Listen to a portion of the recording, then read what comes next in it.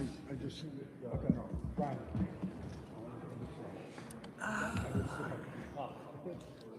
You're on time. Oops, I need my binder. Sometimes people forget how to drive in a circle, so I Sometimes? want to presume that I can get it back. Okay, let's see.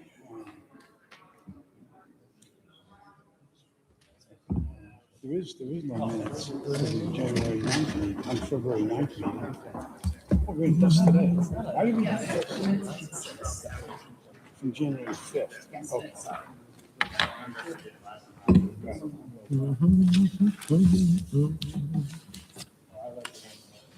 Okay. Okay. So just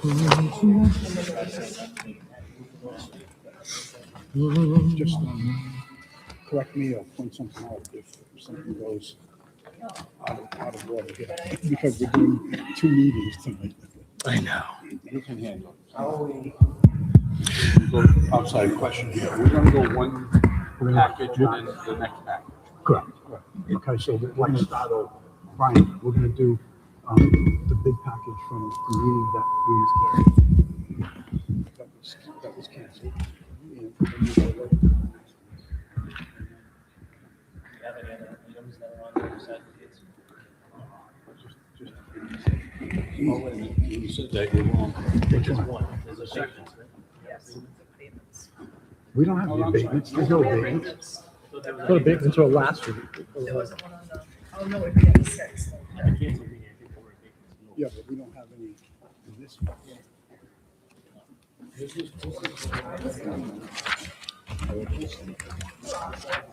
Executive communication. This resolution bids, there's no abatements. We're testing it. Hmm? We're testing it. Yeah. Yeah. Good evening, everyone. Let the record indicate it is 5:04 p.m. and the Warwick Finance Committee is called to order. First order of business is approval of the minutes of the committee meeting on January 5th. Move. Second. We have a motion, we have a second. Any discussion? All in favor? Aye. Aye. Thank you.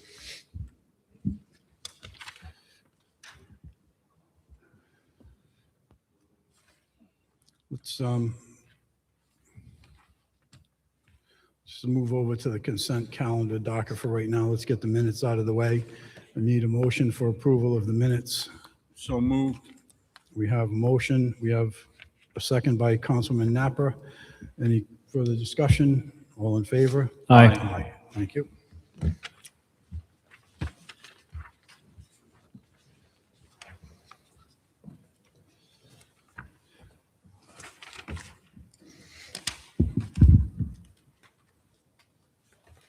Okay, we have, because of the last meeting having to be rescheduled because of the snowstorm, we actually have 2 bid sections that we're going to be going through this evening. The first one would be what we would have been doing on January 26th. So we're going to start with that one, and then we'll move into the second one that is actually for this meeting.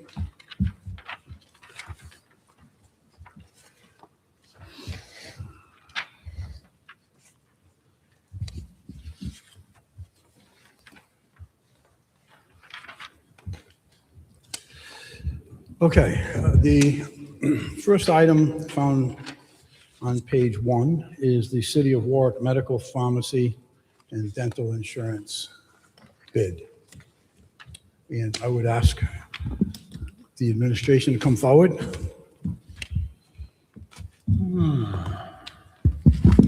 Good evening, Lynn Prodger, Finance Director. Good evening, this- Director. I know that we have spoken to some degree on this item, and I would like you to bring us through the full circle on this. From the inception of the original bid to where we are today, as well as the discussion regarding the net amount, gross amount of the premiums, et cetera. And then if there are any questions from the committee or the council or members of the public, we can go from there. So go to it. Previously, there's been a little bit of confusion between whether we request funding on a net or gross amount. I am a firm believer that we should be asking for the gross amount. It is about the amount of money that we are paying directly to the trust, not what we pay to the trust versus against the co-share. We have employees paying a co-share who are active. We have retirees doing this too. We have COBRA employees, all kinds of reasons why we would have revenue coming in. I think that this makes it crystal clear that this is how much we need to pay to the trust gross for the current coverage of our current employees, retirees, full stop. So I know one of the questions that I have is, so how do we go from gross to net? Meaning, what's the actual number that the city pays out at the end of the year for the cost of healthcare? So my request here is what we will be paying the trust. Full Which stop. would be I'm asking for just over 65 million for 2 years. for 2 years. Correct. Okay. And that's what we actually will be paying to the trust. Hopefully it's not that high, but that is what we're estimating it to be. Okay, so the anticipated number Yes. for 2 years is 65,114,000. Yes. Now, how does that get reduced? That gets reduced in the net cost for the city in deductions from active employee checks. I participate in the healthcare plan. There is a deduction off my check every week. That is booked on the revenue side of our books. We also have retirees who contribute. That is comes as a deposit from the pension administrator on a biweekly basis.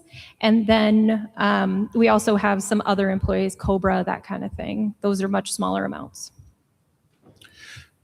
So the difference between the contract, I should say the bid, that is expiring on June 30th, which is, we use round numbers here, it's 50 million, Yep. compared to the 65 million round number now. That is, the 50 million was net, and It was, in fact, net at the time. at the time, Yes. the net was 50 million. Yes. Okay. It was requested as net. And today, you're asking for approval of a gross of 65 million. Yes. So is that difference of 15 million, is that difference, tell us what attributes or what calc figures into the $15 million increase from the last bid to the current bid? That's what we need to know. For one, the cost of health insurance has been going up astronomically year to year. So there's the compounding of that.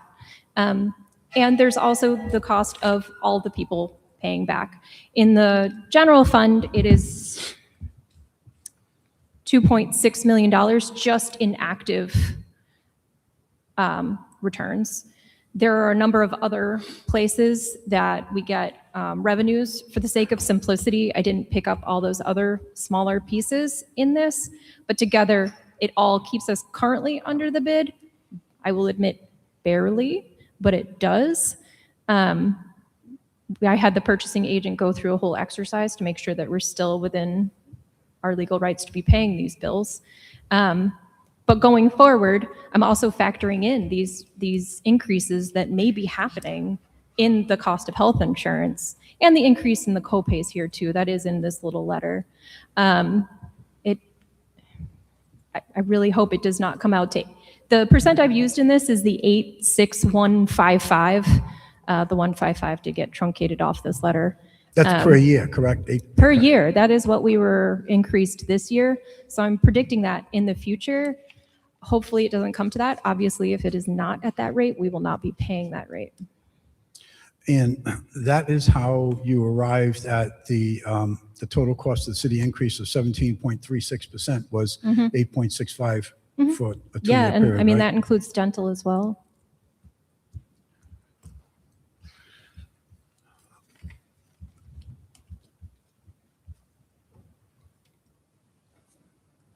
And the numbers that come into play for retirees, how does that work or play into this? Because there is no copay. It depends on there. where you are in the plan. I'm not an expert in that. I do know, dental is actually completely paid for. There's no co-share. They actually pay for it, so it's completely reimbursed. But it depends on where you retired and which group you retired. A number of our plans do have co-shares. And this premium that we're looking to pay of 65 million, that is because there's been a bid in place, and that bid has been extended, and it's been extended again, and it's potentially going to be extended again. So explain to everyone why you are coming to us for an extension as opposed to going out for bid, and what the bid includes. The bid, is the bid predicated strictly on contractual requirements for providing Correct. healthcare services to all of our employees, Correct. subject to whatever cost increases we have, et cetera? So if you could just run through that for us. I don't believe that going out to bid would be in the best interest of the city. The intent of creating the Rhode Island Interlocal Trust was that all the cities, towns, school departments in Rhode Island had the use of their collective numbers. If we go out to bid on our own, we just don't have the clout that they would. We've been advised that our increase of Blue Cross premiums would be higher than at the trust.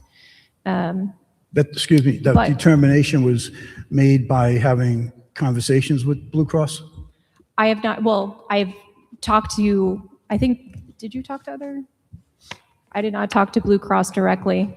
Admittedly, it is through the experts at the trust that I have spoken to.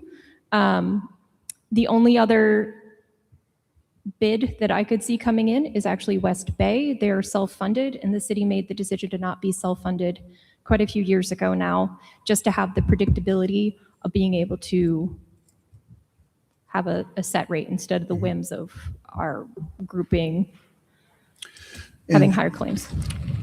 In the past several years, I don't know how far back I need to take that, but in the past several years, as these bids were expiring, has Blue Cross ever bid on any of this, or have they ever shown any interest in bidding on this? The only interest I've heard of is actually West Bay Community Health. That's been it. Was West Bay? Yeah, that's all. And they are also an administrator of Blue Cross. Okay.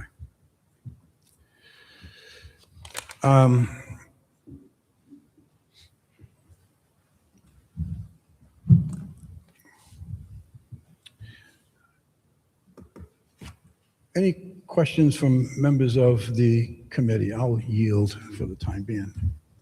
No, she didn't. Councilman Muto? Hi. Hi.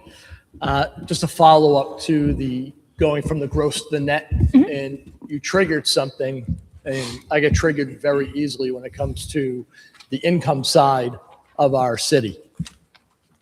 And you mentioned that we're going out with the gross, give you the authorization of 65 million. With, in the past, it was less the copay.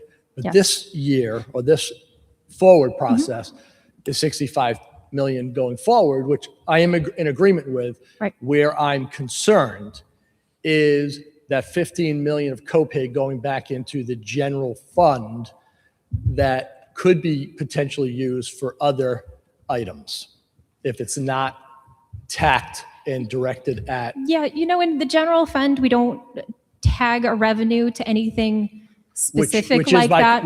Which is my concern. Right. I mean, because we all of a sudden you use- just got a $15 million Yeah, I slush mean, fund. It's not a slush fund. It all falls to the bottom line. Nobody likes to hear that, but that's the way it works. According to GAAP, that is the way that we are supposed to be reporting the co-shares from employees. Instead of offsetting the expense, we're just booking it as a revenue. I also like booking it as a revenue because it does clearly spell out in our budget what our employees are paying for the benefit. I think it's crystal clear that way. Well, no, I understand that. Yeah. That I agree with. It's more of once it gets into this general fund, Yeah. we want to ensure that it is being captured under. Yeah, I understand that. Yep. It's all kind of an expense of the general fund as a whole is how it's looked at. Does that make sense? It does. Like kind of making a tiny little income statement off the general fund is Yeah, but kind of a losing battle, Yep. Okay. So I'm just going to point to the president. One of the ordinance that we want to put forward is the income side. So this is where we want to clarify within that ordinance. Sorry. Yeah, I mean, we simplify it here. I think it makes it crystal clear. My predecessor, Peter Schaefer, was trying to advocate for booking benefits across all departments, which is a UCOA style, in which case that would definitely be a quick way to see what each department costs, even with the benefits. We have to do that for the state already. We do it in a simplified way. Yeah, it's, again, Yeah. simplified way for accounting standards. It's more of where that Yeah. $15 million is going and how it's being allocated. So Yeah. I'll leave it at that. We'll address that in a further ordinance that we're working on going forward. Thank you. Any other questions from council? From members of the committee? No. So I just want to take a moment to just follow up with what Councilman Muto said. So to my knowledge, the net amount is what has always been put forward to the council for approval in healthcare. Is that correct? I believe so. Yeah, I don't remember anything different. And it appears to me that it's worked because I certainly haven't been informed of it not working. My concern is what we've spoken about before when this net gross thing came up is that unknown. We're plugging in a gross and looking for a net, but the number in between in where that number ends up is what my concern is. So Yeah, I mean, Just- I know that we've talked a lot about net versus gross lately. I just philosophically believe that if you are awarding a X million dollar bid, I should be able to go into my accounting system and say, yes, this is exactly what we paid the trust. It is within the cap.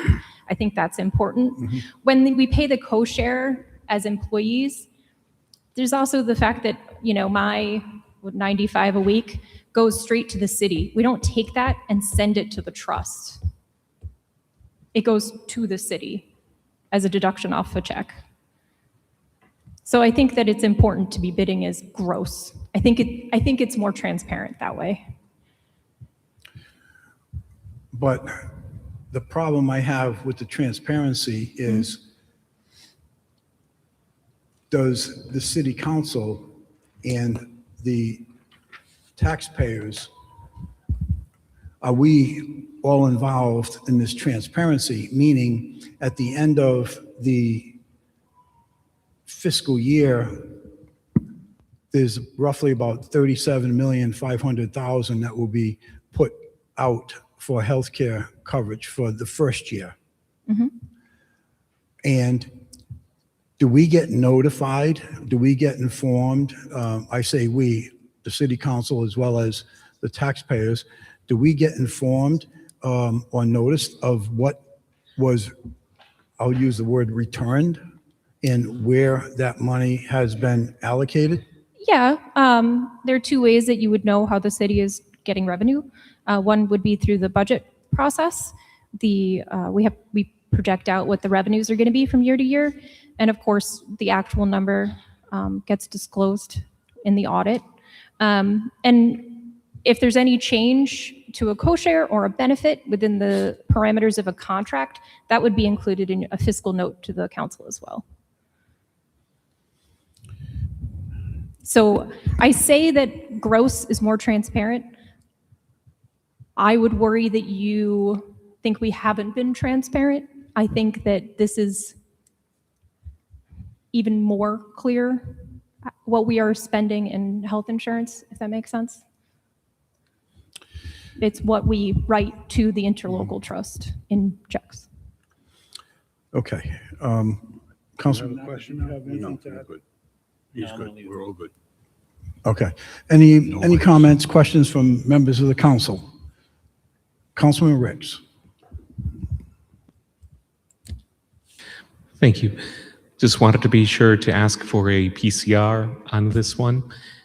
And while I'm speaking, a PCR on the next item on the docket once we get to that. Thank you. Madam Clerk, may we have a PCR, please? Thank you. It's PCR 1326. Anything further, Councilman? No, okay. Any comments, questions from members of the public? Please, just state your name for the record.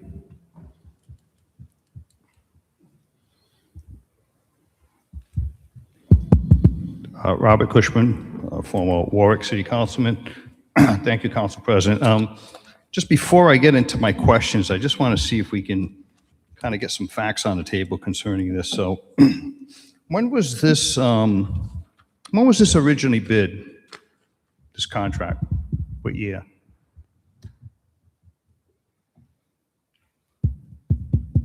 I believe it was 2021.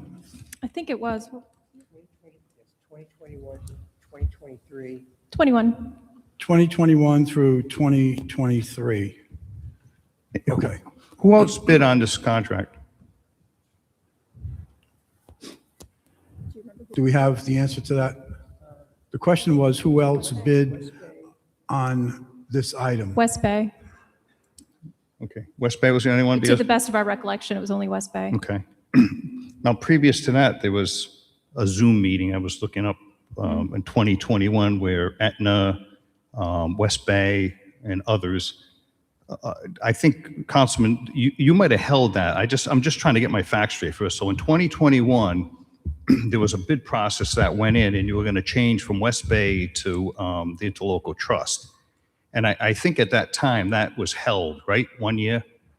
I couldn't Does answer anybody that. I recall don't that? remember. I don't remember. Okay, so, all right, so then this is 2021 to 2023.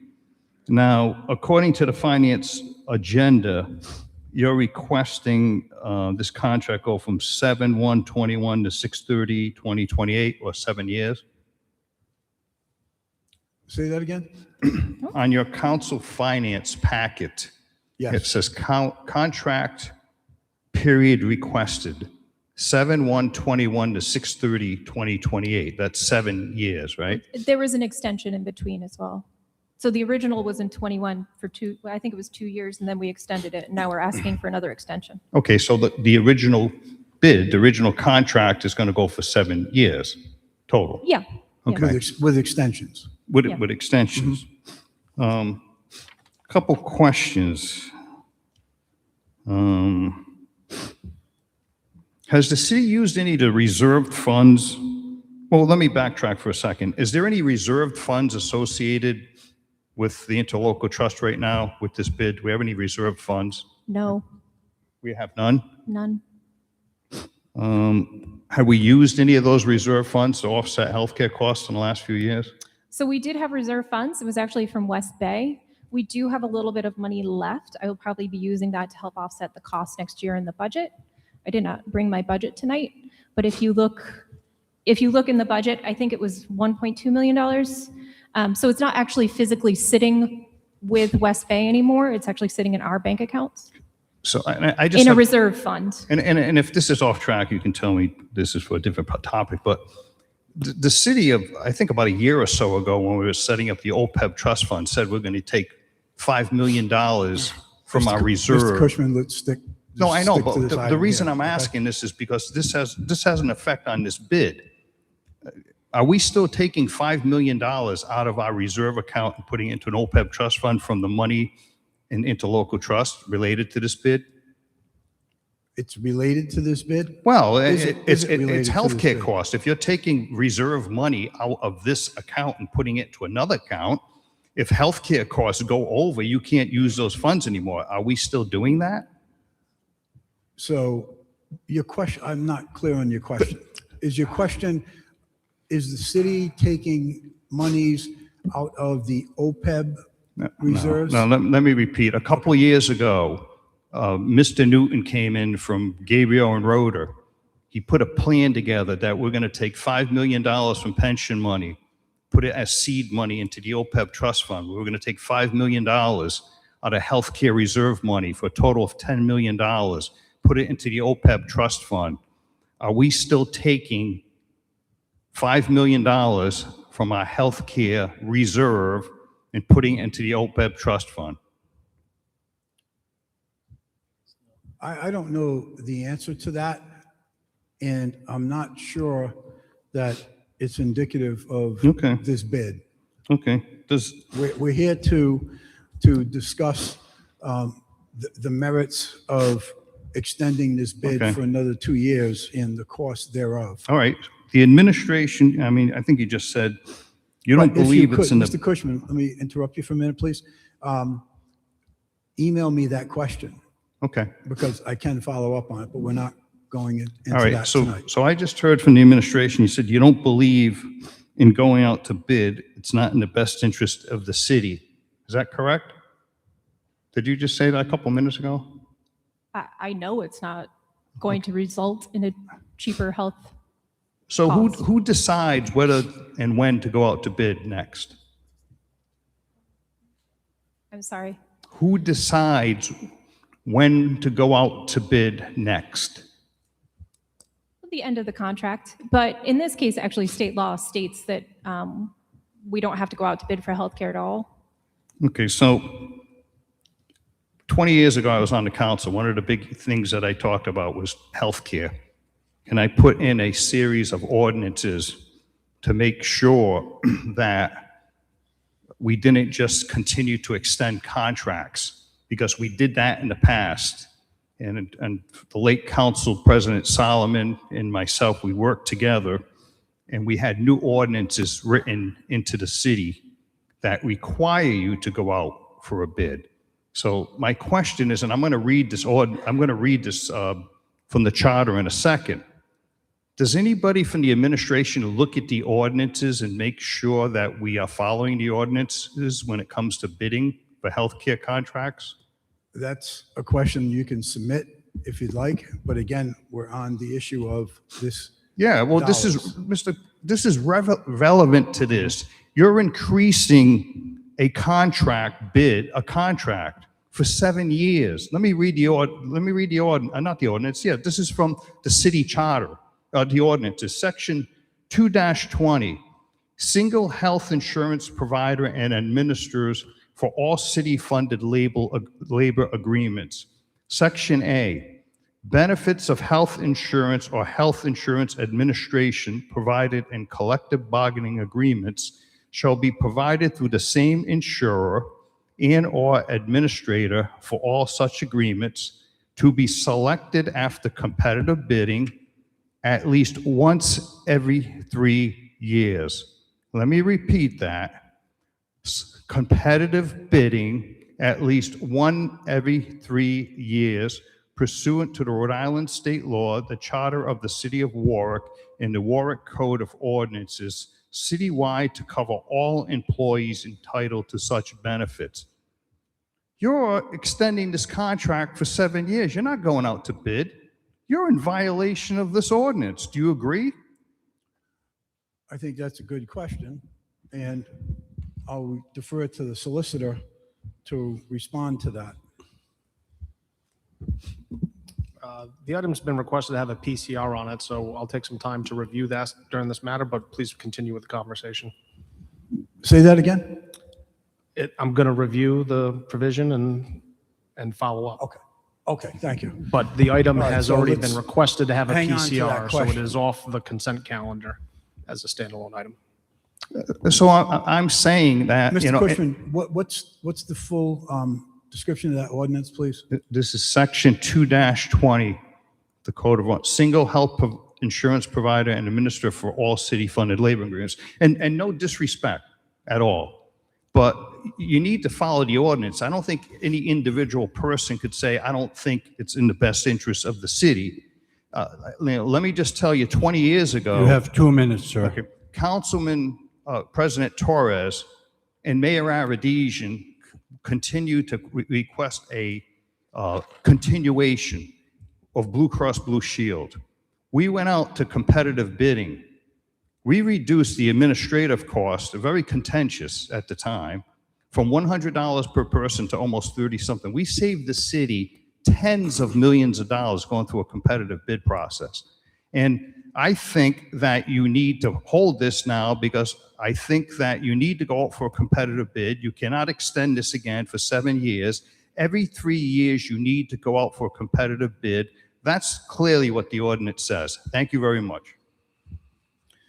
Thank you, and I will note that we will hear from our council solicitor on that matter, which appears as though the ordinance states something different than what we're hearing right now. So, any other members of the public?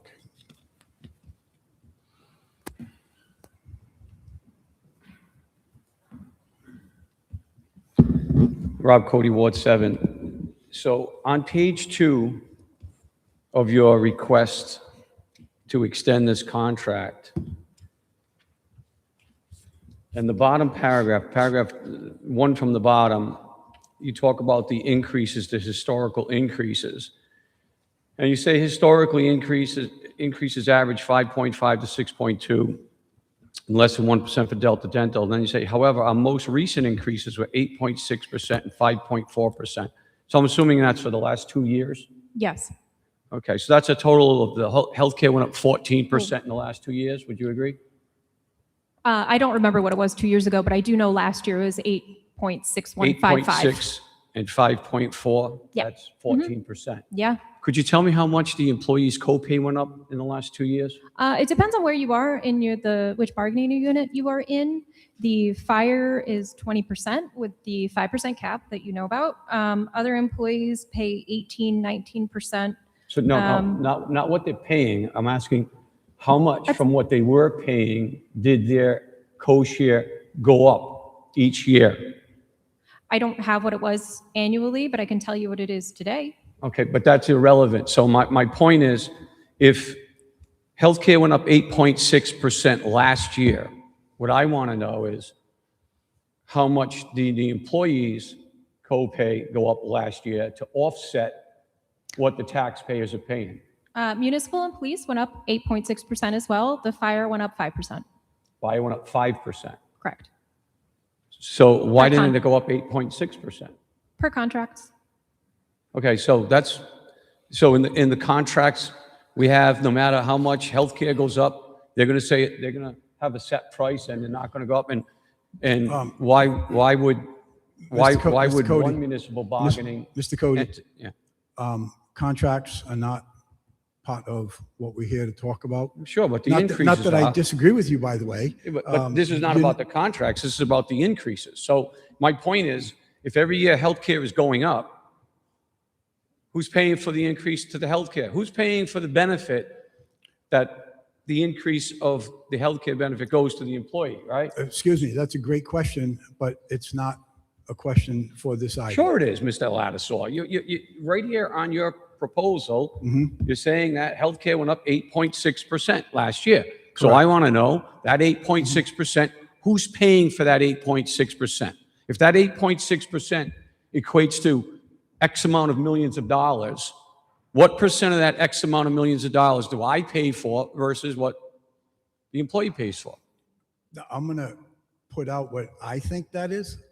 And that 8.6%, whatever the dollar numbers are, that is what the employee would be paying towards, let's say, their 20% copay. So if they're 20%, if the healthcare cost today for this plan, a plan, is $20,000, and the copay is 20%, that's $4,000. If that 20% goes up by 8.6%, depending upon the contract, which is in place, it could increase by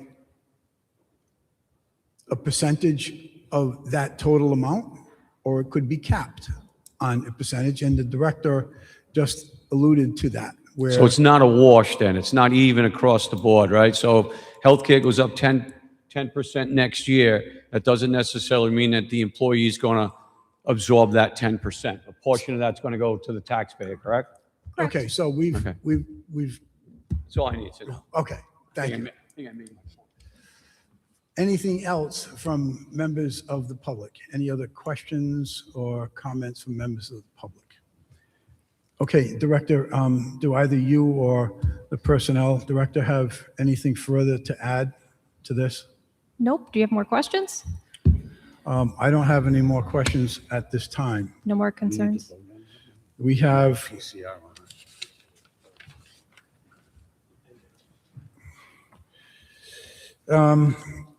Solicitor, it appears as though we're going to have 2 to 3 PCRs. Do you suggest that we vote on these individually or vote on them individually after we go through this first half of the bid package? Please provide a recommendation on a PCR as they come off the, As we get them. and as it pertains to this first item, I would recommend no recommendation while we research further. Say that again? On this first item, PCR 1326, if the committee would be so inclined, no recommendation may be the appropriate recommendation while Okay. we research this further. I make a motion Go ahead. as per the solicitor, no recommendation. Second. Okay, so we have a motion, we have 2 seconds to send this to the full council floor without a recommendation. All in favor? Aye. Motion passes.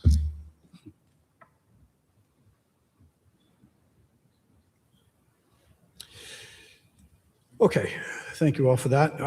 Next item, item 2, found on page 4, Neptune cold water meters.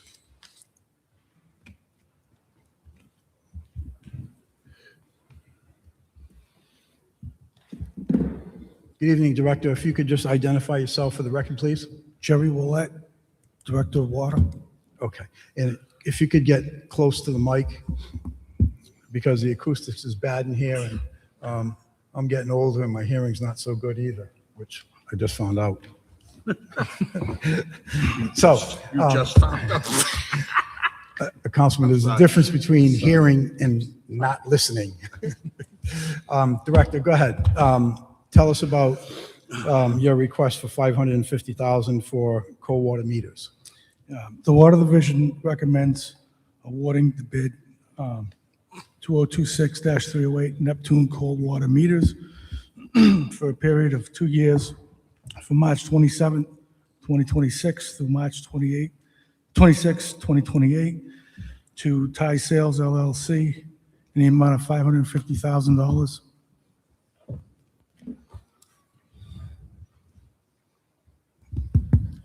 Okay. So we just recently increased this bid from $350,000 to $450,000 because of encumbrances and further anticipated expenses to finish out this contract period, correct? Correct. So that brought you up to $450,000. My question and concern is why are you coming before the city council for an additional 100,000, which increases your 350,000, I didn't do the math, but by 2/3. Why, justify to me anyways, why you need an additional 100,000 over the increase that we just presented? So the last.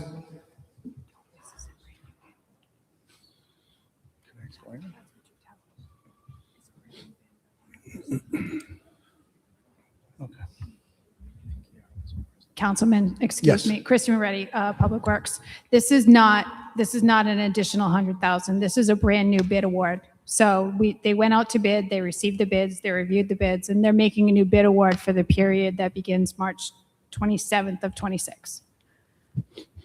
So this has nothing to do with the bid that was presented to you at a previous meeting. So that, I'm still not clear. This is a So completely new bid for cold water meters. it's a new bid. Yes, it has nothing to do with the last one that was presented. So the bid came in for 550,000. That's what the department's requesting for a 2-year period that begins March 27, 26 Exactly. through March 26, 28. Got it. So this doesn't have anything to do with the bid that they presented to you previously for $100,000 that expires on March 25th, 26. Okay, so let me rephrase the question. I'll take the word bid out of my communication. The last item that we had for this particular product initially was 350,000. That's what we approved. Then the city came back to us and said, we don't have enough money. We need to buy more meters, whatever. We need an additional 100,000. And that was approved just recently. Now we're coming and saying for the upcoming bid from March 26, 2026 to March of 2028, we need an additional 200,000 over the first number that came in of 350. So I don't know what, the moving parts of this are appearing. What I see is the last bid was 350. The department came back to the city council and said, we can't do it. We need more money. We need another 100,000. And the council approved that. Now we're saying we still need another 100,000 more to go through this next year. And my question is, why? If initially the department came, and I know this was before your time, Director, so I'm speaking at you, not like directing. Understood. This was before your time. The department came to the city council and said, we need 350,000 for cold water meters. And for all the right reasons. We have old meters, we have bad meters, we need to fix, we have breaks, et cetera. All the right reasons. Then you come back and say, well, we don't have enough money. We need another 100,000 to get us through this particular contract period, this bid period. Now we're saying, in addition to that, we need another 100,000. Tell me why you need an additional 100,000 more than you spent on the 450,000 for the last bid or the last year. Now, I'm going to interject another question in that. And that question is, what is left currently in the $100,000 that the city council approved? So, two-part question. First answer. I know. First question, what is left from the 100,000 that the city council approved to increase the original bid at 350? As of today. Second part of the question, sorry, excuse me. Second part of the question is, why are you requesting an additional 100,000 over the most recent award, which technically is $200,000 more than the first, or about 65% more? So that's my questions. Thank you. As of today, the spending authority is $68,212 left in it. Stay closer to the mic, please. As of today, $68,212. It's how much? $68,212 Okay, that's left right now. as of today. Is that including encumbrances?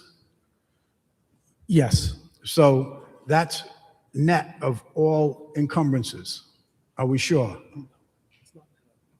on the meters. Okay, I apologize. There's some outstanding encumbrances. If someone's going to be commenting alongside of the director, please come to the podium, identify yourself, and put it on the record.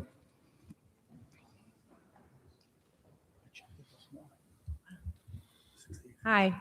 Francis, Purchasing Director. So he might not understand the encumbrances part of it. So whenever Sure. they make out a PO for any invoices that come from tie sales, it's per invoice. So if the invoice is 5,000, they'll pay 5,000. If the invoice is 10,000, they'll pay 10,000. They don't make out a PO of 100,000 and draw down from there.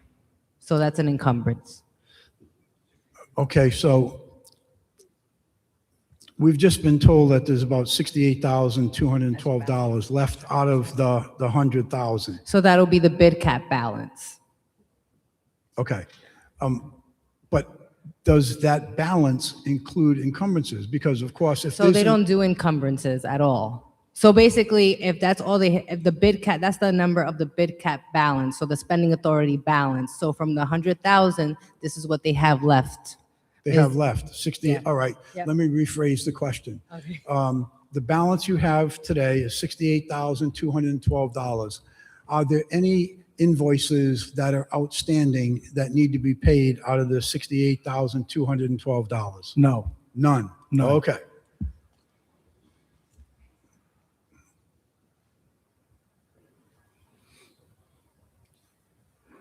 Okay, so let the record show that the balance today is $68,212, and there are no encumbrances, there are no outstanding invoices or debts that have to be paid out of the $68,212. And we are about 6 weeks, 7 weeks away from the expiration of the contract, which was kicked up to $450,000. Do you have any expenditures or orders that will be placed between now and the end of this contract? yes, You do? Yep. Okay. And do you envision that to pretty much eat up the 68,000? correct. Okay. And so you'll end up with, you're flat for the year. You've got what you need. You had the extra 100,000 that took care of what you need for this year.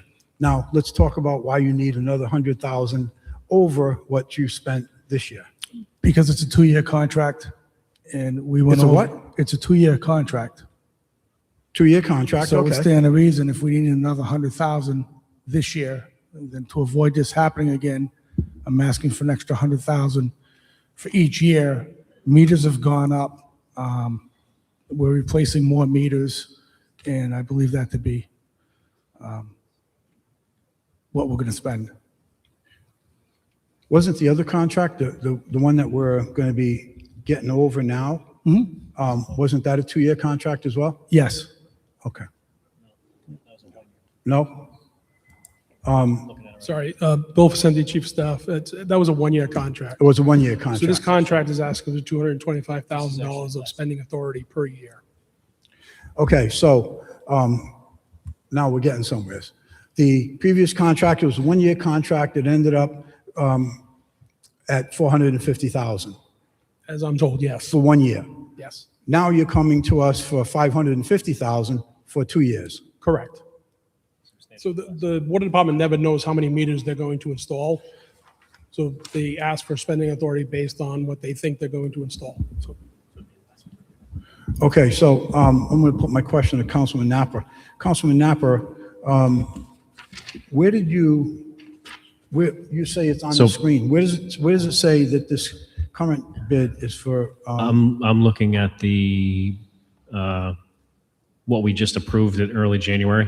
Okay, And it says on the bid package that was presented that day for the $100,000 increase, that no change to the contract period. Contract period is March 27, 2025 through March 26, 2026. I can enlarge that for you. make it bigger. Can you go bigger than that? I You think can. I'm not kidding. I know. So it's 1 year. Okay, So, Director, Yes. substantially less then. You're anticipating substantially lower spending during the calendar years if you're requesting so much less for a 2-year period?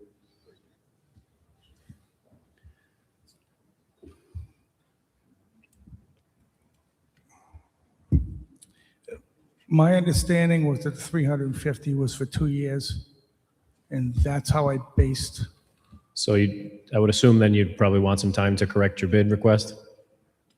If you're understanding that the 450 was for a 2-year period, and then truly it was a 1-year period, it would seem that you're probably undershooting your request by $300,000 at least? So since I came on, I've looked at this 7 ways from Sunday, and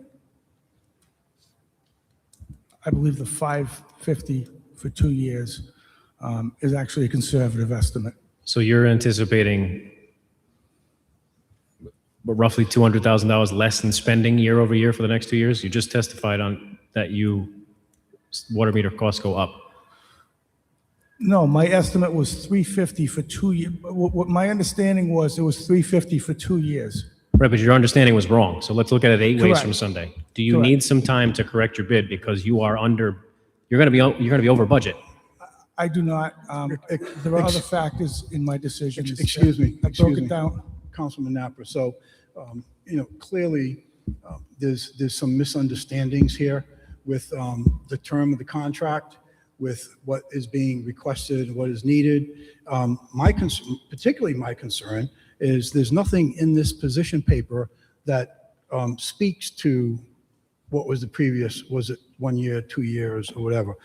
With that said, I'm not going to belabor this discussion any longer, and I'm going to make a motion to hold this until the next meeting, which is February 23rd. Second. We have a motion, we have a second. All in favor? Aye. Aye. I'm sorry, yes, Madam Clerk. PCR 1426, that's a hold until February 23rd. I'm just going to make a general comment here. So going forward, I'm going to continue to make motions to hold anything that this information that should be presented to us is in the package. And if it's not, such as this item, such as an explanation between what the net amount is and what the gross amount is, if these things are not clear to us sitting here on the Finance Committee of the Council, I doubt very much that they're going to be clear to the members of the public who do not engage in this day to day. So I just want to make that clear. I'm not going to sit here and have half-hour conversations anymore. Next item is purchase and delivery of ice bumper cars. It's item number 3, found on page 24. We have PCR on that? We have, For the ice. oh, correct, I'm sorry, let's go back to the Neptune coal meters. We need a motion on the PCR 1426. Motion, what's our next meeting date? It is February 23rd, Councilman. Make a motion to hold until February 23rd. Second.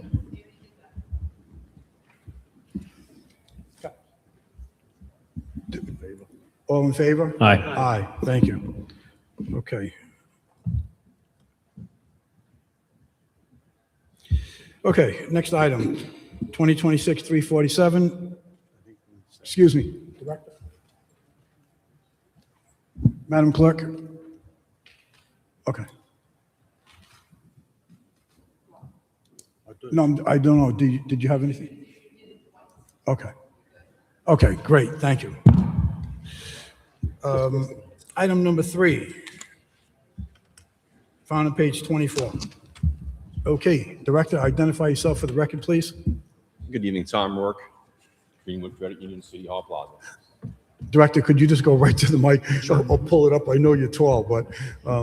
Tom Rourke, Greenwood Credit Union, City Hall Plaza. Okay, thank you. So, Go ahead. good evening, council members. City Hall Plaza is requesting the purchase and delivery of 14 bumper cars from ICE Bumper Cars International for the amount of $123,590 under Section 56-62 of the City Code of Ordinances to be used year-round at the Greenwood Credit Union City Hall Plaza. The recommended vendor provides specialized purpose-built bumper cars that meet safety standards and are compatible with the existing rink operations. Utilizing this vendor ensures operational reliability, minimizes risk, and avoids the cost associated with testing or adapting alternative products. The addition of bumper cars offers an inclusive activity for individuals who may not be comfortable or have interest with traditional ice skating, including families, children, and first-time visitors. This attraction broadens participation and ensures the event center is welcoming to a wider range of users. In addition, bumper cars increase usage during non-peak skating hours and special event periods, maximizing the value of the city's existing ice and event space infrastructure without requiring permanent modifications. The bumper cars can be utilized on the concrete surface throughout the non-skating seasons, making the facility a year-round entertainment destination for families. The addition of bumper cars to the event center creates a new revenue stream through ticketed sessions, special events, and group rentals. These revenues help offset the costs associated with the event center and support long-term financial sustainability for the City Hall Plaza. Thank you. Thank you for that, Director. I'm going to hold on my questions for the time being. I have a lengthy list of questions that were asked and answers for the most part received, but I'm going to defer to my colleagues on the committee. We have Councilman. I have a general comment. Start the general. Go ahead. Director, thank you. Just a couple of general comments on this. I had submitted some questions, well, several questions to the Chief of Staff, and he was gracious enough to provide me with the information that I requested. I know we have budgetary issues that we're staring down the barrel of, and this is a large expenditures for a leisure item. However, that stated, I think that the estimation on the wintertime revenue, probably a little generous, given that we didn't really anticipate any down days and we kind of maxed that out. But I think on the flip side of that coin, the expectation of revenue throughout the rest of the year when they can be used without the ice is fairly low. Even that said, with the life expectancy of these items, I think it's fiscally responsible for us to look at what these are going to return us net over the next X amount of years. And for us to recoup the initial investment, these then become a generating revenue, a revenue generator for the city. And I think that an investment that into infrastructure that generates revenue over the long term is a sound investment for the city. So while I find that there are some calculus problems with how we got to where we are for revenue expectations, I do find that this is likely going to pay for itself over the next couple of years, maybe 2.5 years to get like at net zero, and then we're going to be generating revenue with these cars. So I, for one, am supportive of this, given that it is a long-term expectation of generating revenue for the city. Even though we might take an upfront hit now, the money is in the budget that we approved. Thus, I am one in support, but I would just caution you in the future to plan for some days, some down days, like when we're anticipating, the ice bumper cars being used at a maximum amount of time for the maximum possible capacity. I think that's a bit generous. So maybe just allocate that out a little bit in your position papers moving forward. And then I think those are more palatable as far as how do we get to the calculus of numbers that we see presented. So I appreciate you taking the time to explain and put this forward, and I think it's a good long-term investment for the city, and things like this should be taken into consideration to purchase in other areas around the city. Thank you, Councilman. Councilman Foley. Thank you. I'm in full support of this for everything Councilman Napper said. In addition, in Ward 1, since I became the councilman, we've done a number of community projects that have benefited the community, the citizens, and the future of the city. Investments in North Country Club, a walking track, investments in Bishop Park, updating that playground. And this is just another step. I know the mayor did a social media post about the potential of purchasing this. I follow the mayor on that social media platform, and the comments and the feedback from the community is overwhelmingly popular. And the city council, one of our jobs is to listen to our constituents and the citizens, not just people who show up at the council meetings. Not everybody can make it here. And everything that I have received and emails, text, or whatever in regards to this item has been positive. All the feedback on what is currently going on at the outdoor ring has been positive. And for that reason, I will be voting for it. Thank you. Councilman Muto. Thank you. I'm going to agree with Councilman Napper as far as the calculus not working, because the break-even point is 2.5 years. My calculus is 3 years, just to recoup the initial investment. That doesn't include the ongoing maintenance and operating costs, including the charging of electricity, storage, and things of that nature. So just to clear up for me, you're proposing 14 cars, all right?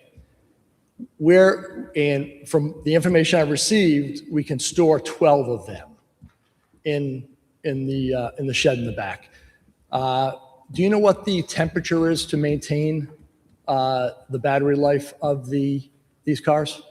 Exact temperatures, no, it varies. I spoke with a couple of ice rinks in the Dakotas, North Dakota and South Dakota, which is extremely cold. I mean, they're on a good day, it's 10 degrees there. So with their batteries, they're getting at that temperature, they're getting about 3 hours on average per charge of the battery. Yeah, that's the charge. So the temperature for storage is 50 degrees minimum based on the manufacturing specs. So where we're storing these, is there a heating component to store these to maintain the specs required by the manufacturer? A heating? No. No. Okay. So with that said, a battery life is estimated at 2 seasons, which are considered 4 months. If we run this 2 seasons, which are winter and summer, we're going to have to replace that battery approximately once per year. And the battery cost right now, you can get it for about $2,500 to $3,500 per, times the 14. That is just the minimal cost. The average operating cost, including electricity, replacement cost, and maintenance, is about $4,000 per vehicle per year, based on manufacturing. Are you prepared with your budgets to also include those in the revenue numbers? So I'm not sure where you got the battery pricing from, but I received a list of pricing from the manufacturer. That's who I got it from too. I got a manufacturer's list right here, and I have the range of the batteries and the other components. I asked for a list of critical components for replacement, including the pads and yeah. I have a much different price for the batteries. They're quoting $225 per battery. For a battery. Yes. Love to see that. That's not what they quoted me. Okay. Yeah. Yep. The other part is the difference in liability. We are on ice with the ice bumper cars. I'll be honest with you. If it goes through, I may be the first one in line to do it because it sounds cool. But I also need to look back at what are our priorities within the city. Sure. In the summer, the wheels that are, or the disc that's on these machines is a high friction disc to work with the concrete. You familiar with that? Yeah, they have a summer package. They have two different tires. Yep. So the summer package for the torque on those discs is higher than the ice, which will put more wear and tear on the motor. it also increases the velocity when you hit another vehicle. Have we had an assessment by the trust for that difference between an ice version velocity and a dry area velocity? Has the trust done that? Yeah. Not that I'm aware of, no. This is Because we were I'm advised- assuming they're the ones that are insuring us. Yes.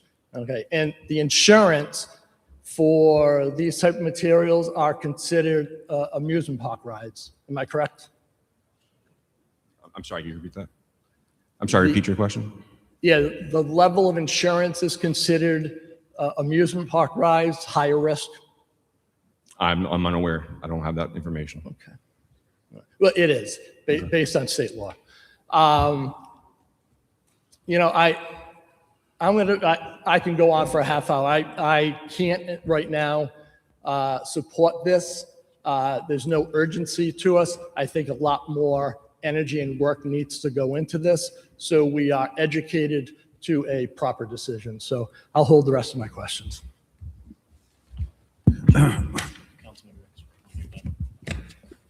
Sure, I'll defer to Councilman Ricks right now.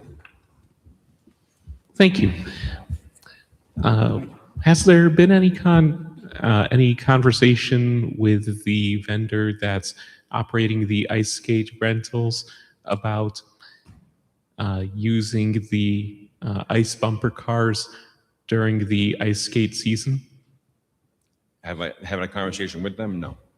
Okay, because from my reading of the contract, it appears that, or at least my reading of the bid, it appears that the ice skate rental vendor was basically bidding on that with the understanding that they would be able to effectively rent out the ice skates on all days that the rink is in operation, aside from days that it's closed for weather within the season, and it states the days of operation. So do we know or have a rough idea of what the split of time would be if we moved forward with the ice bumper cars? During the winter season, I would look to do 4 hours a day. So depending on the day, it could be half or it could be a little less than half. Okay, so obviously I'm not here to speak for that vendor. I have not spoken with that vendor at all, but this, I'm just imagining, it could be the sort of thing where they might not be happy because they may have employees, they may have had certain expectations when they went and bought these ice skates. So that could be a potential issue there too. But just looking at the ice bumper cars in general, I would completely agree with my colleague, Councilman Muto, that, well, all of my colleagues, that yes, this is fun, it sounds great, but I particularly agree with Councilman Muto that when we really start to dig into the numbers and some of the potential liabilities here, I'm not sure if the business plan aspect of this is really adding up to ensure that this is in fact going to be a revenue generator or even come in revenue neutral for the city. I think that we may be underestimating some of the potential risks here too. As Councilman Muto alluded to, this is considered a high risk type of activity. And I'll go a step further. We can have all sorts of waiver of liability forms, all things of that nature, but that doesn't mean that people won't get hurt and won't go and sue the city. Doesn't mean that there won't necessarily be injuries, whether members of the public or city employees. Doesn't necessarily mean that we won't, as a city, wind up getting sued and have to pay out some sort of money, whether it's relatively nominal or, God forbid, something disastrous.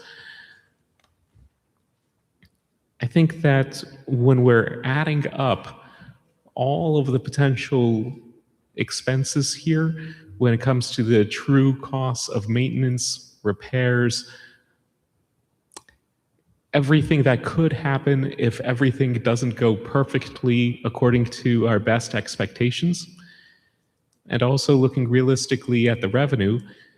From what I'm understanding, it seems that the ice skate rental revenue is less than what may have been anticipated, and that's one of the reasons why we're looking into this as a different stream of revenue. Well, I don't know. I don't want to necessarily pin hopes on this being something where the revenues wind up equaling out or being greater than the expenses, the potential risks. I think that if we're going to be going somewhere along this route, we have to ask, why weren't we doing more with the old Rocky Point site? Perhaps there are some opportunities over there. But then again, I mean, Rocky Point went out of business for a reason too.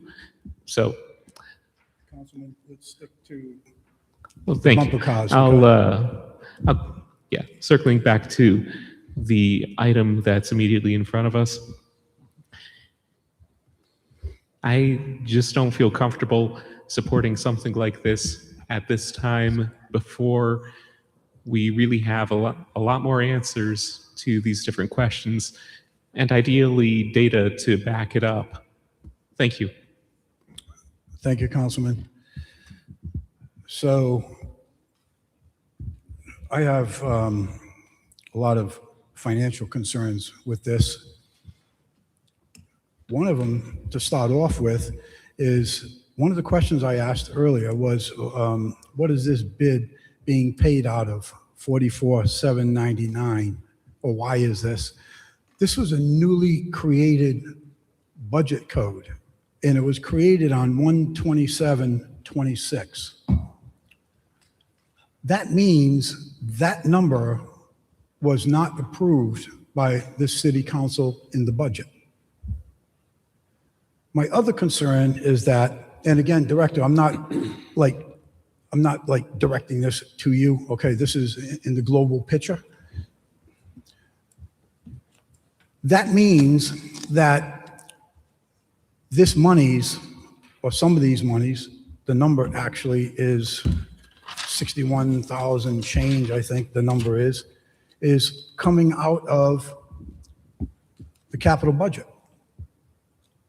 So whose wish list in the capital budget is being redacted? That means there's $61,000 out of the capital budget that was approved by the city council for specific items that may not, or probably will not have the money to do so. The business plan for this ice rink, and I've been told before, we don't run government like a business. Well, that's why we get in so much trouble.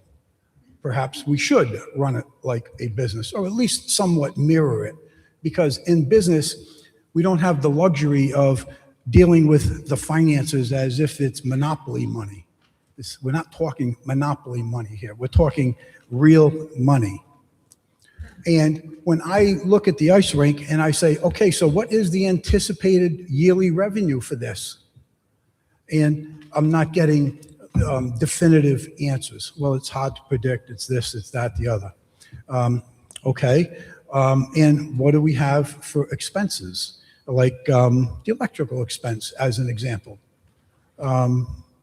We don't know, because these are things that we'll have to learn as we go along. The item, how much is an extended warranty, question I should say, and cost? It would be about $100 per car to extend the warranty on the pots for 1 year. What is the cost of on-site training and maintenance? On-site training will be, with the delivery of the fleet, is $350. However, we will not be doing this. Well, that definitely raises questions to me. because when I look at all the expenses that we have, and I wrap my arms around some of them, a lot of them are related to not being properly maintained. My question is, who in the city has the experience and the knowledge and the training to make these repairs and to do these maintenance? So it's a good question. And so it's all done. There's no need for them to come out. It's a request if you like, but it's all done by Zoom. There's really three main parts to these cars. They're not very in-depth at all. You have your joystick, you have your motor control wheel, and then you have your wheel. And that's really it. I mean, yeah, there are other components, the tube, the LED lights, and things of that nature, but they're all plug and play, and that they can be done and trained through Zoom or FaceTime, however you want to word it. They can do all of that and even help diagnose over the phone, because it's going to be typically one of those three parts that are going to fail that will correct the issue. So these are not very technically difficult pieces of equipment. But there's a cost associated to that, right? So the staff that will be doing that, there's a cost associated to that. There's salaries, there's overhead, there's their benefits, et cetera. And this is the thing that troubles me often with items like this, is decisions are made that, you know what, let's do it, because we got the rate of return. We have this figured that we're going to have a payback in whatever amount of years. But I never hear what the real costs are. What are the total costs? All of the costs that the average person would not perhaps think about asking. One of the things that were mentioned is these tires. Now, the information that's been given to me may not be accurate, but I'm told that you're replacing these tires on a fairly often schedule, because they pop, they wear out, they do all these kind of things. And as we see in this bid request, I think they're like around $500 and some per tire, right? My biggest problem is that this expense right now of $123,000, I'm using a round number, I'm not going to put at least my concept of a business plan and sign it on to a $123,000 expenditure when I don't know about the beginning of this. Is the beginning of this, is this something that is sustainable? Is this going to work? Are we going to have a payback at $1 a skate and $5 a rental or whatever it is versus an $800,000 budget that we have for this year? Is that $800,000 budget for this year, is it light? I don't know. I think that this, particularly creating a new line item to take $61,000 out of a capital budget, that's wrong, in my opinion. That's just my opinion. Because someone who is depending upon that capital budget wish list that may pass or may not pass, now doesn't even have a shot, because the money's coming out of something somewheres. It says that the storage space that is needed is for 12 vehicles of whatever it is, 6 feet, 8 feet wide by some 24 feet long.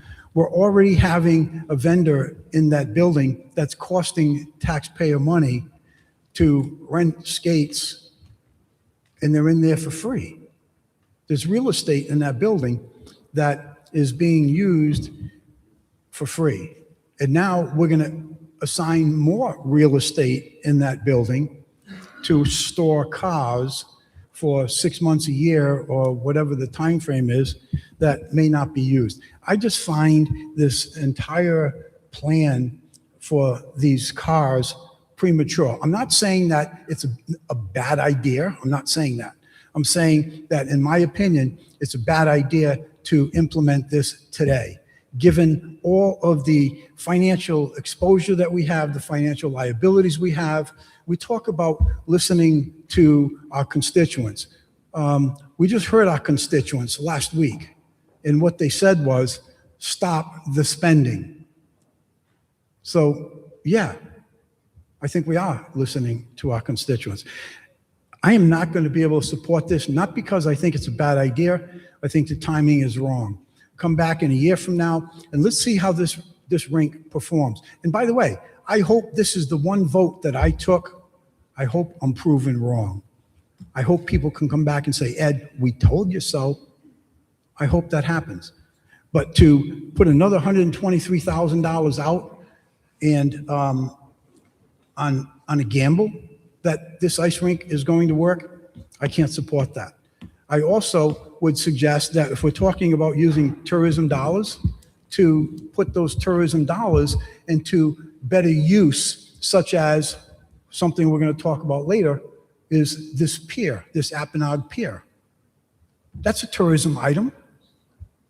Tourism people go on those piers. So for those reasons, I think the timing is wrong. I cannot support spending $123,000 now when we just heard loud and clear from the voters. And one can argue, well, it was just a small amount. Well, guess what? You have 1 minute. It was still what the consensus was. So come back, for me, come back in a year from now, show me the performance, the actual performance of this rink. Show me this rink can generate, or at least be sustainable, and justify spending 123 grand on bumper cars, and it would be more palatable for me. Thank you. Any other questions from members of the council? If I may. Sir. So just to kind of go back to Councilman Riggs, going back to the ice skate rentals, that's just pure profit. The city, we're not out any money. We're not trying to compensate for any sort of loss or unexpected revenue from ice skate rentals. Again, this is offering another activity at the ice rink. If we limit to one thing to do at the ice rink, well, those are the only people we are going to attract, Councilman. So offering more for the rink, if we have more than just one activity, there's some people, that these cars are ADA compliant. This offers up a lot more activities for other people to come to the rink to help it be successful. We're going to get out of this rink what we put into it. That's what's going to end up happening with the rink. If we can do multiple activities at that rink, that's going to attract more people. The more people that we attract, we've already had over 4,500 people at the rink, 17,000 views on our website in just 2 months. So I have full expectations that this is going to be successful. Dr. Councilman Foley, all the feedback that he's heard, I've heard the same thing at the rink for people that are there, that love it. They think it's wonderful. They're not having to go to Providence or any other places to go ice skating. They have a beautiful place to do it here. If we give them more activities or offer more at the rink, that's going to attract more people, which in turn will increase our revenue. If we limit that, and I understand this is not a small amount of money. I completely understand that. And I'll admit, pretty ambitious with the number. I appreciate that feedback, and we'll certainly use that moving forward. But again, if we limit what we can do with that rink, that's going to limit the rink itself. So, Director, again, in the big picture from a business plan, I understand what you're saying. But I also understand when I asked the question, what has been the total revenue since the rink opened? And the answer is $36,536, not including what Director Pradra may have. And I look at that and I say, we have an $800,000 budget. We're getting a dollar a piece for skate rentals. And I doubt highly that 100% of the people that go skating there are renting skates. And we have, I think it's $5 or $10, whatever it is, to skate on the rink for an hour or whatever the case may be. You know what? You all do the math. Tell me how much money and how many people have got to use that ice rink to generate that. So that's where I am. Councilman Napper. Just had something to clear up. I think Director Pradra may be able to offer some clarity as to where the monies were reallocated from, because I think the chairman had indicated that it was coming on a capital budget, and I think there was something I was not clear on as well. So if you could maybe just clear up any ambiguity as to where the money was coming from. Hold up just 1 minute, Councilman Napper, so I'll read it to you. It says, no contract period is needed. $61,795 will be expensed from 44-799. That's the newly created budget code. Yes, 44-799, newly created budget code that was not approved by us in the budget. That's, Apponaug Rink capital assets. $61,795 will be expensed to 61,355 tourism. So I did do a couple budget transfers to fund this project. Within the ordinances, I can move money within a department. So what I did was I noticed that the utilities, electric, gas, that kind of thing, they were all coming in very low. So I transferred some money from those accounts at the rink over to this code to fund the bumper cars. So there's that component. It was about 61,000 and change. So I did that. I allocated within the department. And I actually did the same thing over in tourism. They're actually understaffed at the moment. So I moved some of their salary funding to the tourism project line and funded it through that. It was all within a department. So other departments will not be hurt by this purchase. Director, did I just hear you say that the electric expenses and the gas expenses are low? Yeah. Wow. I want to buy my gas and electric from you guys. Yeah. Because everything that I see in here, it's I have a point of totally order. different. The time allotted has been exceeded. Okay. Point of order noted. Councilman Napa. Your time is, you Yes. still have. So, Director, you said you reallocated from lack of employees there. How much was So it? tourism is tourism to tourism, and then the rink is rink to rink. It's within the departments. Was that portion coming out of tourism all reallocated from the payroll line items? Yeah. Okay, so the other projects that tourism might have anticipated are still be able to be Still funded? fully funded, still running. I just moved some money over from salaries. Okay, thank you. Okay. Members of the public, any questions or comments from members of the public? Come to the mic, put the mic up close, and identify yourself for the record, please. And let's stay on point with this bid, which is for bumper cars. Chris O'Connell, Ward 5, right? Yeah. Chris, just hold it up to the, hold the Okay. mic. There you go. Thank you. First of all, Mr. Chairman, I think you're being far too nice. This is a horrific idea, and I'll tell you why. I know the entire Mickey Stevens complex like the back of my hand, and I think it's personally hilarious that we're doing everything we can to try and pay off the third ice rink when I haven't even focused on the other two. I don't want to hear about plans or this, and this. That whole complex is not what it should be right now, and we're focusing all on this. Not only that, time and money.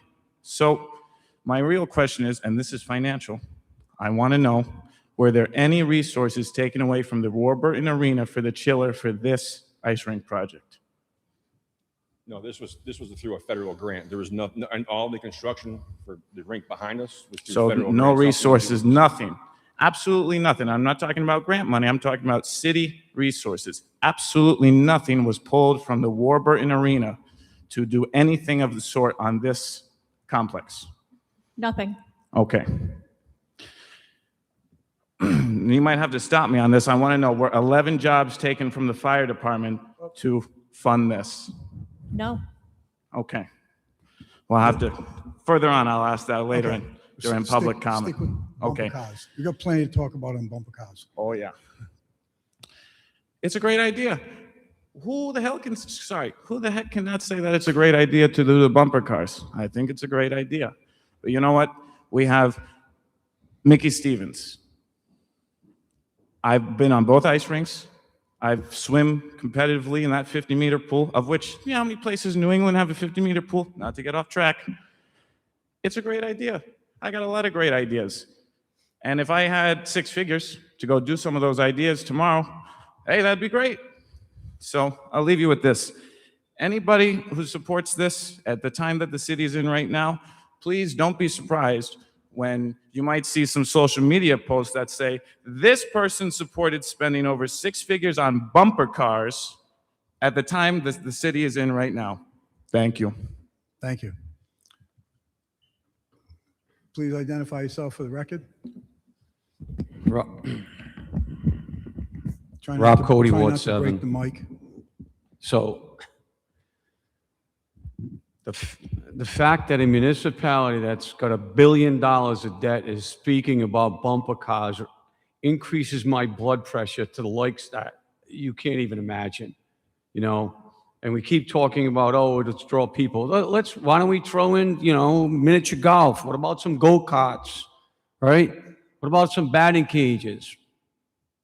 How about a whack-a-mole stand? We can put that out there too. This is ludicrous, all right? And the problem I have is with the mathematics coming out of here.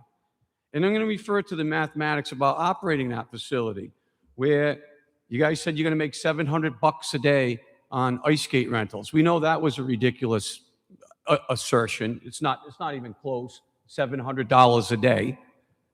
And your bumper cars cost of $200. You're saying you're going to raise $225,000 on the bumper cars. That $225,000. What are the expenses for personnel right now? What are the expenses? What are the costs to operate that building with personnel? Monthly costs, what is it? And I'm talking personnel, their salaries, their benefits, the electricity, vehicles that go back and forth, city vehicles. What's the monthly cost to operate that facility? Director? That, I don't have that answer for you. There's your problem. You don't know. So how can you come up here in front of the taxpayers and say, this is going to generate X amount of dollars when you don't even know what your overhead is? This is business 101. This is why the city is in such a state of catastrophe financially. You throw out these numbers, we're going to make $225,000. You can invoice $1 million. But if your expenses to invoice the $1 million is $2 million, is it a good idea? I mean, this goes down with like the stupidest things that's ever come before the taxpayers in Warwick. You know, this was like, remember the revenue we were going to raise when we were going to chase rogue shopping carts? Remember that one? We're going to chase the rogue shopping carts, remember? If there's a rogue shopping cart from Stop and Shop, we're going to send the police. Mr. Cody. Come on, Ed, you know this is true, right? We're not talking about shopping carts. No, we're talking bumper about cars. Stick to bumper cars, please. We're talking about the mentality of how this city itemizes their revenue, right? And their profit margin, right? You know, this is like third grade math going really, really bad. I mean, I'm personally insulted after what happened last week that we're wasting time talking about freaking bumper cars. Like, is there anything, like, let me ask this question. On the priority list of Warwick, with things that need to be accomplished, whether it's fixing the ice rink or potholes or wherever, where do bumper cars lie on the level of priority? Where is that? Where is that? Is it like number one, number two? Where's the bumper cars? Seriously, this is a realistic question, right? That's an appropriate question, and maybe the chief would want to answer Bill that. Vicente, Chief Staff. This is a very high priority for the mayor. He wants this rink to succeed. He wants the citizens of Warwick to enjoy the ice rink. Not everyone else can skate. This gives people an opportunity that can't skate, an opportunity to use the facility that zero city tax dollars went into, no matter what anyone says. This was 100% federally funded, this project back here. So this is a project that is very high on the mayor's list to provide the citizens of Warwick enjoyment year-round. It's a year-round event center. It's not just ice bumper cars. They're going to be used year-round. So it is a very high priority to the mayor. But the fact of the matter, Mr. Vicente, is that there are other things that are a higher priority than bumper cars. We all want to go have fun, right? You know, I come here and the ridiculousness level that keeps increasing with what's coming before the taxpayers. In any event, this is going to cost the taxpayers money. You have people that are employed over there. You have city vehicles going back and forth, wear and tear, fuel usage, right? You're going to have maintenance on this ice rink. None of that is included in your projection. Oh, $225,000. Like this is all free money, right? I mean, this is playground stuff, right? This city is going belly up, and the taxpayers are tired of it. bumper cars, please. Bumper cars. Bumper cars. We're talking about bumper cars, Okay. right? Stay on bumper The cars. municipality, that's $1 billion, that's $1 billion in debt. We're talking about bumper cars. Really? I don't know, maybe it's me, but what we should do is build the whack-a-mole thing out there, right? And we'll put, we can put pop-up heads of council members and Mr. administration Cody. people that make stupid decisions on spending the Cody. taxpayers' money and whack them. Bumper cars. Thank you. Bumper cars. Go ahead. Oh, there you go. Robert Cushman. Since we're getting the theme of Rocky Point type antics at the council meeting, I have a suggestion. Maybe at the Sawtooth Building, we should put House of Horrors when the Let's taxpayers have to stick- come in and pay stick- their taxes stick in the to next 3 to bumper 4 cars, years. Okay. Please. So I just want to congratulate the council of the finance committee for having some common sense and hopefully going to hold this thing. I'm a little bit disappointed in my councilman, Mr. Foley, who's, it seems like he's, Let's stick to in the for all bumper this. cars. I am, but Mr. Foley, you brought up the thing that you look at social media platforms, you look at the will of the people. I have a social media platform you should join. It's called the Warwick Taxpayer Spin. 500 people joined last week. 24,000 people are looking at some of the posts I'm putting up. People are very upset in the city. They're upset about the spending. They're upset about the future tax increases that are coming in. They're looking for leadership in terms of cutting spending on the city side, on the school side. And, join my page. If you really want to hear what people have to say, how scared to death Let's senior citizens stick are, to stuff the like bumper this, cars. bumper cars do not have a priority. Mr. Napper, maybe I could just ask you, because you seem like you have some facts and figures in front of you that you didn't disclose to us. Do you have any facts and figures on the revenue that was generated off of that ice rink in December or whatever? Because I know you talked about it, but you didn't give us the figures. I don't think I talked about the revenue generated. Yeah, I could be wrong. I might have mentioned it. But I don't think I have specific month to month, but I believe it was, stay by 1 second. As 30 of today, it's 36,000? 44,000. As of today, it's 44. 44. All right. So the figures that we had were a little low. We had around Yeah. 36, and it looks like about 44,000 What was the today. anticipated revenue? It's about 700 for the year. 700, what? That's what I'm remembering off the top of my head. I didn't hear that again. What? I think it was about 700 for the year. 750,000 a year? It could be. I'm remembering seven So, off the top so of my I don't know, head. has anybody got a calculator? If you divide, is it more money in the winter months because you're skating? I mean, so what was the anticipated revenue in December? Does anybody know? It's not broken down by month? No.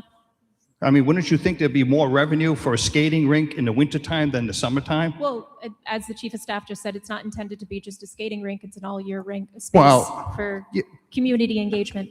Yeah, but, okay, so now you're telling us we got to buy bumper cars because we need to get more activity and more revenue in the summer. But when you first built the rink, bumper cars was nowhere in the thought process, right? There's nothing to do with bumper cars, right?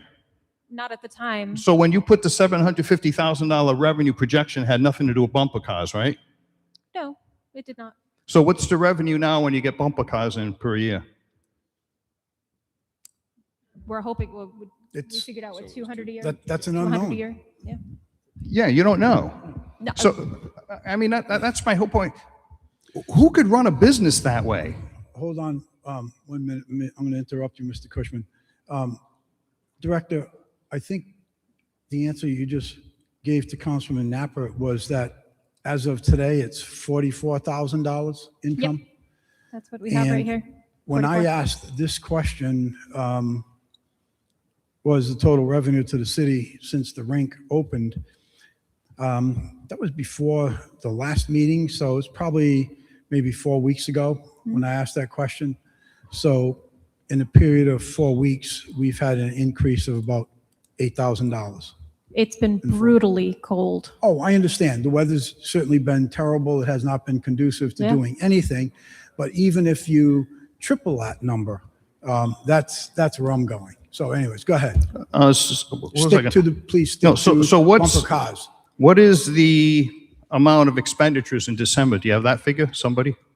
You know, I didn't bring it through December, but I do have it through February 3rd. Okay. It was $74,000. 54,000? 74. 74,000? Okay, that's just, what does that cover? That covers salaries, some overtime, maintenance materials, and building maintenance. Does it cover the total, healthcare, pensions, any of those legacy costs? No, actually, there's only one employee over here that would be eligible for any of that Okay. anyway. Okay, so I just divided this out. So if you divide 750,000 in 12 months, it's 62,500.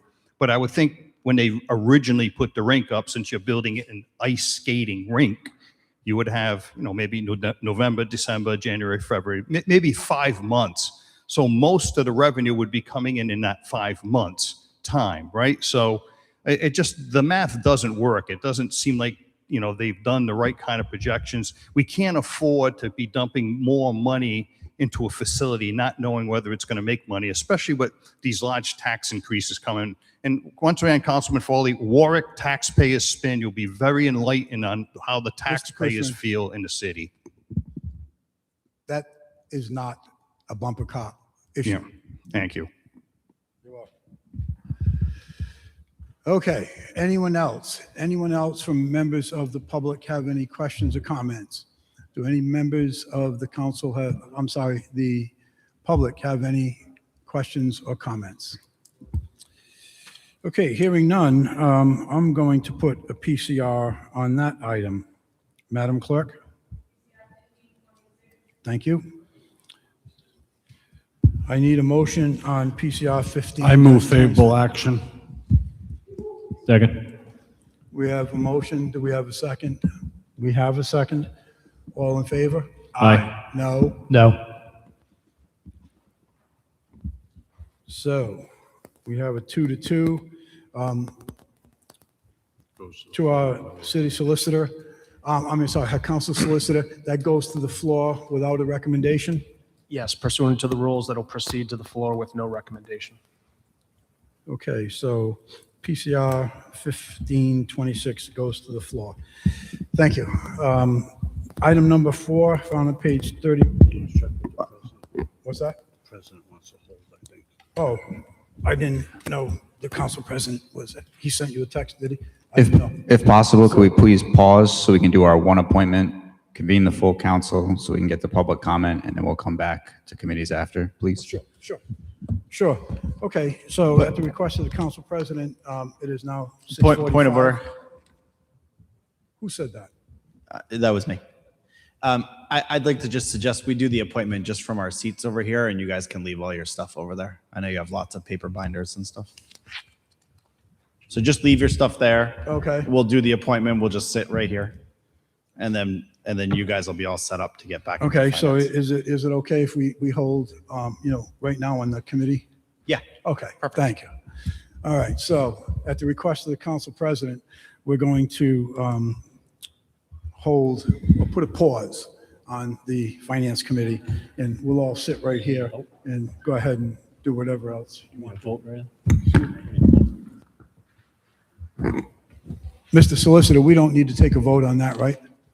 You may, if you wish, if the committee would like to be at ease until the recall by the chair, if there's no objection.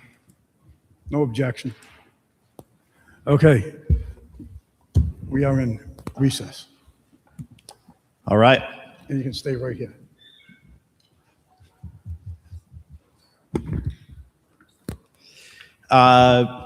Okay, intergovernmental is going to come to order now. Yes, sir. Okay, so I just want to. Yeah, just stand down. With the council president. Yeah, I heard you, Councilman. Mr. President, so do I understand this correctly? The appointments committee is going to take place now, and then we'll convene the full council? Is that what you want to do? The council, yes, so the finance committee is at ease, subject to recall. So you can remove everybody from the well. You don't have to take materials if you don't want. And then the council president is asked briefly for one item, the appointment, to get a recommendation in place so that we can timely, or as closely to timely start the full council and get through Rule 41 carryover, as well as that appointment for the person who was here. Okay, which And on then is we'll return Councilman to Gebhardt's unfinished request. committees. Okay, thank you. Okay. Time is now 6:46. Appointments will come to order. For clarity, this is Councilman Napa, Councilman Muto, and Councilman DeLuise. First order of business is acceptance of minutes from the committee meeting held on January 5th. Do I have a motion? Motion to move favorable action. Okay, thank you. Motion and second, all in favor? Aye. Aye. Okay. We are going to take up just one item on the docket for intergovernmental this evening. It's an appointment to the Historic District Commission. Mr. Mark Rabinowitz. I believe in all of your packets, you have the appropriate paperwork as well as the CV for Mr. Rabinowitz. Any members of the committee have any questions, comments? Councilman Lattiser. No, you're not. But, any members of the committee have any questions? Seeing none, members of the council? Okay, thank you, Chairman. So, Mark, I've reviewed your rather extensive resume.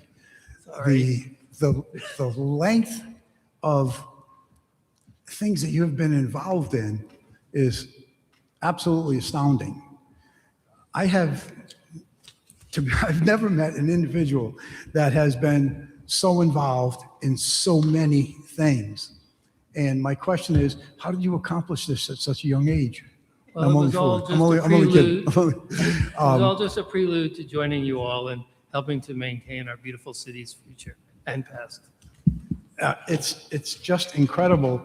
And one of the things that stood out amongst many, many others in your extensive list of accomplishments is your work on the Iwo Jima statue at Paris Island. And I will personally thank you for that.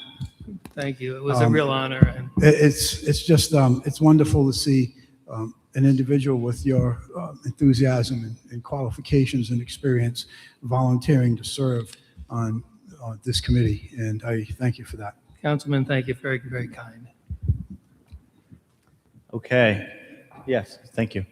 Any other members of the council wished to add anything? No? Any members of the public? You're welcome to say a few words if you like. I really have nothing to add. I would be honored to do what I can to help preserve our history. And I hope all that experience will be able to provide a little bit of something to do that game. Thank you for that. Certainly, this is very important, especially as you see all the economic development activity and development happening across the city. The chair of our land trust was here, so from a conservation perspective, but this commission, of course, plays a role in that as well. So we look forward to welcoming you to the district commission. Nothing from the public. Everyone's been heard. Do we have a motion? I think with great appreciation, a motion to move favorable action. Second. Okay, thank you. And we have a motion and a second. All in favor? Aye. Aye. Okay. Aye. 4 ayes. And the intergovernmental committee, with that, will recess. All right, we're going Thank to you. convene the Welcome full to the council district now. committee. Thank you, councilors. Thank you.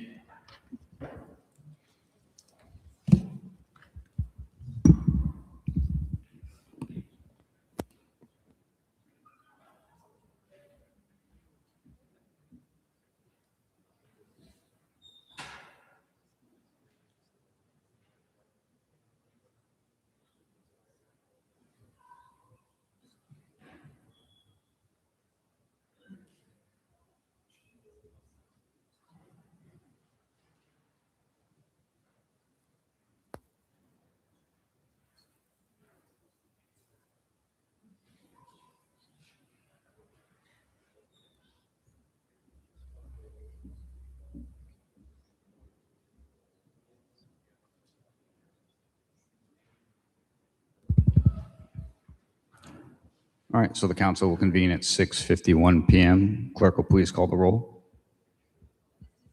Here. Here. Here. Here. Councilman Gebhardt could please lead us in the salute to the flag.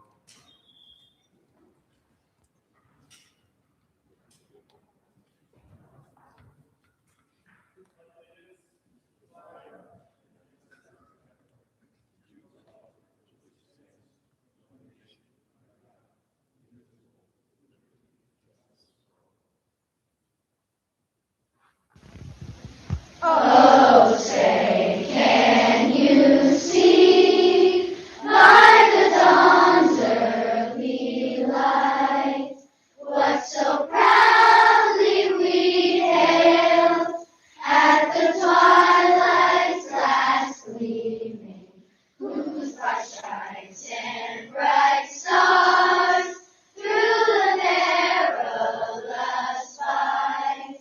O'er the ramparts we watched were so gallantly streaming, and the rocket's red glare, not long bursting in air, gave proof through the night that our flag was still there.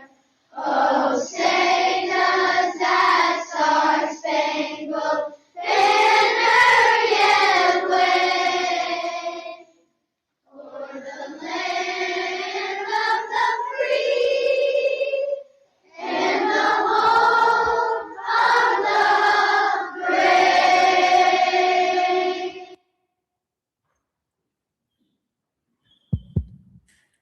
First up is general communications. Announcements of congratulations, condolences, or community events. Does anyone have anything for general communications? Councilman Lattiser. Thank you, Mr. President. I am going to ask for a moment of silence for one of my friends, constituent and longtime resident of the city of Warwick, Mr. Bill Nixon. Mr. Nixon passed away recently, and he was truly a remarkable individual. He was actually a downhill skier racer at his upper 80s and perhaps even 90 years old. Truly an amazing gentleman. For years and years and years, he would have the 4th of July parade and have hundreds of people over at his house for watermelon and lemonade, and just a remarkable individual. He also wrote at least 2 books about Warwick Neck and its history. And it's just very sad losing a friend and an individual like Mr. Nixon.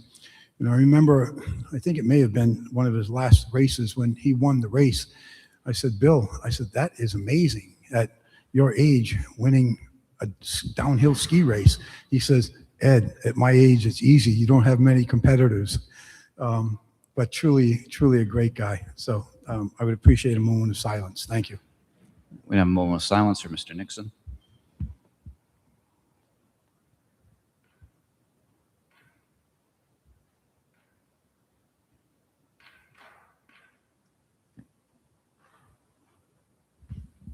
Does anyone else have anything for general communications? All right, so the only other thing I have is I want to make sure credit is given where it's deserved. While the last council meeting was unpleasant for everyone, Councilman Lattiser took steps the very next day to find solutions to some of the issues previously described. He reached out, engaged in meaningful dialogues, and worked with the relevant parties. He could have dug his heels in, but he did the right thing, and that deserves acknowledgement and credit. So thank you, Councilman Lattiser. It is obviously appreciated. Is your light on? Because you have one? All right, Councilman Gebhardt. Yeah, I just ask for a brief moment of silence for Fred Pierce. Fred Pierce is my next door neighbor, longtime Warwick resident, had some health issues and passed over the weekend. but not before over the summer being able to walk his daughter down the aisle, which his health issues preceded that, but that was his main goal, and he was successful there. So for his family and for him. Please have a moment of silence for Mr. Pierce.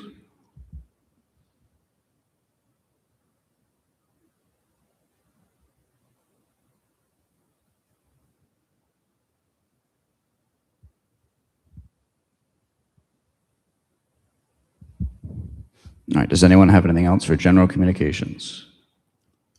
All right, seeing none, we move on to executive communications, for which there are none. Next is acceptance of minutes from the council meeting held on January 5th, 2026. Does anyone have any objection to accepting said minutes? Seeing none, so accept it. Next, we have rescheduled from the January 26, 2026 meeting, public comment. Rule 41, after general communications and prior to the consent calendar at the last regularly scheduled meeting of the City Council each month, there shall be a period of time not to exceed 30 minutes during which citizens may comment about Warwick City government issues subject to the following stipulations. The total period of time for public comment shall not exceed 30 minutes. Comments need to be brief in order to allow as many citizens as possible to participate. Each citizen signed up and present shall have not to exceed 5 minutes to speak. Provided, however, that if more than 6 citizens are signed up and present, the 30 minutes will be split evenly among speakers. Time shall not be transferable among speakers. The topics for comment shall be issues directly affecting city government. City council members will not respond to questions during the public comment period, and the public comment session will terminate at the expiration of the earlier of all speakers, concluding their allotted time or 30 minutes. Waiver of this provision requires a unanimous vote of the council. First up, we have Rob Cody.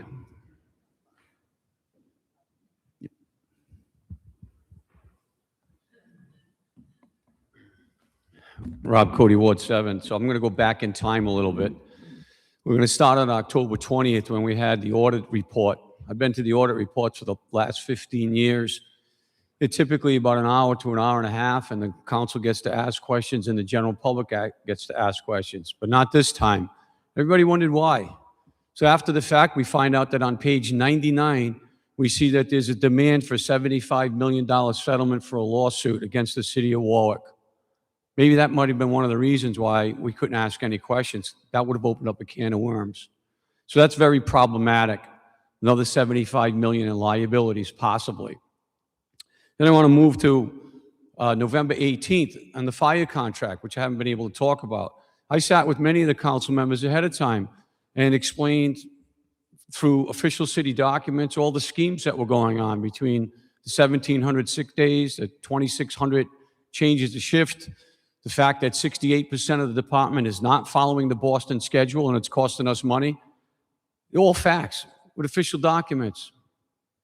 And no one asked a question. Nothing. And Mr. Muto, all the time we spent, you didn't ask a question.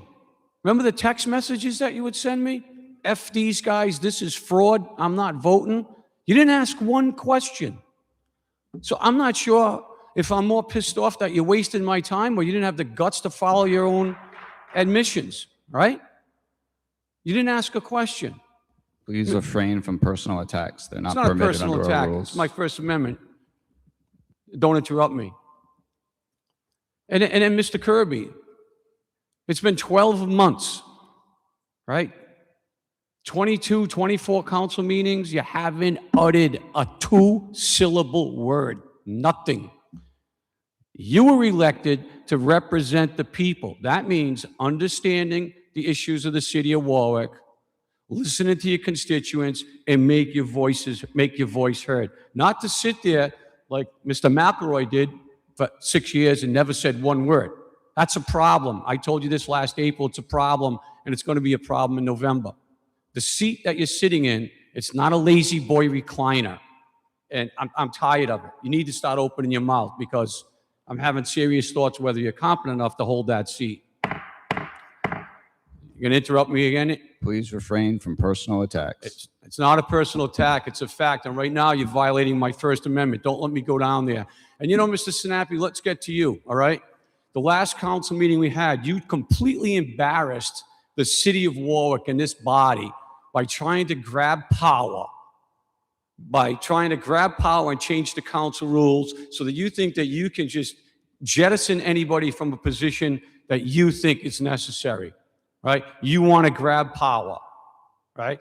You have been here for 6 years, and all you've done is incrementally try to decrease the general public's ability to speak, right? And what do you want to do? Change the council rules so it benefits you, right?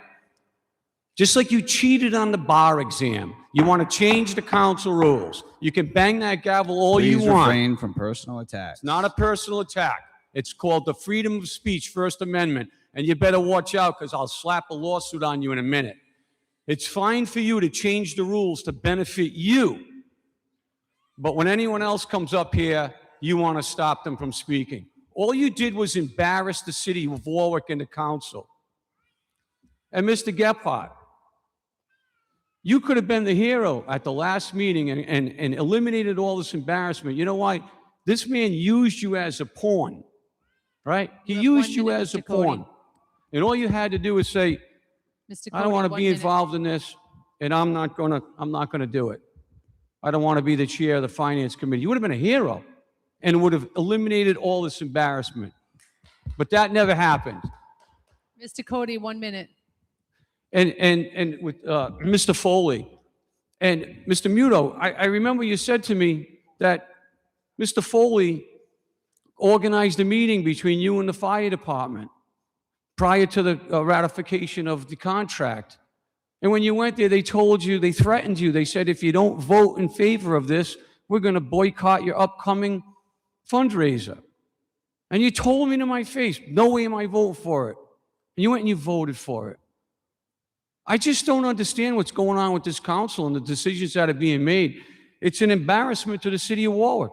And I think you guys, you need to comport yourselves in the best interest of the taxpayers, not in the best interest of your politics or your future politics. Next up is Bob Cushman. Thank you, Council President. I just want to talk about last week, the taxpayers in the city of Warwick sent a powerful message to the mayor, the city council, and the school committee by defeating that $50 million bond. And this had nothing to do with, anybody being anti-child. We want what's best for the kids. We want good education. We want good facilities. What the message that the taxpayers are saying to the elected officials is you need to start cutting your spending. You need to cut city spending, school spending. There is enough waste and abuse in both budgets. We have over a $300 million budget to easily save $30 million in the next 3 years. And I can point it out to you at some point if you're willing to listen. S&P downgraded the city bond rating in December because of the problem with the school department with their massive deficits. We have a $70 million potentially lawsuit that Mr. Cody talked about. The school department overspent $20 million in its salary line items over the last 3 years. They got a $2.4 million deficit in the current year budget. They tapped into their health care surplus by $2 million to bring it down to 2.1. So what does it look like? They got a $4.1 million deficit going into this next fiscal year. And when you look at the amount of money that's going for teacher raises and everything else, they're probably going to be asking for, I say, anywhere from $6 to $7 to $8 to $9 million next year. That is a maximum tax increase. They do that. So how you guys are going to handle that, I don't know. But I did do a report, a 70-page report. I hope you take a look at it, that talks about how the school department over 20 years ago aligned staffing to reduce student population. In the last 5 years, we've lost 1,000 students, over 1,000 students. The school department hired 24 more people. It's the school department is out of control, and the mayor and you guys on the city council need to get together and somehow do something, because I am scared to death when that budget commission gets done and it goes back over to the school department, because they're showing no signs of cutting anything. We have a school system that is built for thousands of more kids that don't exist. We have school buildings that are at half capacity. And if you read the S&P report, and I wasn't even aware of this, $7.9 million in bond money were just sold so the school department, the building committee, could put that money into elementary schools. Some of the elementary schools, like I said, are at half capacity. When is this finance committee or the city council going to bring in Steve Gothberg, Dave Testa from the building committee and find out where they're spending this money? You dump $16 million into schools that are half empty. SMMA is a consulting company that was hired in 2015. They studied and they said we needed to close 2 to 6 elementary schools. I think it was 4 to 6. We closed 2. You need to bring that company back in and redo the statistics, and we need to close elementary schools, redistrict kids, and we could save tons of money in that school budget. Read my report, thecushmanreport.com. What else are we looking at here? Interest-only payments. The mayor finally said what I was been trying to, get out of him for years. How are we going to pay for the interest when the construction of these schools is going on?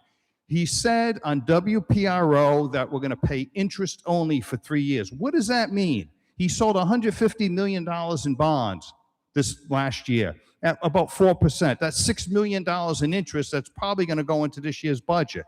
If he sells 350 by the end of next year, that's 14 million in 2028. That's another 14 million in 2029. That's $34 million in interest. Where are you going to get that money from? I haven't heard any kind of plan. I was talking to the council president, and maybe we can get some information on how are we going to pay for that. People are scared to death in this city. I run a Facebook page, You have 1 minute, and Mr. I Cushman. have 500 new people who join my group. Thousands have participated. It's called the Warwick Taxpayers Spin. I put a post out exactly about what I'm talking about now.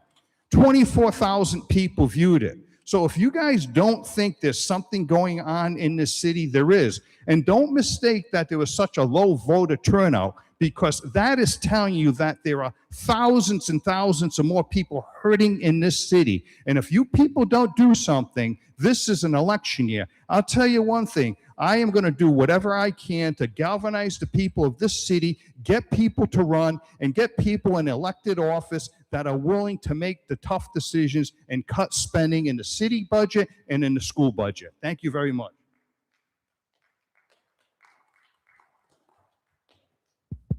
Next is Chris O'Connell.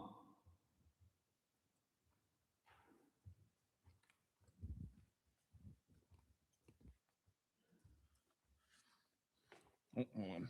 I got my timer, so no interruptions, just to make things, smooth. Okay. So if you don't like me dressing up in a cow suit and standing on Hoxie Four Corners, then it's real simple. As what's his name? Patriots? Robert Kraft. Do your job. How about that? Do your job. It's real simple. You don't want a high school dropout come up and barking at you? Do your job. You don't want me to go stand on Hoxie Four Corners with a sign that says Picozzi thinks taxpayers are his cash cow? Do your job. It's that simple. We will back off if you do your job. That's it.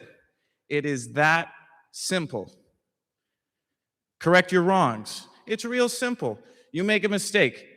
You said it tonight, Mr. Sinapi. We worked well together afterwards. When you came up to replace the previous leadership, we all want to see you succeed. Nobody here wants to see you fail. But you know what? We are not the ones that are failing here. You all are. It's that simple. So, you want to make the city support you? Right your wrongs.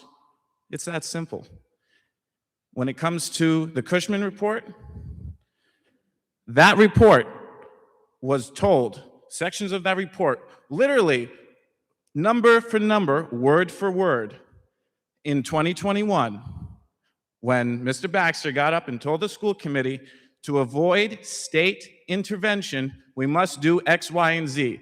That never happened. So, whose fault is it for the budget deficit? Not the taxpayers. Whose fault is it for the construction overruns? Not the taxpayers. Frank wants to be buddy-buddy with Cody now. How nice is that? Should have done it 3, 4, whatever years ago.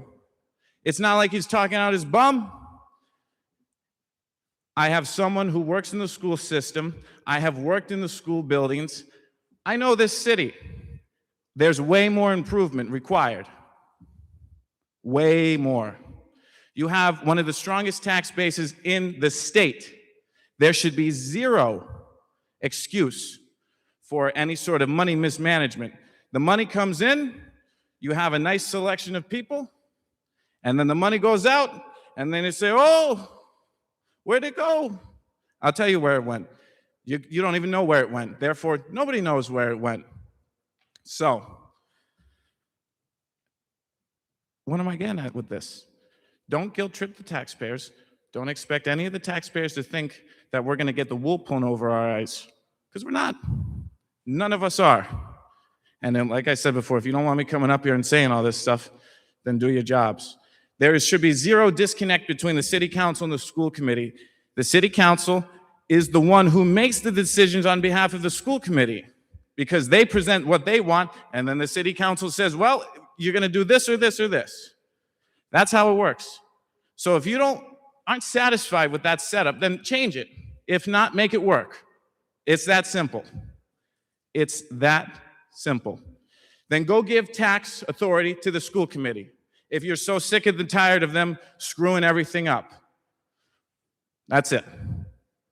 1 minute, 25 left. I mean, I'm just repeating myself at this point. I can go on social media and do this, this, and this, blah, blah, blah, blah, blah, but I shouldn't have to. You don't want us to? Do your jobs. You don't want to see me in a cow suit? Do your jobs. And I'll say the same thing to the school committee. Same exact thing. Do your jobs. The taxpayers are not the problem. The people that give you thousands and thousands of dollars are not the problem, okay? And by the way, when it comes to those speed cameras, you didn't put one on Sandy Lane Road because the DPW is there. So don't try and pull the wool over our eyes when it comes to children's safety. There's no camera on Sandy Lane Road because the DPW is on that road, and there should be. And I even looked. The Warwick School Committee did a whole thing about the traffic. Sandy Lane, the entire road is red for super dangerous, but there's no camera. So if you're going to try and squeeze money from us from every little place, put the camera and don't pay the bill. Don't put the camera so we can see that you're clearly not wanting to put the camera there. Thank you. Next is Richard Langseth.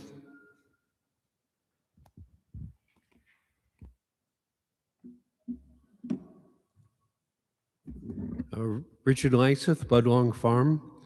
As you know, we're trying to deal with the Buttonwoods Fire District and with the public streets in Buttonwoods. And I just want to talk about statutes for a minute. In 1715, the General Assembly passed a statute. The first Rhode Island Highway Statute, 1715, made it the duty of the proprietors, the owners of the property, to lay out necessary highways within their properties, and upon their neglect, empower the town council to have a jury lay them out. In other words, in 1715, the owners of the property made the streets.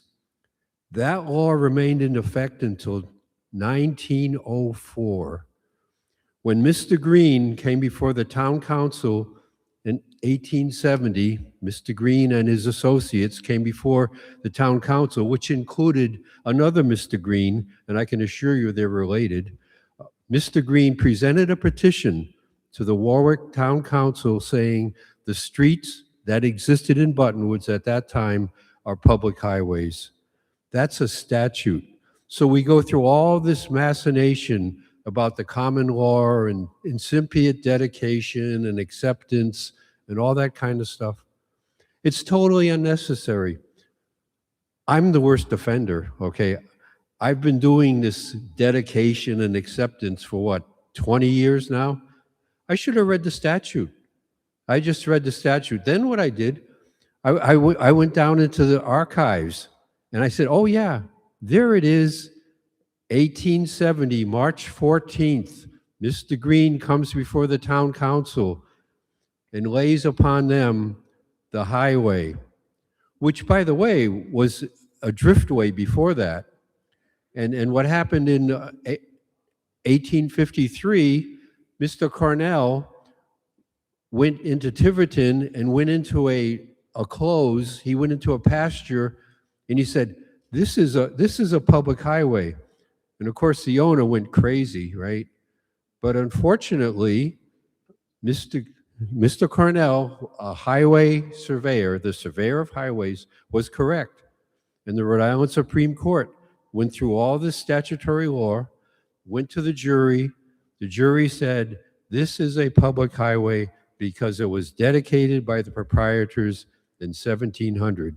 There is nothing different about the Buttonwood Beach Association and the old owners of the property.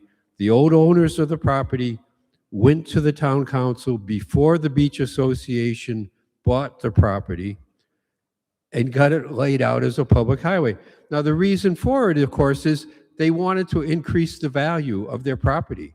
They wanted the Buttonwood Beach Association to come in with a public road, which makes the property more valuable. That's why we have all these discussions about plats and highways and should we abandon a highway and all that kind of thing.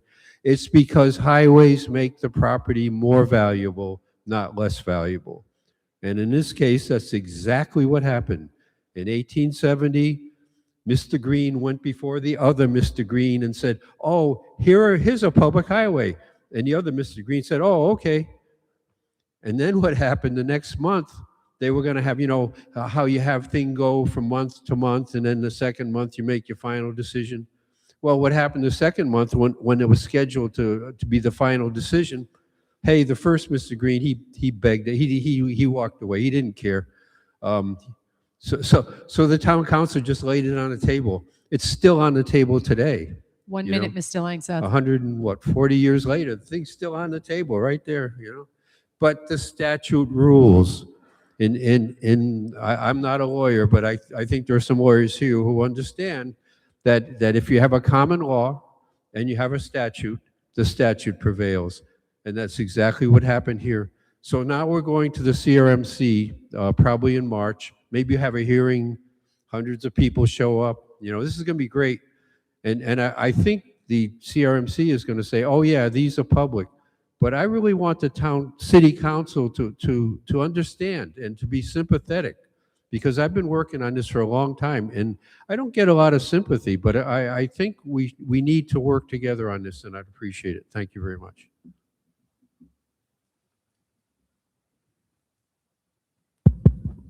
Next is Bill Harrington. I think it says Bill. I apologize if I'm reading it wrong. Well, I'm Bill Harrington. I'm here to complain about the speed cameras. I find them truly, truly offensive. It is a money grab, and I think I have not been to a city council meeting. I've been here 12 years. It's the first one, and let me tell you what, I've got many of the same problems. You know, in my house, if you don't have enough money, I used to have one beer a night with dinner. I don't have them anymore. I had veal cutlets twice a month. I don't have them anymore. You guys have got to start doing that kind of stuff. You run around with the Mickey Mouse thing on the speed cameras, trying this another way to raise money. The other day I was listening to the radio and the mayor said, well, what do you want to give up? There's two little libraries we don't need. We got a beautiful big one. You can go across the street to the big building with all those bureaucrats in it. Terminate every third one. You don't need, you got to stop. Your job, you know, somehow politicians have this idea that their job is to spend money. It's not, it's to govern within some constraints. Since I've been here, I wound up with, they put a sewer into my house. $23,000 I'm on the hook for. And now you want to do speed cameras on top of that? Give me a break. I mean, you know, this is nonsense. You guys have got to stop. $23,000 to get hooked up to the sewer, and the minute I get hooked up to the sewer, my water bill goes through the roof. Now tell me why that's a good idea. It's nuts. You got to get over this thing that we're going to spend money. We just have to find new ways to make it. Speed cameras are not it. Well, you know, I've heard several people say, do your job. I'd just like to reiterate that. Do your job. Stop spending money.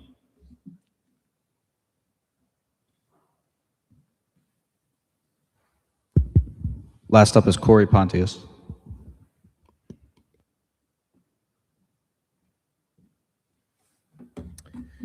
Good evening. My name is Corey Pontius. It's important I begin my remarks tonight with an apology.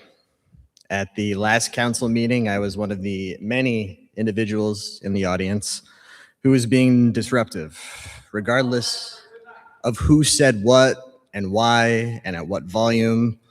I apologize to all of you on the council, as well as the members of the public.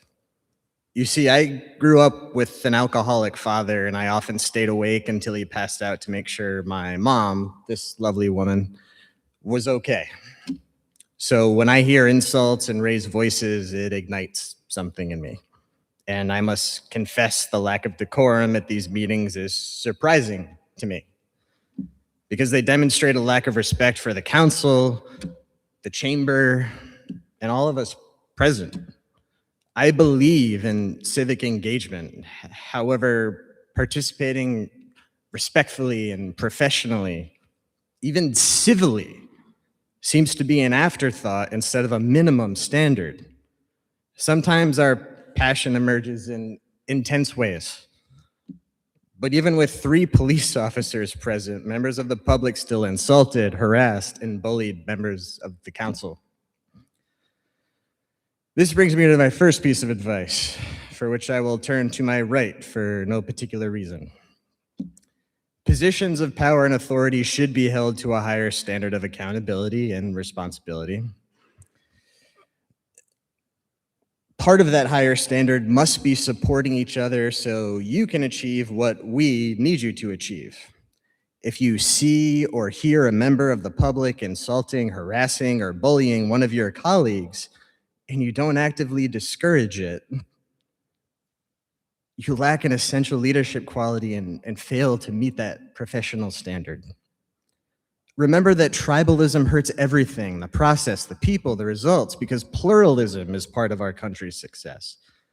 While many have forgotten, we can still reap the benefits of a society, a place where there is more than one good idea, more than one correct answer to a question. Disagreeing about which idea to pursue is okay. It's how we make sure the minority opinion is heard and the solutions you pursue on our behalf are reached in good faith. Decisions should not be made based on fear of reprisals or revenge from a colleague or a member of the public, myself included. Voting the path of least resistance cheapens what you've been elected to represent. But that same advice is for members of the public. If your representative or another council member votes differently than you want, that's okay. Accept it and move on to the next thing. It shouldn't send you into a frenzy. If anyone wakes up and their desire is to insult or hate or misinform with the intention of causing someone strife just because they disagree, there's a deeper issue there. For anyone whose goal is strife and not just a better life, I offer you my friendship. Let's work together to bring out the best of you and our ideas. My next piece of advice, for which I will turn to my left for no specific reason, is to embrace the wisdom of your limitations. They may narrow your understanding of the behavior of others and mark you as someone easy to compel or manipulate. I know there are issues from the past between the council, the schools, the administration, but it's important to see things as they are, not as they were and not as someone paints them. Some artists reveal truth through their works. Others use it to lie. Turning back to the right again for no reason, if people speak of issues within this council and its relationships with admin and your response is, if it ain't broke, don't fix it, I advise you to solicit feedback from other sources. You may be missing some things. Looking now to my left and my right, I want to discuss the obvious filibuster from the last meeting. You have 1 minute. Thank you very much. Concerns of an OMA violation caused several recesses and a great deal of confusion in the public and the council. The point of OMA is transparency and building trust between the public and its government. Instead of respecting that purpose, an unethical strategy was executed to fool all of you into believing you would be held responsible for an OMA violation. Transparency was prevented, trust in government was damaged. Participation in that tactic demonstrated fear and a willingness to transform OMA from a shield for the public into a sword. And that sword wounded the health of the council and the public's interests. My last piece of advice is for everyone. When an individual puts the needs of a job ahead of their ego, they find ways to work with everyone. When an individual puts their ego ahead of a job, they blame others. I ask all of you to consider your tactics, both public and private, as you continue forward. Thank you for your time. Thank you for your attention.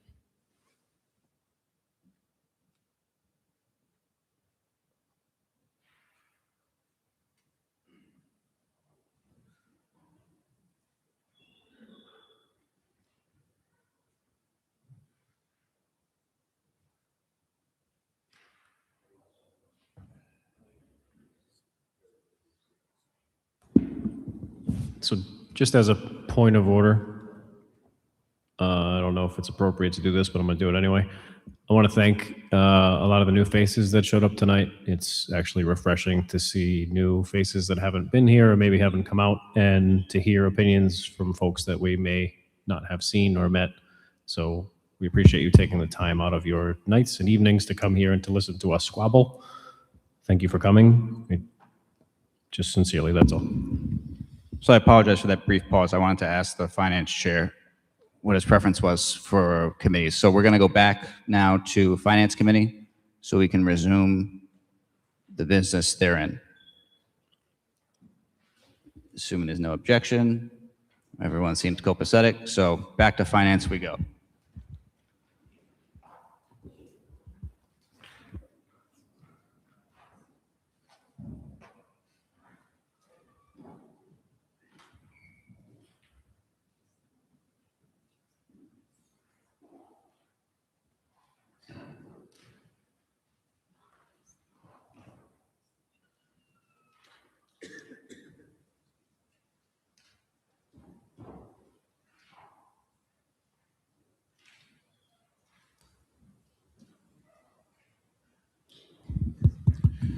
Let the record indicate it is now 7:29 p.m. and the Finance Committee is back in session.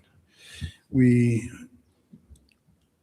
left off moving to item number 4, which is found on page 31. It is the RFQ for engineering, design, and construction for the Apponaug Cove Pier. Good evening, Tom Kravitz, City Planning Director. So what you have before you in the packet is staff's effort to procure professional engineering services to replace a municipal pier. Harbor Master Jeff Barris is with us in the audience if you had a question for him. But we're recommending to go with a company called Race and Coastal Engineering, Inc. In my staff meeting with the 2 other firms, which actually scored higher than Race, we could not get either of those 2 firms to come down to a price that Race ultimately came to. My staff consulted the staff at CRMC as well throughout this process, so we kind of had a sense of what the design, permitting, construction oversight number should be. And Race came back with the $75,465. So we're asking that you endorse them, and we can try to get the project. The goal is to try to execute it all here spring, summer, with the intent of doing the work. I'm sorry, I'm confusing that with the dredge project. We're trying to get this done by, if we can get permits by summertime, I think we'd be in good shape. The one piece to this that is seasonal, if you will, is the special aquatic vegetation analysis. That's what I was thinking of. That's kind of specific to the season, of course. So Any questions? I'll try to answer them. Yes, thank you for that, Director. And you've already answered one of the questions I was going to ask, where it says following evaluation negotiations of the RFQ responses. It states including successful cost negotiations. So just expand on that just a tad more. I know you touched on it. This has been something that I have requested on and off for years. And I'm very anxious to hear what precipitated that discussions. Well, we had a scope of work. The highest scoring firm, GZA, actually came in at about 88,000. Went to the second firm. They actually came in at 66,000, but it didn't commit to the full scope of work. So my staff did not trust that proposal. That's what necessitated us to go to Race, who agreed to honor the full scope of work for 75 and change. So that gives you a sense of where the numbers really were in this whole thing. And you were able to do this because what you actually went out for was a request for quotations, right? Qualifications, qualifications, and Qualifications, experience. right. That's a big part of it too. So that allowed you to get prices from these interested parties initially, and then to do just what you said, right? You reached out to them, said, hey, listen, we're going to come in the room, we're going to lock the door, we're going to come up with something that works. And all three of whom agreed on the scope. I mean, that's important. You want to be, negotiating apples to apples. Absolutely. So, that is a process that I certainly would like to see implemented as often as possible with some of these bids that are coming in.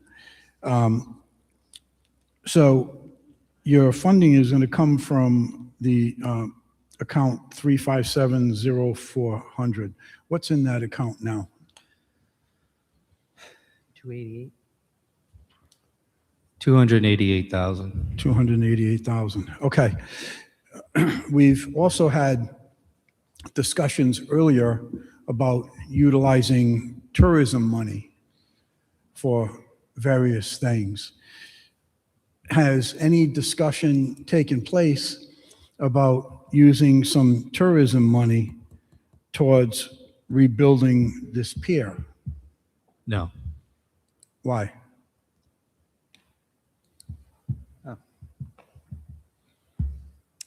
We just thought it was an appropriate use of this fund that's been on our books for a while and could use spending down.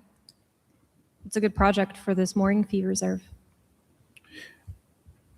But I'm sure there is plenty of other projects that this 200 and some odd $1,000 could be utilized for. The tourism money, we've also been told that that has been sitting there for quite some time as well. The tourism money gets used regularly, but this mooring fee, you can see in our audits, it's been sitting on the books for a little while, and the mayor has this set as a priority. And the mooring fee reserve seemed like a good way to use this money instead of using tourism.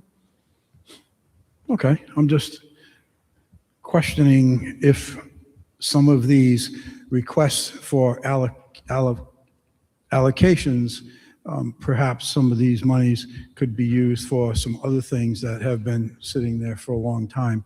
I get the idea of the mooring fees. I, by the way, was very supportive of increasing those fees over the years as well. Given that it's coming from the mooring fees, I'd like to hear from the harbor master. I see our harbor master is here this evening, and I'd like to hear from Mr. Barris as well.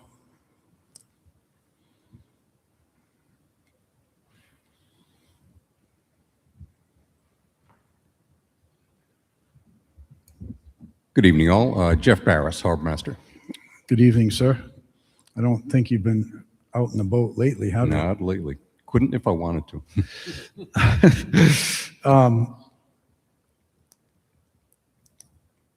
we had spoken about this briefly last week, and I'd like you to share your opinions on race coastal engineering and why you are supportive and confident that they will be able to fulfill the mission for the allotted amount of monies. Well, in that regard, I have relied on the expertise of the planning department to make that recommendation, because I'm not an engineer myself. And they have a set of standards and protocols that I'm not really versed on. So that all went to planning. Are you familiar with race coastal engineering? Yes, I've heard of them. Okay. Yeah. And you are confident in their abilities? Oh, yes. Okay. Yeah, I've seen some of the projects that they've worked on, and they specialize in state and municipal. That's what I'm asking about. That's it. Yeah. Okay. Okay. I mean, this is absolutely a worthwhile project. It's something that needs to get done. Further on in this presentation folder we have, it says coastal resource assessment. And in a paragraph, I'll just skip right to the bottom part. It says, and I'm referring to this because we had another issue just recently come up about the depths of pilings, and we thought it could be 50 feet, and it ends up, it's going to be 85 feet, and it's costing us another 35 grand. So this is why this jumped out at me. It said, the submerged aquatic vegetation survey will not be required for this project, period. If required, additional fees may apply. That really jumped out at me and made me think back to the issue where, okay, we're down 50 feet. We knew that it wasn't going to be deep enough, and we got to go deeper, and now we're going to charge another 35 grand. So how confident, and perhaps this may go to someone else other than you, Jeff, but in the context of these aquatic vegetations, and we know that pilings have effects on the movement of the soil and the earth and the water and all this other stuff. How confident are we that this is not going to be coming back to us for additional monies because we need to go deeper than what we thought? Well, I'm pretty confident that that won't come back to us, because those studies have already been done for similar projects in proximity to this. So in discussions with CRMC, we eliminated the need for that study, the need for bottom boring to inspect the the quality of the subsurface. So we're quite confident that that will not come up. And did you say that, was there any type of test borings done up to now or not? Not in that specific area where the pier exists now, but bottom borings have been done in adjacent areas for other commercial projects, for private projects, commercial marinas. And the CRMC is satisfied with the information that they have from those. Okay. And so the, based upon the knowledge and information that the city has and CRMC has, the soil support is adequate to do what we need, down to the depth that we need to go. Yes, we've been assured by CRMC. And this price covers us for going down to what depth? Do we know? Well, the existing, as far as driving the piles? Yes. I imagine that the piles will be driven to an average depth of about 15 feet. Okay.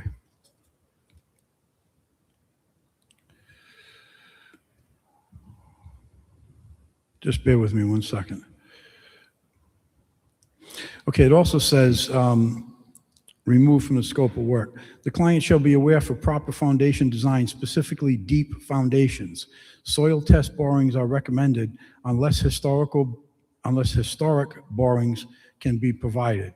Due to the limited scope of work, subsurface conditions will be assumed. Assumptions will need to be verified either prior or during construction. Is there a way to fast forward this so we know what we're doing? I think so, yes. Yeah. I'm counting on it. Any other questions from members of the committee? Any questions from members of the council? Do we have any questions from members of the council? Any questions from members of the public? Are there any questions from members of the public? Okay, hearing none. Thank you, Director. We will move on to, that's it. Everything else is below the 50,000 on this particular bid package. Is there anything that members of the committee would like to have held out? Councilman Muto, anything? Nothing on this end? No? Yeah, that's okay. I want to hold out 2026, actually, we can go right to it, seeing there's nothing, well, no. I'm going to hold out 2026 359. It's New England Waterworks Association, found on page 62. Prior to going to that, I will ask if any members of the public have any items they would like to, I'm sorry, members of the council. Are there anything any members of the council would like to have held out? Hearing none. Any members of the public have anything you would like to have held out? Any members of the public? Okay, hearing none. I'm going to move on to page 62.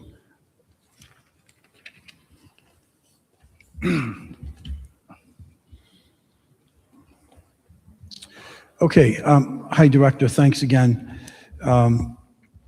So this says the annual organizational membership fee is $1,500. Member price for D2 through D4 course is $1,150. And you state in the beginning, it says, we would like to purchase an annual membership as there is significant savings when sending employees to attend drinking water classes there. These classes are generally required for operators, et cetera, et cetera. So by approving this item for $6,400, what is our savings? Well, if you look at the classes that are attached, for example, page 64. Yes, sir. And page 65. About 2/3 of the way down, it lists the course dates and then it lists the price. 600, for example, we're looking at the grade D1 prep class. $650 for a member, $810 for a non-member. If you look at the grade D2 through 4, which is required for a grade 3, member price is $1,150. Non-member is $1,310. So it would make more sense to purchase an annual membership, in which case it's the city as the member, the individuals are not members,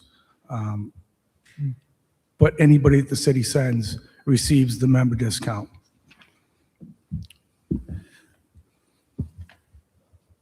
And it's a one-time purchase. How long is this good for? This 1 membership? year. For 1 year? Mm-hmm. Okay.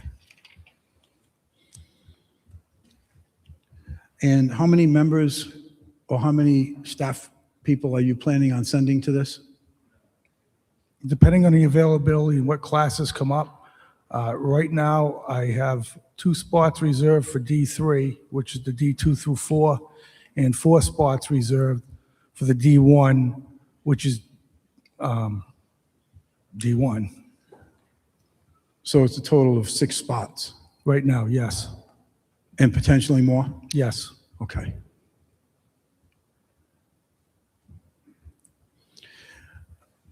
Because I'm looking at, in that, I think you should call it D4, there's a $160 difference between a member fee and a non-member fee. Mm-hmm. Times 6 people, that's $960. And in the lower one, there's a difference of, again, the same thing, it's 160. So right now, I'm only seeing a savings of 960. 960, those are distribution courses. There are other courses we're required to take to maintain licensing, cross-connection control, Okay, multi-day courses. Just Okay. looking ahead. so it actually, you're going to be sending more than 6 people for other courses that Correct. are going to be attributed to this $1,500 fee. Correct. Got it. Okay. Thank you for clarifying that. Okay, thank you, sir. That's all I have. Can I add something? So, sure. So as far as the D2 through 4, I did apply to Rhode Island Trust for a $2,000 grant. I'm sorry, I didn't hear that. On the D2 through 4 class, I did submit a grant back in November for $2,000 for the education grant. We should know the results of that fairly soon. The deadline for the grant was last week, so. Good.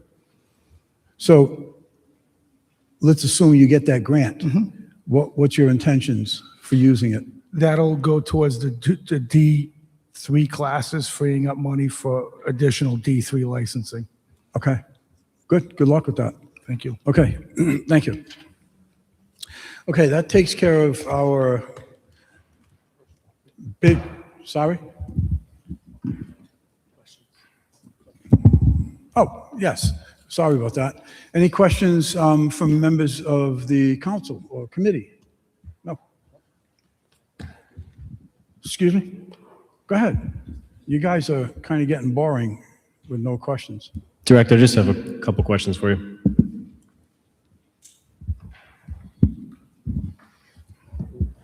So just to math it out, so is the $160 discount, is that pretty standard for all the classes that you're going to send people to? Yes, all the classes Okay. have a substantial discount for members. So do you think that works out to be like, if we do 40 classes, we're getting our money's worth? Do you anticipate we're going to be doing more than that? 40 Yeah. for 1,500? Wouldn't need 40. No. So if we're 10 classes would be 1,600. right, but the ask is 6,400 for the. No. Yes, it's 6,400. Oh, I misunderstood. That's I got the you. actual I got you. classes. Never mind. All looks good then. Thank you. Thank you. Okay. Never hesitate to ask a question. You know I don't. Any questions from members of the council? Any questions from members of the public on this item? Any WWA? Sir, go ahead. So should we vote on that bid package? I believe we will be doing that. Yes. Okay, so other than the PCRs, we'll be voting on the rest of this, right? Okay, I need a motion. Favorable action? Second. Okay, we have a motion, we have a second. Any discussion? No discussion? All in favor? Aye. Aye. Thank you. Okay.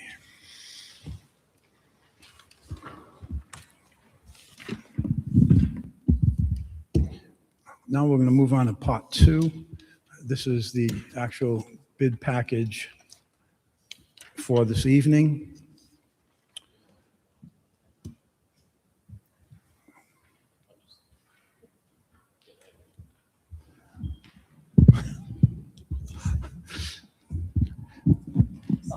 So,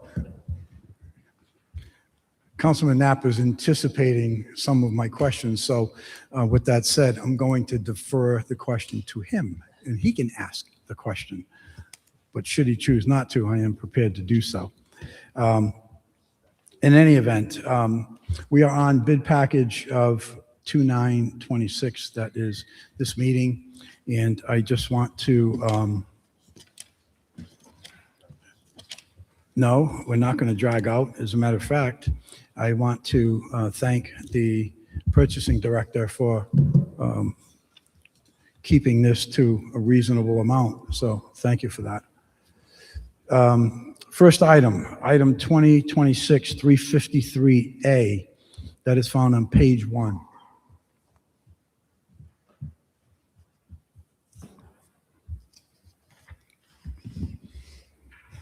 Go ahead. Good evening, Christy Moretti, Public Works. We are requesting to award our bid for gasoline, low sulfur diesel, ultra low sulfur diesel, and ultra low sulfur fuel in the amount of $910,000 for a 1-year period, April 10, 26 to April 9, 27. The 3 vendors are Mirabito Energy, Global Montebello Group, and Dennis K. Park. Thank you. Councilman Napper. I believe you have questions, sir. On behalf of the chair, do we know how many gallons are in the tank? As of 9:19 this morning, we had 5,928 gallons of diesel and 2,197 gallons of unleaded. Any other questions, Councilman? Come on, this isn't my first rodeo. So I know there's some humor in this, and that is questions I've been asking for 14 years. And some people may not think that it is an important question. I happen to think that some $3 a gallon or whatever the cost is, that if we're going to project usage and costs, that we need to understand and know what we have for inventory. This is no different than ammunition. To make a request for any amounts of monies, I don't understand how that can be done. If you don't know what you have, how can you know what you need? The same thing with how much did you spend in that line item last year? That's the question. For this bid or? For you. So for this bid cycle, we have spent $192,099.88 on unleaded and $338,025.49 on diesel. And that's was a 1-year bid too, right, Christy? Correct. Okay. So that's up to current day, right? That is as of the invoices I received through February 4th. So Okay. last week.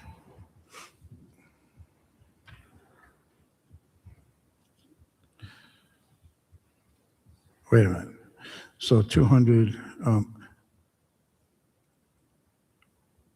do I understand? So your total expenditure on fuel right now is how much? For this bid period, for this, the one that started April 10th of 2025. To now? Oh, excuse me, I'm sorry. I was going to say, wait a minute. I think you're over budget here. We're going to talk. No, I'm sorry. The numbers that I just gave you are from July 1. So that's what we've spent this fiscal year on fuel. What's the total number? So from July 1. From it's July not 1 from- of 25. It's not from April. Okay, and do you have it for the current bid term? How much we spent? I have a lot of stuff written down here. Take your time. I'm here till 12 o'clock. So I have the last 7 months. I do have actually how many gallons we purchased. What, please? How many gallons we purchased from last April. It's been downgraded? You're asking for less? I didn't hear what you said. I don't have the dollar amount from April to July 1. I do have the gallons though. Which is? We have purchased 150,306 gallons of diesel and 112,041 gallons of unleaded for a total between the two of 262,347 gallons. 263,000? 262,347 between the two products. Average price per gallon?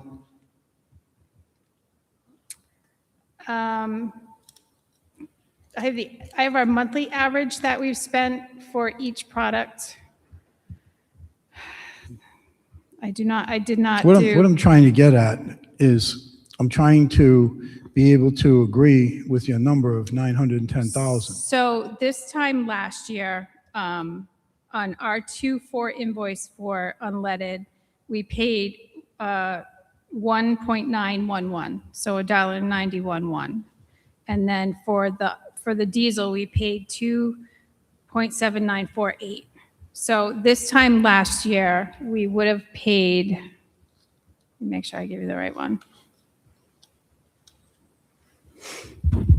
So this time last year, they're relatively close. We paid 1.937 for unleaded and 2.8128 for, wait, that's, So it's about it's about 235 average a gallon. yeah, just they're running quick math. relatively close to the price that we were, they're slightly below what we were paying last year, but there's not a gross difference between either product between this year and last year. So you're approaching about $600,000 in expenses right now? on Correct. Fuel, and you still have another 2 months to go? No. Yeah, well, a month and 3 quarters. For the bid, we do. Right. Not for the fiscal year. Right. So And the encumbrances, are there any additional encumbrances that you haven't included yet? the only thing that, which I had deducted prior to giving you that number, was in the diesel line item, we do have DEF, which is the diesel exhaust fluid. That's the additive for the diesel fuel. That does come out of the diesel line item, but that was $11,951.08. So it doesn't make a huge impact on that line item. And the numbers that you paid per gallon, oh, wait a minute, we got it right here. So, well, no, we don't. Do you mean Have you made a purchase in diesel fuel or unleaded recently, like real recent? We have just as recently as last week. We get deliveries every week of both products. Okay. Price per gallon on diesel fuel, recent. Last week it was on 2-4, it was 2.7948. All right, I'm going to call it 2.8. And on unleaded? It was 1.911.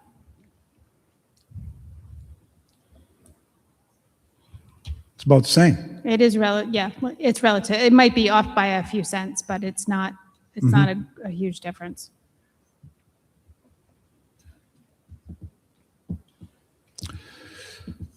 Okay. And once again, this is for spending authority, right? Correct. And this is, this number is included in the budget that you have come to us with? It's the same number that was proposed and approved in the fiscal year 26 budget. So Okay. we're not asking for an increase at this time unless something drastic happens with the price of oil. We expect to request the same for 27. Okay. All right, I don't have any questions. I think the 910,000 may be a tad heavy, but given where some of these prices are, I'm not going to argue about it. Any questions from members of the committee? Councilman Napa, and don't ask any more of my questions, please. Director, just one question for you. I appreciate how prepared you are tonight, and I didn't ask you this in advance, but I assume it's common knowledge for you. The daily posted price, where do you harvest that from? Is that for We each- have a subscription for that, that we pay for yearly. And then so Public Works pays for that, and it's disseminated to fire, police, and sewer for their fuel needs. So it's, facilitated by Public Works, but we do share it with the other departments. Okay, thank you. That's all I have. Okay, any other questions from the committee? Any questions from members of the council? Do you have any questions from members of the council? Any questions from members of the public? Do we have any questions from members of the public? Thank you, Christy. Hearing none. Christy, okay, Major Hart, you're going to come up next. Okay, great. Come on up. We're on item number 2, 2026-353B, found on page 12. Go ahead, Major, you have the floor. Good evening, Bob Hart for the Police Department. The Police Department went out to bid for unleaded gasoline. A total of 7 bids were received. The Police Department recommends that the bid be awarded to Dennis Burke of Taunton, Massachusetts, who is the lowest bidder with a price of approximately 5 cents over the lowest daily unbranded gasoline price. That price is just ever so slightly less than last year. The department maintains its own 12,000-gallon fuel tank and is a fueling station for police, fire, and other city vehicles that use gasoline. The department is seeking the same spending authority as in the past, a total of $405,000, to be from Budget Code 30220 gasoline. Thank you for that, Major. And I must say, I am, for what it's worth, I'm pleasantly happy with both Christie's preparation as well as yours. And it looks as though, oh no, that's not true. There was other bids on the police fuel, and one of them was like double. Yeah. Okay. Again, any questions from members of the committee?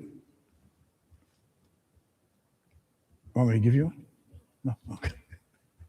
Okay, any questions from members of the council? Do we have any questions from members of the council? Any questions from members of the public? Do we have any questions from members of the public? Actually, Major, I do have one. I think you said it, but I couldn't understand it. 405,000 you're requesting for this year. What was your ask for last year, or what was the budget for last year? Same exact thing. Same number? Same number. Okay. And do you have the dollar amount that you have expended for the contract period? Well, I can tell you that for the fiscal year, and then let me get to that, we have spent $315,241. Okay. Fiscal year, so from July 1st to current day, 315. Correct. I'm done. Okay. Any other questions? That's what I'm asking, sir. Any other questions from members of the public? Thank you for the clarification, sir. Any other questions from members of the public? Hearing. Thank you, sir. I'm so grateful. Thank you. I appreciate it. Okay, moving on. Next number 3, 2026-363, found on page 15. It is Microsoft 360 licensing and support. Phil Carlucci, IT Director, 365. Please don't cheat us out of those 5 days. So, Director, I just want to remind you of my In-depth knowledge, I skills, understand. and aptitude when it comes to technology. So the best thing I can say is, if you confuse me, you're going to lose. Go ahead. We have two to help out.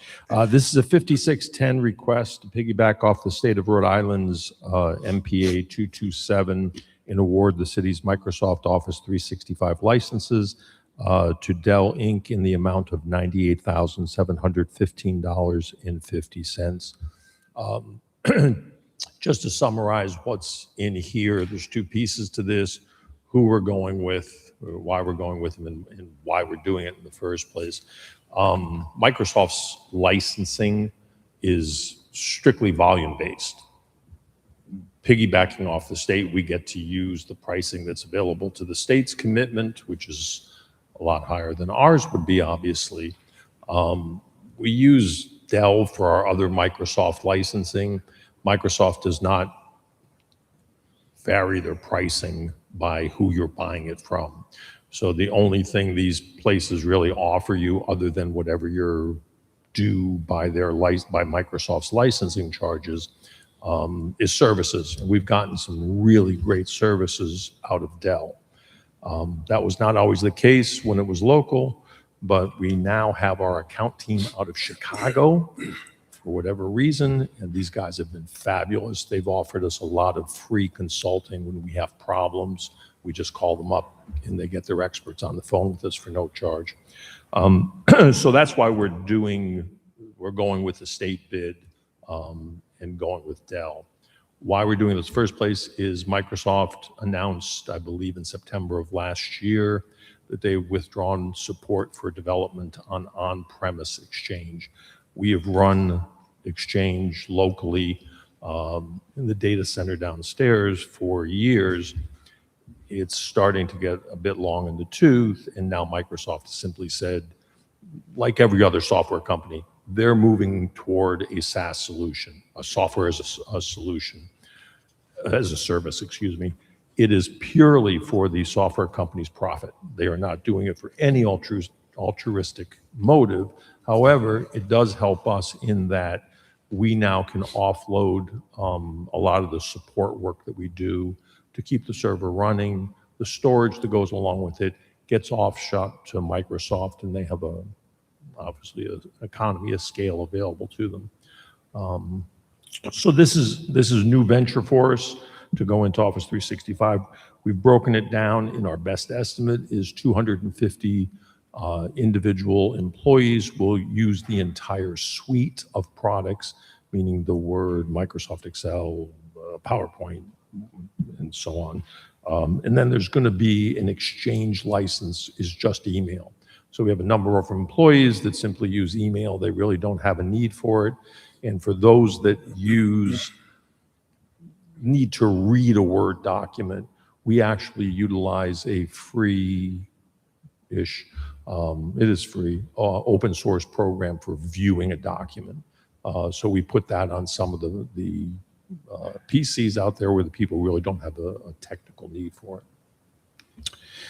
Okay, so I understand every single thing that you said, and I only have one question. Yes, sir. Is there,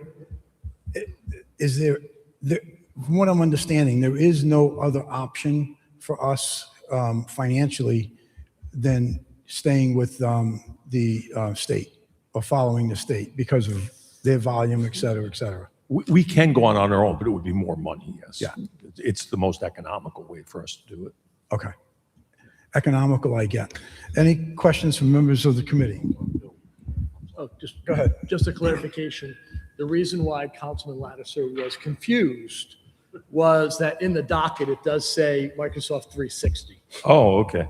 not 365. I apologize. On my position letter, it says 365. Oh, wow. Okay. Thank So you, I sir. included all 365 days. Thank you. Appreciate that. So his comment about confused was misinterpreted with misdirected. Well, actually, thank you for seriously, clarifying that. do we need to correct it if it's wrong in the docket? That's actually a good point. I know it's minor, but It is a minor point. I'll defer it to the solicitor.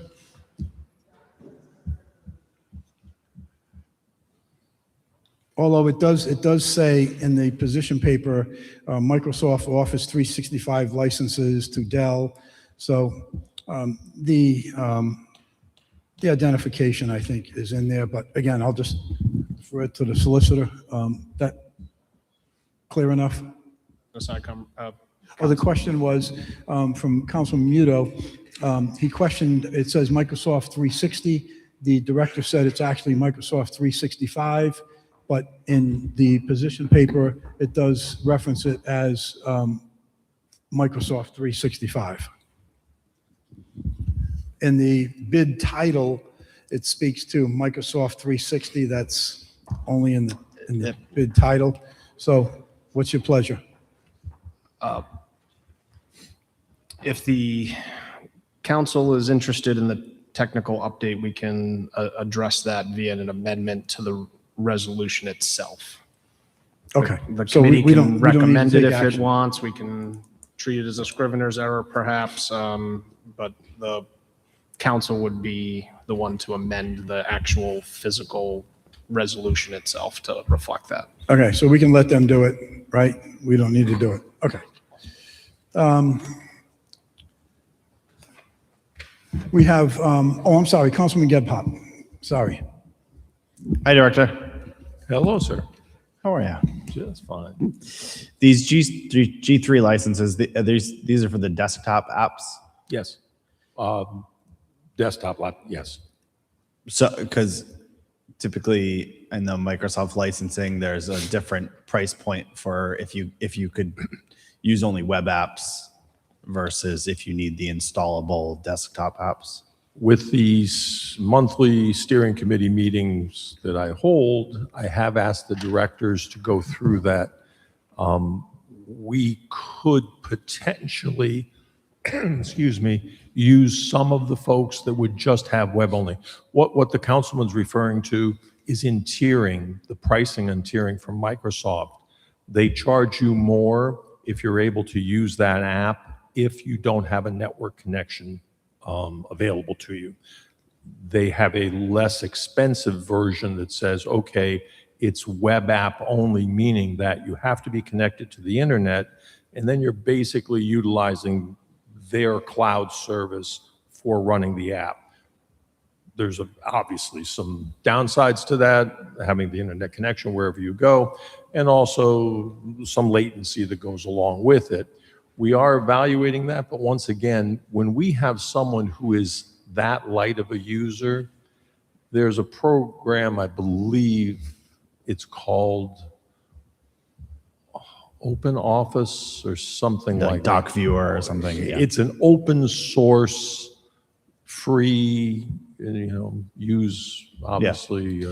I would just say that the browser-based apps formerly were lousy, but have caught up substantially. So, if someone's not a Power Excel user, let's say, the browser version of Excel will get them pretty far. So that as you roll this out, it's an opportunity. It's an opportunity to potentially identify cost savings. And like typically what I would do, obviously, so in my world, I administer our Office 365 for our users, and would typically start a user with the browser apps only, and then identify a need for them to upgrade their licensing. So might just be worthwhile to consider that as you start provisioning users. As I said, we are considering it. I have asked the directors to tier their folks. It's a new concept for a lot of them to even think along those lines. We have a handful. These are obviously rough numbers. That's our population is 850. Where we can take two, if need be, take two web-based only licenses. The pricing wouldn't be the same, but substitute for a full-blown license, a G license, then yes, we would obviously do that. Okay. Thank you. Thank you. Thank you, Councilman. Any other questions from members of the council? Councilman Ricks. Thank you. So let's see. One item to bring up here is that with the web app only versions, I've heard some horror stories on occasion of, for instance, the document being saved exclusively through the OneDrive on the cloud, and then people who might not be fully aware of the implications of that, they have the local copy, active working copy on the hard drive, but then attempt to delete it from OneDrive. It overrides the local copy and it's completely gone. They refer to that as the sync nightmare, where you unintentionally don't realize that it's going to sync. And Microsoft is notorious for it. It looks up and says, oh, I see you don't have it here. You have it there. You must have wanted to delete it. You just didn't do it. So I'll do it for you. I don't know it's an educational, you're absolutely right. There's an education, it's a learning curve to it, but I don't know it's quite as bad as it used to be. It's a valid consideration. Yeah, and really appreciate that you're aware of that and really take the time to educate the hundreds of people who are using this so that we're maintaining the efficiency and not having to reinvent anything here. I think that this package makes perfect sense as presented because, I mean, really, the other alternatives are effectively just spending more for the exact same thing. And reinventing the wheel is just simply not an option here. I also like where you're coming from with the idea of open office and other open source for the ability to view certain documents or PDFs or the like. While, you know, it seems like you have, I mean, obviously you know far more about these things than I do, though I have some limited experience with these, where for people who are just using these to view on occasion, those open source programs, they're fine, they do the job, but you try to really use them for much of anything beyond that, and you run into just a whole mess of conversion issues and formatting goes wild and so forth. So that's all I have. Thank you. Thank you, sir. Any other questions from members of the council? Any questions from members of the public? Do we have any questions from members of the public? Thank you, Director. Hearing none, we will move on to the last item, number 4, ballistic vests, police officers, found on page 25. Good evening, Councilman Robert Hart for the Police Department. The Police Department is requesting a 56.6 exception to bid for the purchase of ballistic vests for officers from various vest manufacturers with the spending authority in the amount of $50,000. The current bid expires on March 31st of this year, and the new bid would take effect on April 1st, 2026, and run for 1 year. We anticipate a minimum of 40 officers, to include new hires, will need new vests issued or replaced over the span of the contract.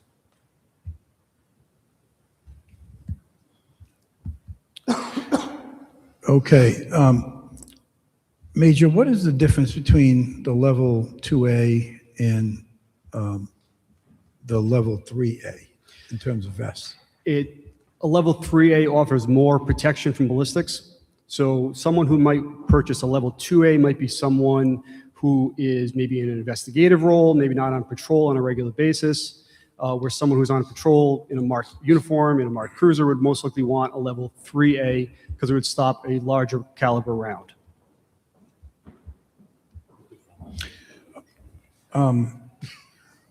No, I won't volunteer for demonstration, but if I were to, I think I would request a level 5A, knowing what I know. Major, third paragraph down in your position paper says, these vests are replaced at the department's expense upon reaching the maximum life, which is normally 5 years. We have discussed that many times over the years. When it says the vests are replaced at the department's expense, is that using the same formula as we're considering now, where a level 2A will only be reimbursed at $920? That is correct. Okay, so it's not, we don't take care of the full amount. Okay. Correct. We always follow the average of the 3 most popular brands. Okay. That's it. Any questions from members of the committee? Any questions from members of the council? Any questions from members of the public? Do we have any questions from members of the public? Hearing none. That's it. Thank you, Major. Now we're going to move down the list, and I will ask if there are any members of the committee wants to identify any. None to my right, any to my left. Yes. Councilman Muto. Yes, I'd like to just pull out for resource questions. Number 7, 2026-325. Number 8, 2026-326. And number 9, 2026-365. Okay, so you have 3 items, right, Councilman? 7, 8, and 9? Okay. Any members of the council have anything they want pulled out? Okay, I am going to pull out item number 6, tree removal.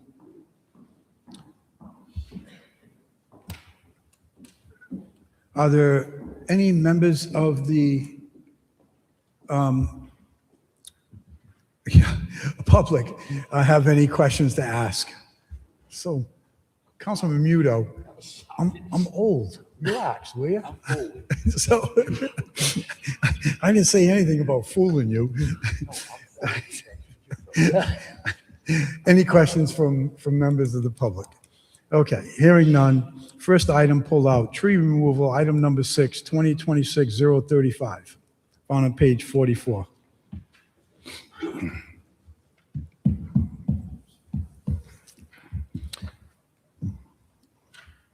Hi, Christy. Hello.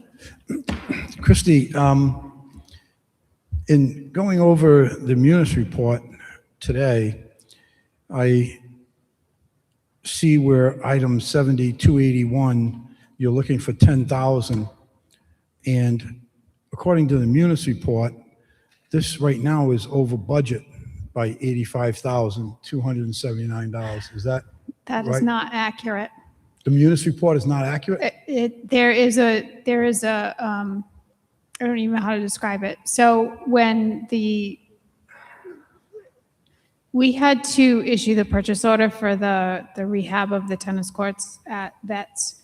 So that project hadn't been finished prior to the new fiscal year. So it got carried forward, and then when it closed out, I've had this discussion with the controller, and she acknowledges that it shows that it's over budget, and also acknowledges that it's really not, and for us. But it's because of that project. There was something happened when they liquidated the purchase order, and I'm not really sure like the whole crazy explanation. But I can assure you that I keep tabs on all our budget codes, and we are not over budget.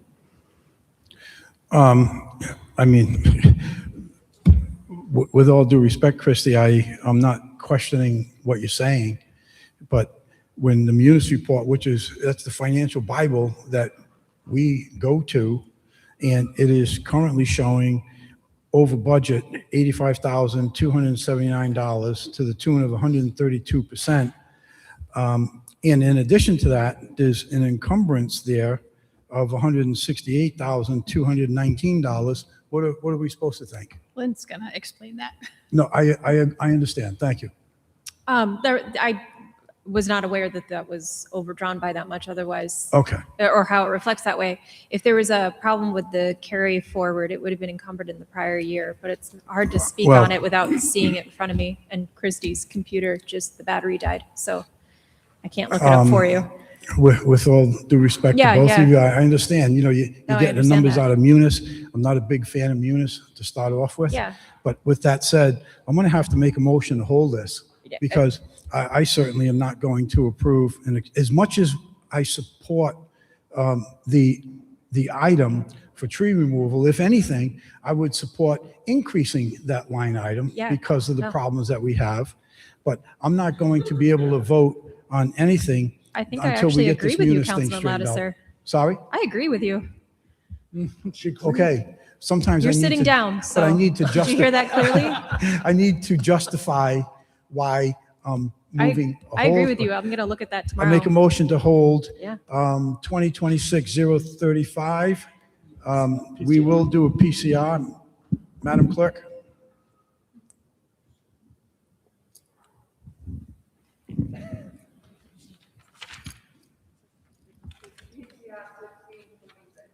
That's 1626, is that what you said?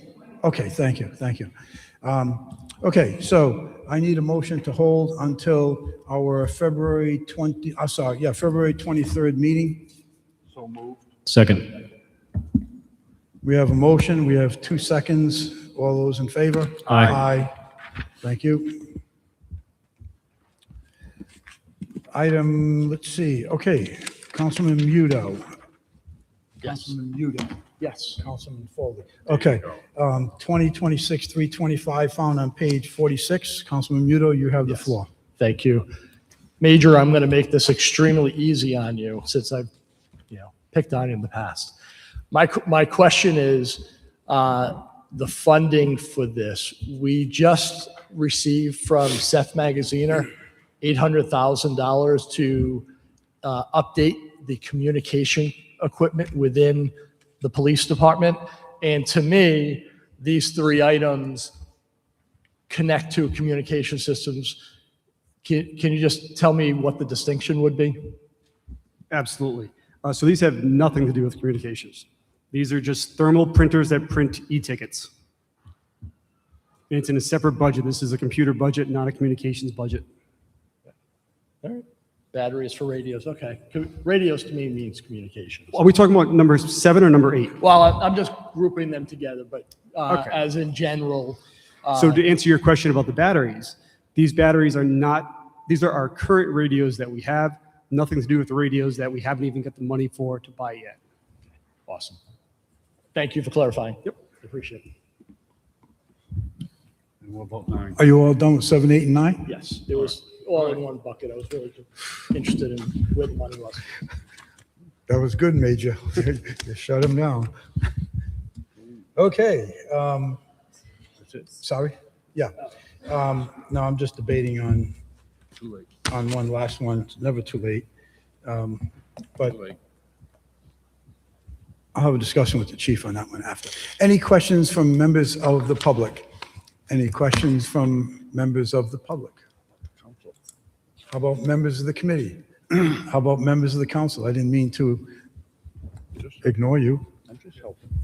We're good. Do we have any questions from members of the public or the council? Nobody. Thank you. Move favorable action. Okay, we have no PCRs on this one. We have a motion. Yes, we do. We have PCR 6. We already took care of it on the rest of the bid package. We have a motion. We have a second from Councilman Muto. Any further discussion? Hearing none. All in favor? Aye. Aye. Thank you all.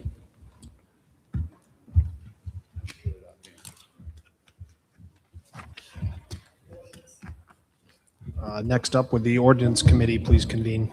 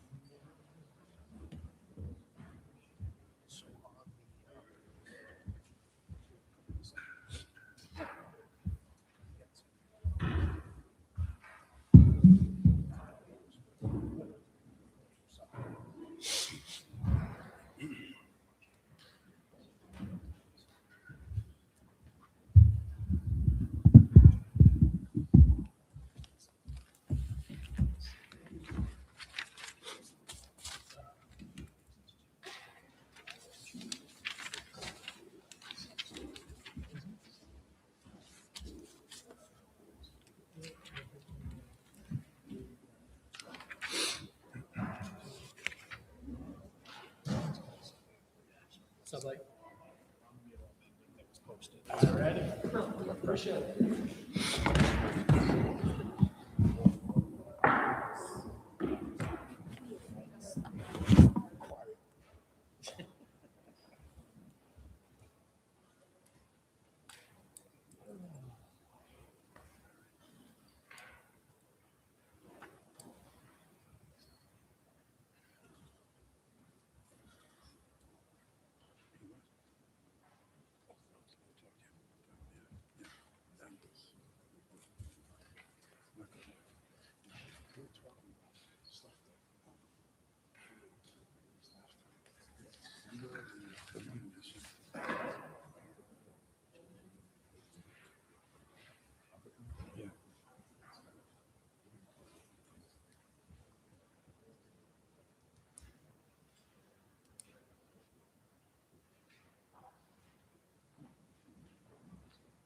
Okay, so the time is 8:31 and the ordinance committee is now in session.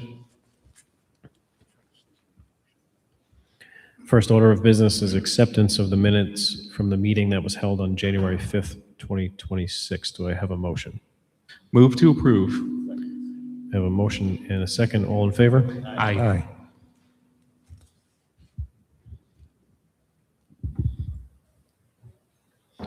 Okay, next order of business, PCO 29-25, an ordinance amending section 20-291 to update rescue schedule, service fee schedule. This was docketed by Council President on behalf of the mayor and Councilman Lattiser, and this is up for second passage. Does anyone else have anything to add? Councilman Lattiser. Yes, thank you, Chairman. I'd also like to thank Council President for relaying my wishes to be seconded on this. That was the meeting that I was absent on. This is a really good move on behalf of the city and on behalf of the taxpayers. This is something that I was the primary sponsor on, I don't know, I'm going to say 7 or 8 years ago. This is not an additional fee or tax on the residents of the city of Warwick. These are monies that are charged to the insurance companies and out of city exchanges, or however we want to call it. So it's completely a revenue generating item, and it's something that I have also been considering for some time, and I'm happy to see that the mayor has moved on it, and I'm happy to co-sponsor it along with him. Thank you. Thank you, Chairman. Thank you, Chairman. And this does get us in line with our neighboring cities and towns to bring our fees, rescue fees, up to par and on board with all the other cities. Any other questions or comments from members of the committee or the council? Seeing none. Any questions or comments from members of the public? Ms. Sheridan.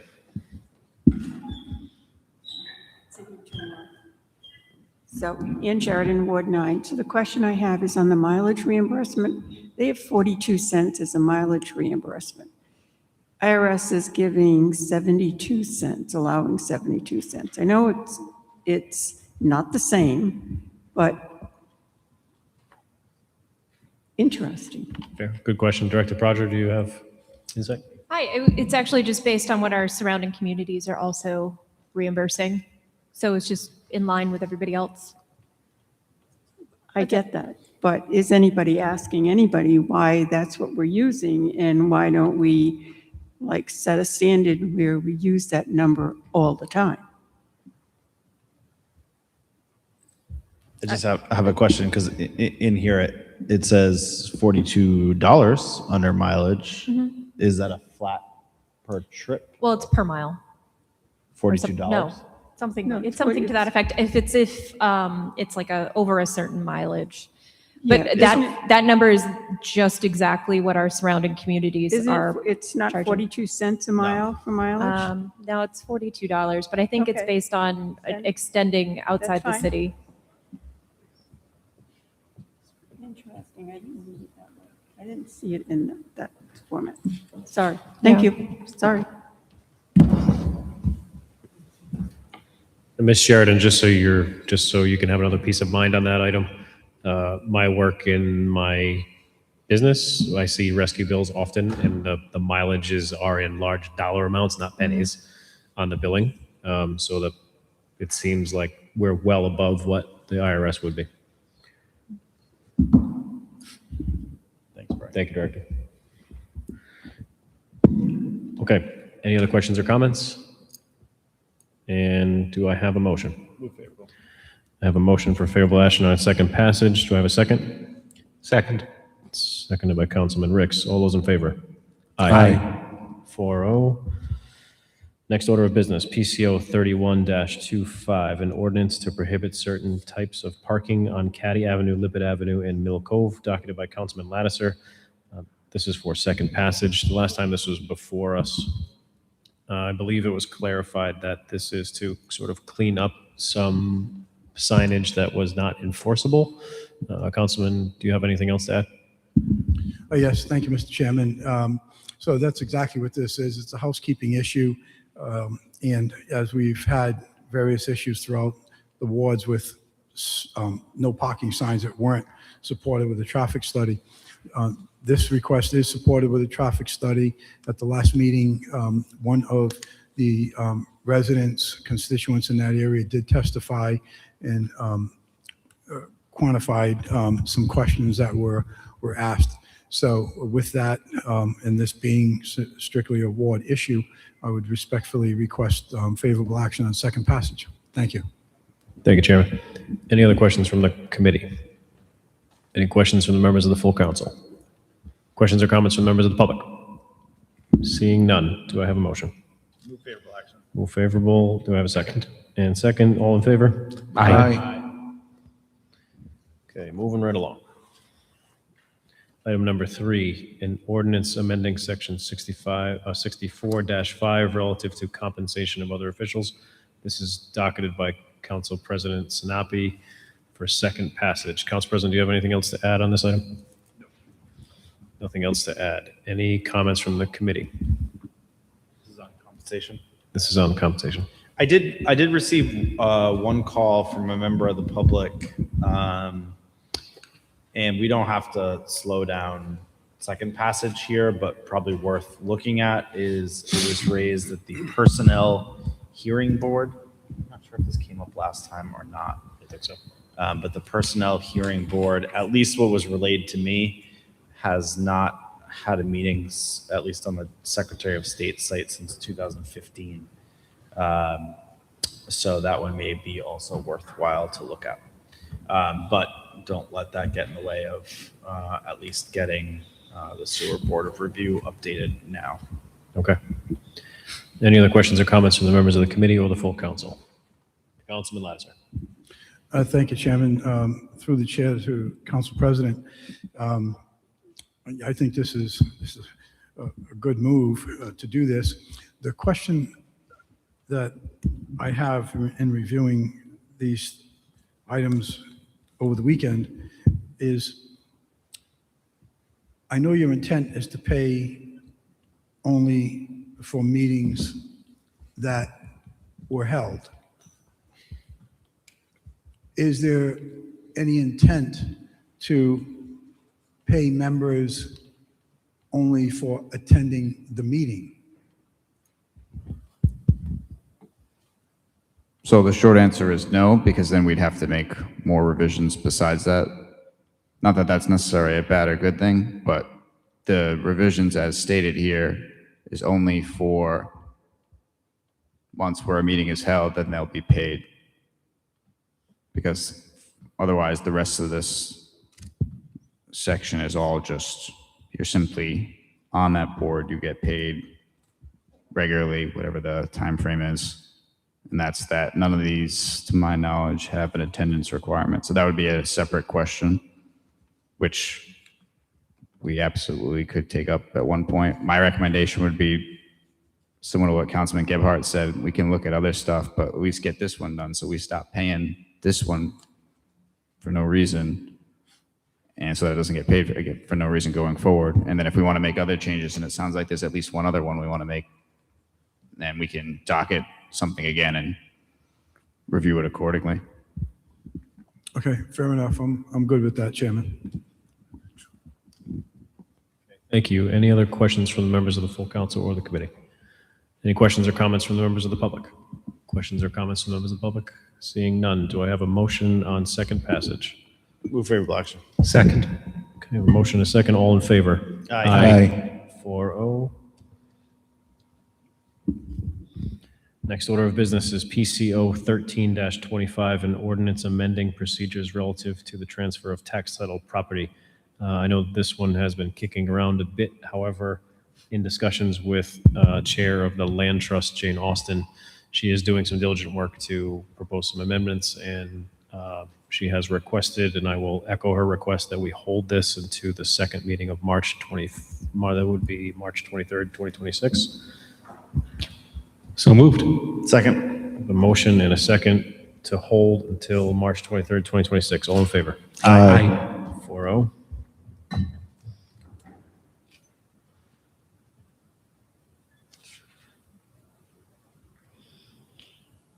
Okay, last order of business on our docket, PCO 2-26, an ordinance establishing regulations and penalties relative to the use of city dog parks.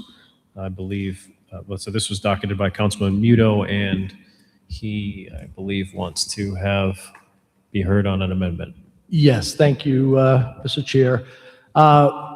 Since we docketed this several months ago, we have made some substantial changes to it, and we'd like to introduce the proposed sub-A for PCO 2-26. Thank you. I just asked for some guidance from our solicitor as to how to proceed now that we have a sub-A. Sure, I'd just like to clarify the we was the councilman individually and I conversed to review materials, just for the record, and that this item was properly posted within the, as part of our package online for folks to be able to review and included for folks to prepare themselves for the potential of Mr. Muto offering such amendment this evening.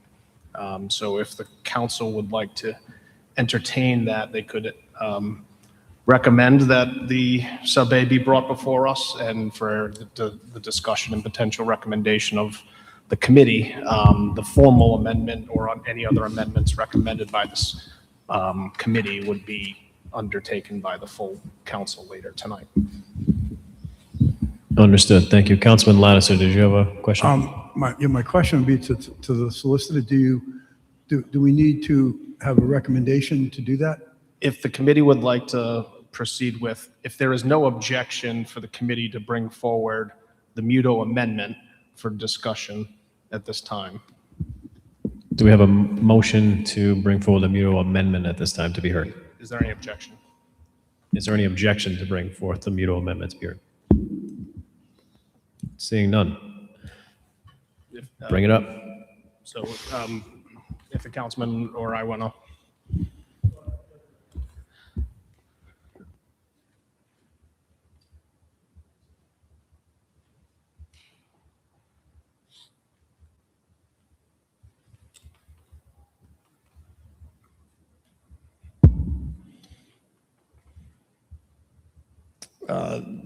There's a, excuse me while I pull up the background document.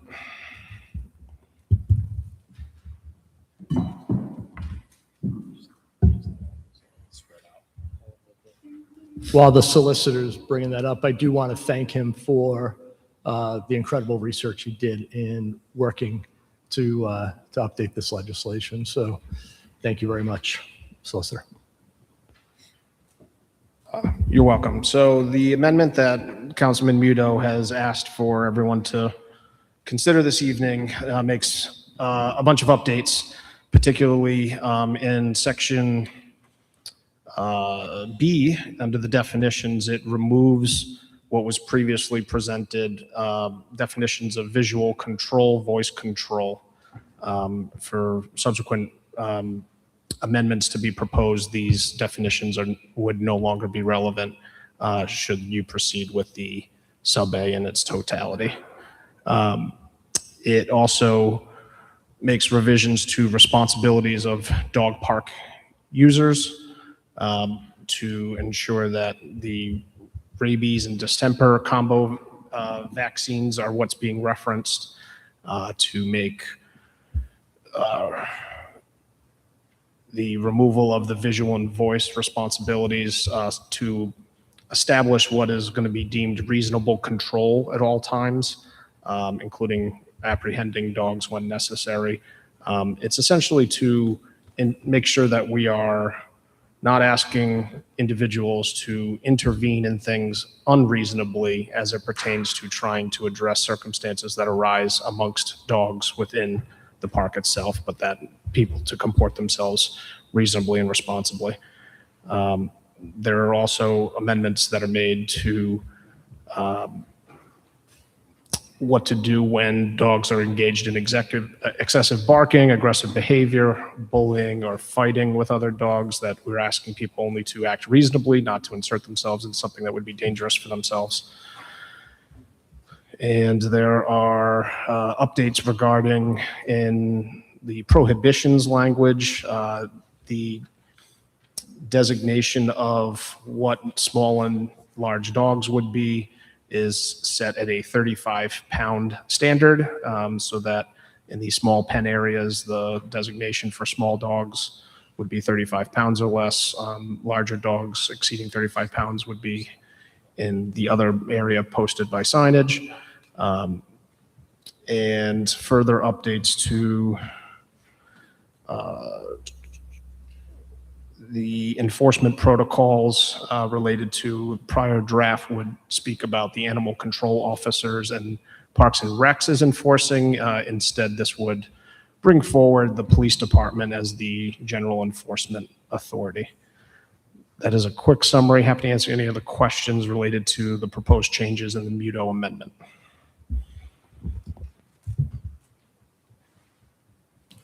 Okay, that all sounds good. And that was all, from my understanding, there was some input from animal control on that as well. Is that accurate, Councilman? Okay. I see no reason not to move forward. Any other questions or comments from the members of the committee or the full council? Councilman Rex. Thank you. Yeah, I agree. It looks very good, excellent changes based on the discussion. Question to my colleague. There were, as part of these discussions with the director of the animal shelter? Yes, yes. Okay. I had to Just, remember. yeah, want to make sure just to have that one on the record. And let's see, one picky little thing, I think we can just chalk it up to Scrivener's error here possibly without needing an actual amendment to the sub-A. Page 1, line 44, voice is missing an E. That's all my comments. Thank you.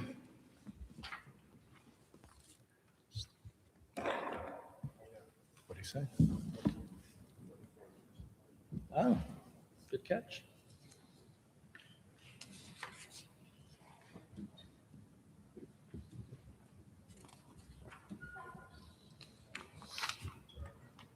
I was waiting. Do we need to recommend a amendment to fix the Scrivener's error, or how can we handle that? Which Scrivener's error? Page 1, line 44, definition of voice control, the word voice. That's being deleted in the amendment. Oh, There'll be no pardon reference me. to that whatsoever. Thank you. Thank you. I suppose I mixed up the sub A and the original there as I was flipping back and forth. All right, that has been fixed. Thank you. Any other questions or comments from members of council or committee? Councilman Muto. Thank you, Chairman. I just want to also acknowledge my colleague, Councilman Jack Kirby, who brought this to our attention. He's actually the co-sponsor on this. And we worked well together, working with the constituents, working with the solicitor, working with the animal control and the other folks within the city. And it was just truly a good combination of bringing all the best minds together to make sure we covered the ordinance that would satisfy the needs of our community. So thank you. Thank you, Councilman Muto, and also thank you, Councilman Kirby, for your work. Any questions or comments from the members of the public? Take your time, take your time. I'm going to be short because I am. But anyhow, my name is Miriam Montag, and I'm kind of the Karen of the dog park. Over the past 9 months, have seen a lot of large dogs trying to come into the small dog area, and they're clearly not the appropriate size, like Rottweilers and full-size Doberman Pinschers and stuff. And so initially, I just began asking for signage for weight pound differential between the large and small dog side. But unfortunately, that didn't happen. And there was one event that occurred where a gentleman brought his 50-pound dog and got very belligerent, and the police were called. When I spoke to Officer Brewster, and kudos to him, he said the only way we can enforce a rule is if we got an ordinance change. So I got on my handy-dandy computer and wrote my email to my councilman, Jack Kirby, and we started engaging everybody to do something about it. But lo and behold, what they did was phenomenal, because they took that one request and turned it into developing a municipal code that would be enforceable and support our large and small dogs. As dog owners, we feel that this ordinance will help us for the future, for when we have violations, where there are situations that occurred. And I think you've really covered more than we anticipated that would ever happen. So we are really, truly thankful for what you have done, and of course, our council solicitor. So I thank you in advance for that. We feel that we're not going to ask the police to patrol this and have them come at every little request, because a lot of times we can self-manage the dog park by just pointing to the signage, trying to get people to be reasonable, and call for help when we absolutely need it. So I thank you for voting for this, and thank you for your support in passing it. So, boy, this is an interesting council meeting. So I know my friend Barbara and I have been here all night thinking that this was going to happen around maybe 6 o'clock, but things happen. So you'll probably see my shining face once again to support other issues I feel really important for the city, and I thank you for your time. Well, thank you for your comment, and we encourage you to come back and share your concerns on any issues. And also thank you for your patience. The wheels of government sometimes turn slowly. So, yes. Any other questions or comments from members of the public?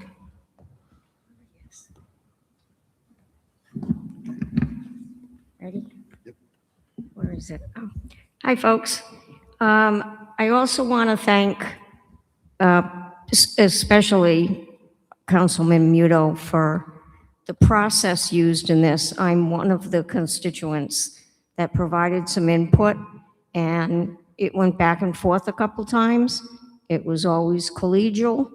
It was a very rewarding experience to work on making some changes to an ordinance that for a lot of people wouldn't make any difference. I mean, you know, given the millions of dollars you guys are dealing with, as evidenced tonight, putting in place an ordinance for a dog park may not seem very important, but for people who own dogs, it's very important. And I think the process was terrific, and I just wanted to thank the councilman for his collaborative nature in how the process went. So I wanted to thank you for that. Oh, I'm sorry, Barbara Walsh, Ward 2. Thank you for your comments, Ms. Walsh. Chairman Lattiser, did you have questions, comment? Yes, I do, Chairman. So through the chair to Councilman Muto, this regulation is specifically for designated dog parks, correct? Okay, so that that doesn't include like Rocky Point or Del Judas Park or I guess my simpler question is, where are these dog park designations? So the genesis was from the city park, dog parks, which is an official designation dog park. If a dog park, if an area elsewhere in the city gets designated dog park, this ordinance would apply to that area. Quite honestly, I don't know if there's any other dog parks within the city, so I think it's just city park. Okay, only city park, yeah. Okay. And that includes all of these regulations? Okay. Okay, that was my questions. Thank you. Okay. I think that pretty much covers everybody. I got something. Council President. So I have some requests based on speaking with the police to add in, but I'd prefer to wait till we get to the full floor. That way we can have a recommendation and then we hash it out there. Understood. Do I have a motion on this item? Move to substitute with sub A. Motion to move So to with, substitute. Sorry. Favorable, if you would recommend favorable action with the Muto amendment as the recommendation of the committee. Thank you. So moved. Do I have a second? Second. Motion to move favorable with the Muto amendment is proposed and seconded. Do I have a vote? All in favor? Aye. 4-0, motion passes with the amendment. And it is now 8:57. Ordinance Committee is adjourned.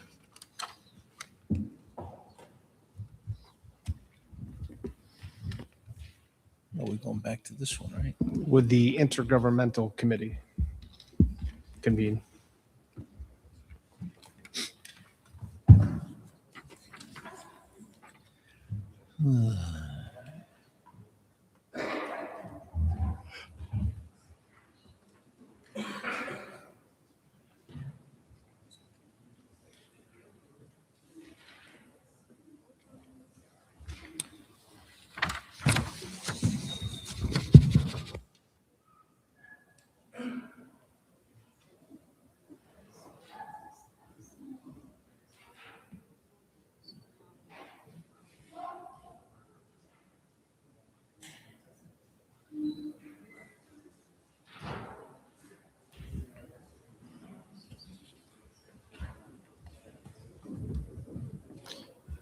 Okay, intergovernmental is going to get started.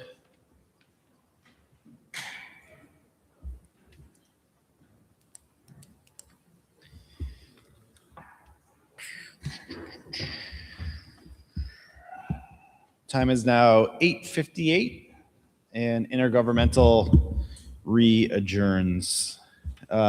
We finished the minutes, we finished our appointment. We are on to item number 1, PCR 6725, a resolution requesting the General Assembly to amend RIGL 1785 to include City of Warwick in the list of municipal councils authorized to approve the employment and compensation of local canvassing authorities. Lead sponsor is Councilman Lattiser, who is not at his desk.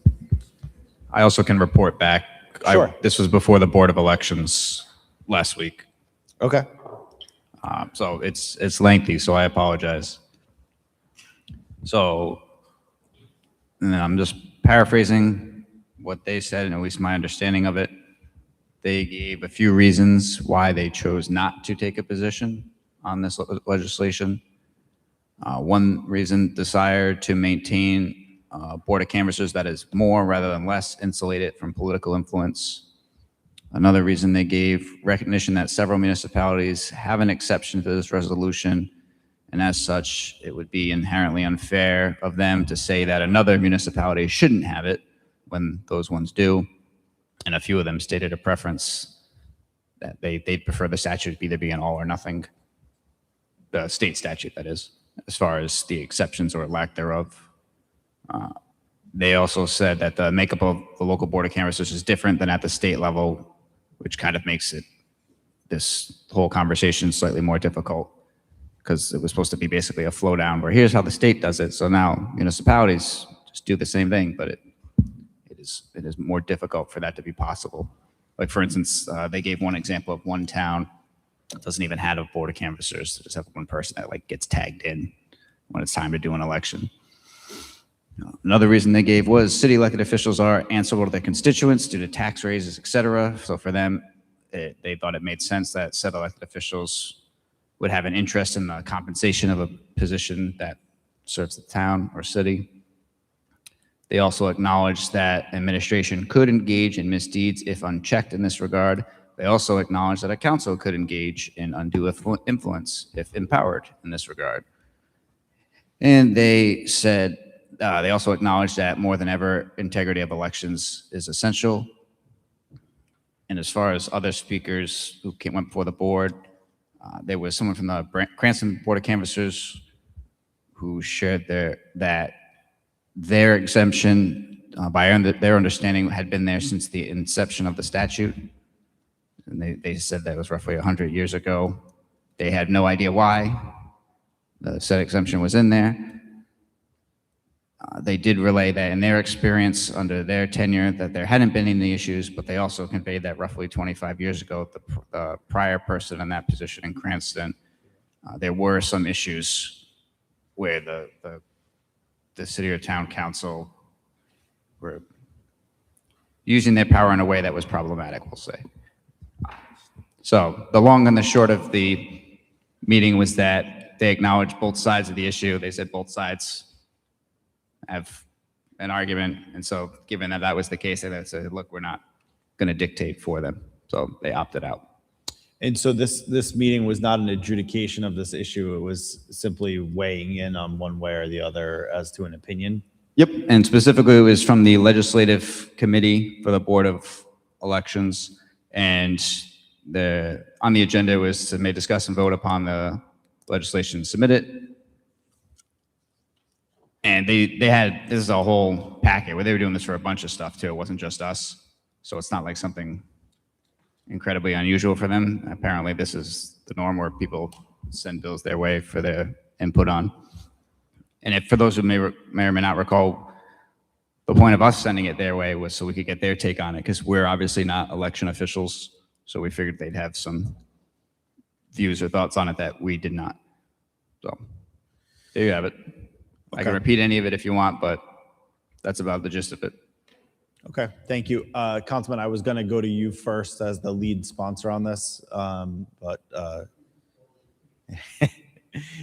the council president was giving us just an update on some proceedings at the Board of Elections in regards to an opinion one way or another on this, which they did not reach. So here we are.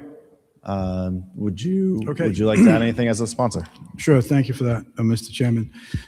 So as you'll all remember, back during the budget session, this issue came up, and I would point out that this is not any pointing any specifics to an individual. It's strictly to the process. And I think the process is flawed where there are salary increases or potentially other benefit increases, et cetera, that could be done strictly with over the control of the Board of Canvassers, which is essentially, I believe it's 3 people. And then it is up to the city council to have to, and the administration, to figure out, okay, how are we going to pay for this? And we have no say or no control over that non-contractual raise in this particular case, where on the city side, we do. And it's typically questions that are asked by members of the city council historically during the budget hearings, which we have coming up in a few months. Do you have any non-contractual raises? And typically, we require justification for that. And there are times when we have denied that. There are times when we have made cuts. So as I view this, perhaps this is not going to be an accurate statement. It's like an unfunded mandate. So, you gotta do whatever the 3 people in the Board of Directors, the Board of Canvassers decide. And they don't have the issues to deal with that we have on on a day-to-day basis, and they're not responsible for the budget in being able to fund this budget. So this is what prompted me at the outset to petition the General Assembly so that this is something that we can have that financial oversight on. Thank you. Thank you, Councilman. Members of the committee? Councilman Napa? So fully understand and agree with Chairman Lattiser's position as to how the financial impact hits the city and how our hands were sort of tied in that regard. And I'm reading through this and I understand the Board of Elections position, and I think just kind of thinking through this as I'm looking at it again, I think if we sort of bifurcate the employment and the compensation aspects, I think that maybe is a suggestion that I would make via amendment. If we sort of slide Warwick down to a second line at like the end of 21 to say in something to the effect that Warwick shall have, or that the compensation shall be subject to the approval of the city of Warwick, so that this city council won't have any sway over the actual employment, but rather just the compensation piece. Chairman Lattiser, just correct me if I'm wrong, please. If your primary concern is the control over the compensation and how the salaries would affect the city budget, not so much the appointment of whatever person or persons may be appointed to that. That would be Board an body. accurate statement, Councilman. I would concur with that. The Board of Canvassers, I understand it's a unique department amongst us. It's not something that we get involved with, on a day-to-day basis. So I think the hiring or the employment of the Board of Canvassers, I'm not so concerned with that, but I am concerned about the financial aspect, which is the compensation. So that's my primary focus. Thank you for clarifying. I think that sort of makes it clear too, if the intention of this body was to only effectuate on compensation, I think it makes it clear to the state above us and to all other parties that we're not looking to put our thumb on any choices for whom should be sitting in those seats, but just rather have some control over as to how it affects our taxpayers. So with the intent of offering that amendment, should that be done on the floor or can that be done in committee? We do have one, Council President. Council President's always got something to say. Anxiously looking to add. Certainly welcome to discuss it here, but like all amendments, the only one that matters is the council activity. So Let's hear from Council President, just in case. So this came up during the legislative committee meeting with the Board of Elections because somebody had pointed out employment and compensation. And I was like, well, just so we're clear, the issue that was raised at our meeting was just compensation. Nobody took issue with hiring, because my role there was just to relay what happened / how I got there. And so I wanted to make sure they didn't decide on bases that we didn't throw their way. They pointed out that, like, yes, we understand the distinction. However, that they can become one and the same when, if it was just compensation, a council could simply zero out the individual's compensation, thus effectively controlling the employment while only on paper controlling the compensation.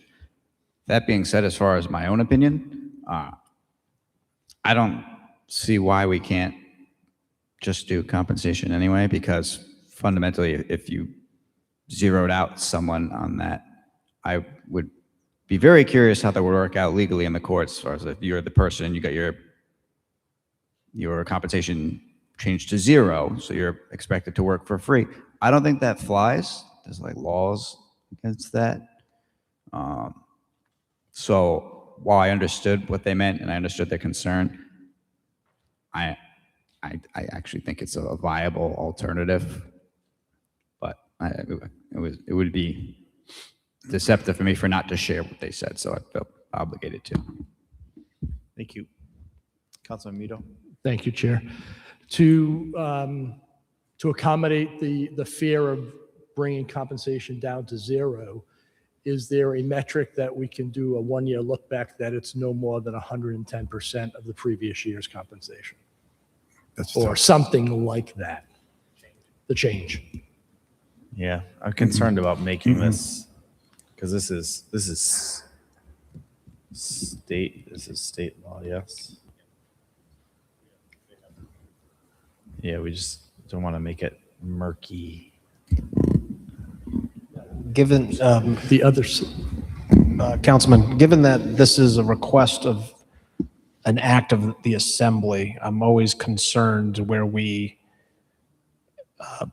ask for something so precise that it may hamstrung us in a different way at a later time. So I do understand your point of, one, the concern of not trying to see something go to zero or negatively in such a way. You could ask for increases to be subject to approval, and that is amorphous enough that that takes away the risk of the reduction, but that the council can have some input in prospective raises. That's one idea. Councilman Lattiser. Yes, thank you, Chairman. So I don't think that, well, let me back up. With all of the various department heads that we have throughout the city, we don't dictate what their starting salary is. We don't speak to the administration as to, okay, so if you're going to hire this particular person, we don't stipulate what the cap is on the salary, et cetera. They establish the base that they feel is necessary to qualify, to attract qualified people. We do, however, have every right to vote up or down or to eliminate non-contractual raises. We have that right to do that. It is not my intention to establish a pay scale for anyone that works in the department or the Board of Canvassers. That's not my intent at all. And I would concur with the solicitor to make the amendment to strike out the words the employment and insert authorized to approve the increase in compensation to the staff of the local canvassers. Now, that may not be exactly the wording, but here's my goal. I'm not looking to set any type of salaries. I'm not looking to reduce anybody down to zero. I'm looking for us that have to pay the bills, so to speak, to be able to have a say in what the increase in compensation is. That's what I'm looking to accomplish. So I think that, yeah, I think that's fair. I think we've arrived at sort of the general sense of what the amendment needs to be. It's a, there's a little bit of work to be done because it's existing state law, so we may have to rework that paragraph. But if the interested parties could get together, we could move this to the floor, get together, write the paragraph or the sentence, and then we could hear it in the full council meeting. Okay. Do we have a motion to move this to the floor? Motion to move to the floor with, Excuse me. without recommendation. Chief of Staff. Chief. Good evening, Bill Vicente, Chief of Staff. I don't know if any of the council members reached out to the Board of Canvassers and asked their opinion. So we went to the State Board of Election, but I don't know if anybody asked the Board of Canvassers their opinion. But anyway, so the mayor is 100% opposed to this. You have a duly appointed Board of Canvassers appointed by the council, confirmed by the council, and it's a state law for a reason to take the politics out of elections. You're introducing politics back into elections by having the individuals that are in elections control the salary of a person who is running the elections. I think that is the spirit of the law that was enacted, and that's why there's only 3 communities that are currently in the this law, and some of them go back 100 years, and probably people don't know why they're there. But the mayor is 100% against this. He will not sign it. He will go to the General Assembly and testify against it. I just want to let you know.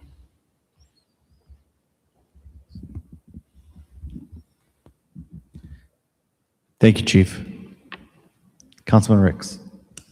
Thank you.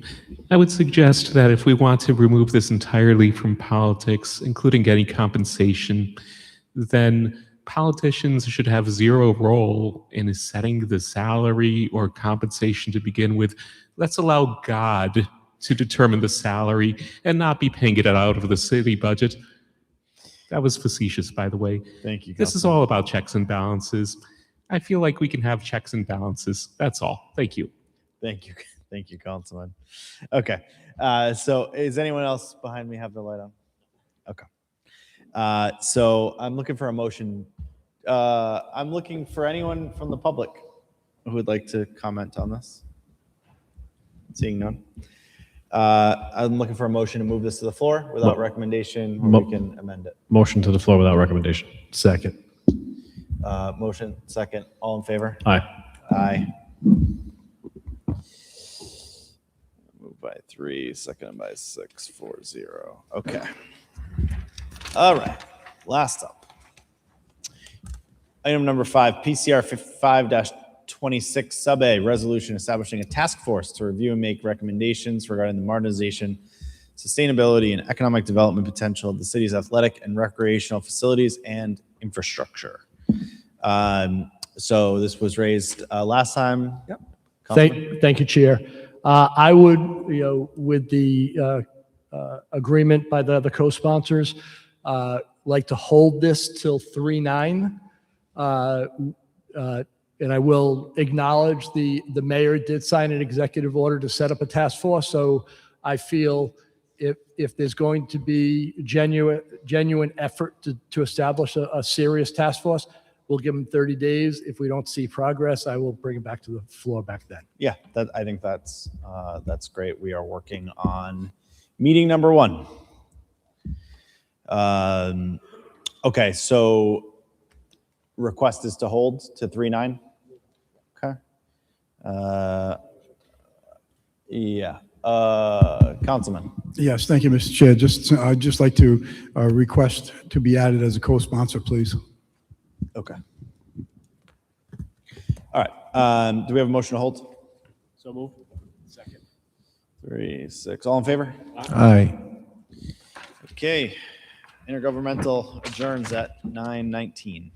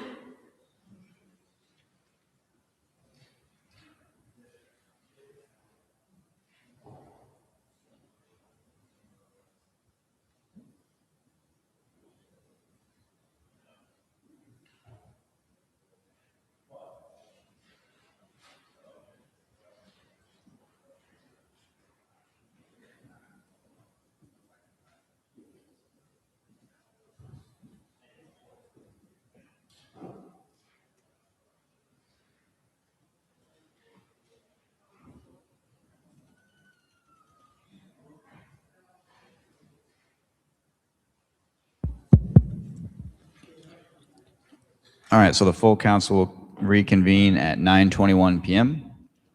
First up, we come back to appointments requiring confirmation. It's the Historic District Commission. I'm going to fail at this. Mark J. Rabinowitz, I apologize. I undoubtedly got that wrong. This would be intergovernmental, so Councilman Gebhardt. The recommendation from intergovernmental for the appointment. All right, favorable action for action, Councilman Lattiser. Yes, thank you, Mr. President. I move favorable action on the appointment of Mark Rabinowitz to the Historic District Commission. Second. Motion made and seconded. Is there any further discussion on the appointment? Seeing none, clerk will please call the roll. Mr. Sinapi? Yes. Mr. DeLuise? Yes. Mr. Foley? Yes. Mr. Gephardt? Yes. Mr. Kirby? Yes. Mr. Lattiser? Yes. Mr. Muno? Yes. Mr. Napa? Yes. Mr. Rich? Yes. 9 yes, appointment passes. All right, on to the consent calendar. First is PCR 10-26, resolution relative to bids. Councilman Lattiser? Thank you, Mr. President. So we have two, and the first one is from 1/26/2026, and the committee recommends favorable action other than the ones that we have held out. All right, for action, Councilman Lattiser. Move favorable action on PCR 10-26. Second. And the three items were bid 2022-006, which is now PCR 1326, bid 2026-308, which is now PCR 1426, and bid 2026-347, which is now PCR 1526.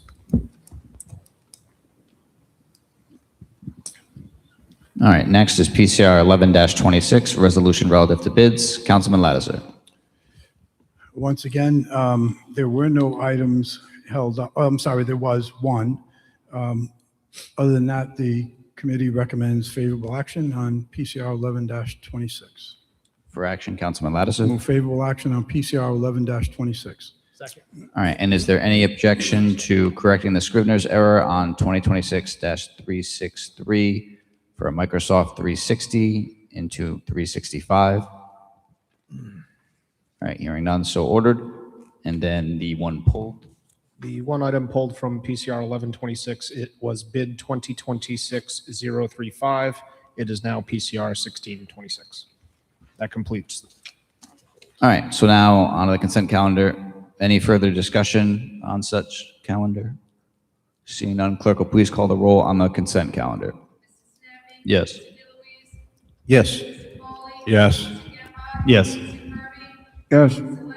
Yes. Yes. Yes. Yes.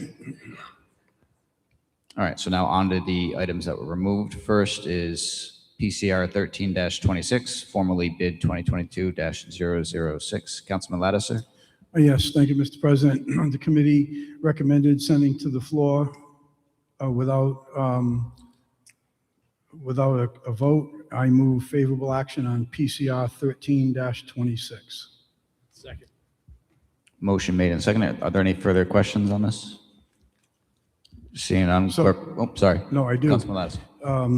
The biggest question, or one of the biggest questions, is we had a member of the public read off an ordinance to us, and I need to hear from our solicitor whether or not we have a legal standing on voting for this or otherwise. Thank you for the reminder. Yes, absolutely. Yes, the long answer short is yes, the council is able to proceed in their discretion to approve or not the bid as presented. The rationale for this is, just so folks know, that under state law, the competitive bidding process is one option. There's also a direct authorization for this other process. So that's fine there. The charter, which is superior than to our ordinances, in Charter 612, it provides, pull that up for you.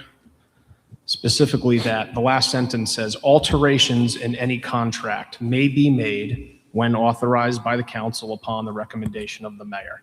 So this charter provision is superior to the ordinance that was presented earlier. The charter always wins when there's a conflict. The underlying matter was presented to us as a 612 recommendation of the mayor, so it is allowable for the council to consider proceeding on this matter. Okay, thank you for that. I wanted to be sure that we were on a legal footing for voting on this. With that said, I have no objections to the providing of the healthcare, pharmacy, dental, et cetera, to all of our employees in the city. I do have an objection to this new method of the net versus the gross. And I have a problem with how the gross is going to be broken down to a net and how we are going to be kept apprised of that. So my instinct is to vote no on this. But my second thought is not to stand in the way of providing the services, or I should say the healthcare that our employees have come to be accustomed to. But I will certainly be looking to monitor the gross versus the net, and where the reimbursement, or how the reimbursement comes back to the city and what the city does with that money. So that's my say on that. Thank you.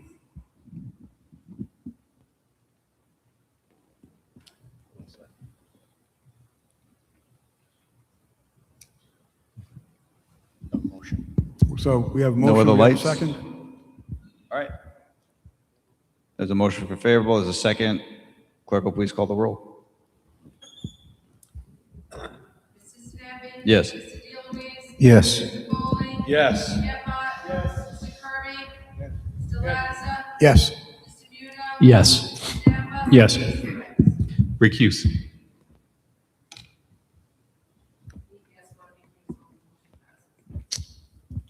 So next is PCR 14-26, formerly bid 2026-308. Councilman Lattiser. Yes, sir. That was a motion to hold until February 23rd. All right, is there any objections to said hold? Seeing none, so held. All right, next is PCR 15-26, formerly bid 2026-347. Councilman Lattiser. That has now become PCR 15-26. The motion from the committee was to move to the floor for discussion. I would make a motion for unfavorable action on PCR 15-26. Second. All right, motion made and seconded for discussion. Well, we've had certainly plenty of discussion in committee, and I just think that while this could be something for consideration in the future, given our financial constraints, our obligations, both those known and unknown, the increase of resources that we are going to have to provide throughout the city and other departments, it makes like no sense to me at all to put out 123,000 change on these bumper cars when we still do not have any reasonable expectation of what the revenues may or may not be. So with that said, I'll be voting no on this item. Councilman Muto. Actually, Councilman Gephardt was first. I can't hear, I'm sorry. No, Councilman Gephardt was first. Councilman Gephardt. Well, thank you. I mean, I'll admit my first instinct on this was that we have a brand new facility that's still getting its sea legs, and I'd like to see how things transpire before adding complication. I did bring those concerns to the mayor, who offered a fairly satisfactory description of the process and how these would be integrated into the current offering at the rink, at least based on his assessment and research. These are a big hit and big revenue driver at the Providence rink. As I sit here, there's a balance between, we want this rink to be successful. It will certainly be an anchor to all of us if it is not successful. And it has certain costs inherent to operating the facility, that were raised earlier: personnel, electricity, everything else that goes along with it, maintenance. But we don't want to hamstring its ability to generate revenue. It was also raised tonight that, I wish we could have a designated fund in the budget, that this goes to or that goes to, so we were guaranteed that those funds are spent in that way. There are very few examples in the budget of items that are or revenues that are designated. And tourism revenues are one of those. And we spend them manually on fireworks and advertising and other items to drive tourism. However, it would seem to be a fitting use to try to goose the revenue and give this skating rink every opportunity to stand on its own feet, to honor the mayor's request to add this amenity to the facility, and give them the opportunity to bring in revenue that way. So while I wasn't originally emphatically for this, I do think that we have these earmarked funds that are restricted for tourism.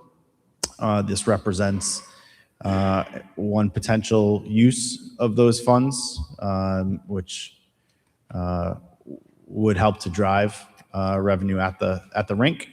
We want it to be successful, and so I'm willing to support using some of those earmarked funds to this end. So thank you. Yeah, for what it's worth. Oh wait, actually first, Councilman Muto, I'm sorry. I almost forgot. No problem. I'm used to being ignored. Thank you. I have I would love to see the rink successful. I would probably, like I said before, the first one's on the bumper cars. But my gut is telling me that the initial business plan showed a estimated revenue of somewhere around $800,000. It was supposed to be net neutral without the bumper cars. So that's number one. Number two is we had an argument on this floor, a discussion, not an argument, about ice skates. And 2 months ago, we were so afraid to set up our own ice skating area because we didn't know enough about ice skating, even though we've managed 2 rinks for 50 years. So the goal was, hey, let's, to mitigate risk, let's do, outsource the ice skate. So now we're jumping into something that is only done in 2 other outside rinks in the country. All the other uses for a bumper car is in an indoor facility. That's number one. Number two is the assessment of what we have to understand is what is the mechanisms we need for the ice skating rink? And I'll share a couple of items with you. To use these machines, ice needs to be at a laser level. And what that means is you need to be able to create ice that does not have bumps or indentations, slush, any of that other, because the machines will not behave properly. Just from the last 2 months, we've had slush from sun. We've had the inability to level ice. I didn't bring a laser, but you can see in the corners, the Zamboni has a difficult time, getting the corners done. So I'm debating with myself, yeah, we want to make this successful. But in our own back of the envelope estimates, all we're doing is we're rolling on black for a 1-to-1 win, and which means that just to break even on this $130,000, it's going to take 2.5 years. That's revenue. So you have the revenue, and then you have the cost of doing it. It's like owning a bakery. It takes you, it's going to cost you $400 for a machine, but you're only going to be able to sell your Zeppelis for $10 a piece, and your break even is 5-10 years down the road. This is basically the same type of argument we're making, which is when we're looking at the cost, and that's just the purchase cost, we also admittingly don't have the operating costs, the maintenance schedules. So our recommendation was not necessarily, or my viewpoint is not necessarily to say no, but not now. It's an 8-week lead time. By the time we even receive the machines, we're already in the summer. Another month delay until the folks in the rink can put together a more appropriate, thorough business case, I think is worthwhile as the, looking out for the spending within our city. Where a vote of yes to approve these machines is a vote for a wish and a prayer. And I can't do that at this time. Again, we all want the success. We all want success within our city. But I believe as a council, we need to make sure the T's are crossed, the I's are dotted, and that there's a reasonable expectation that what is being said is going to come true. So thank you. Councilman Ricks. Thank you. I'll try not to put too fine a point on it or repeat myself for Councilman Muto, but yeah, to Councilman Muto's point, yeah, we had that debate a couple of months ago. Apparently, we are not capable in the city of Warwick of sharpening our own ice skates, but now we're capable of maintaining these very specialized vehicles and switching out the tires and the discs and everything else that goes with it. Second, there are opportunity costs here, because when these things are out on the ice, the skaters aren't out on the ice. So let's not pretend that every hour they're out is generating revenue, bringing it up from 0 to something, because there would have been probably something in those 4-hour blocks. Third, because there probably would have been something in those blocks, I think it's pretty important that we talk with that vendor that we have a contractual obligation with before we go ahead with this, because this is how we go ahead and buy ourselves a lawsuit. And then fourth, speaking of lawsuits, this is a hazardous activity.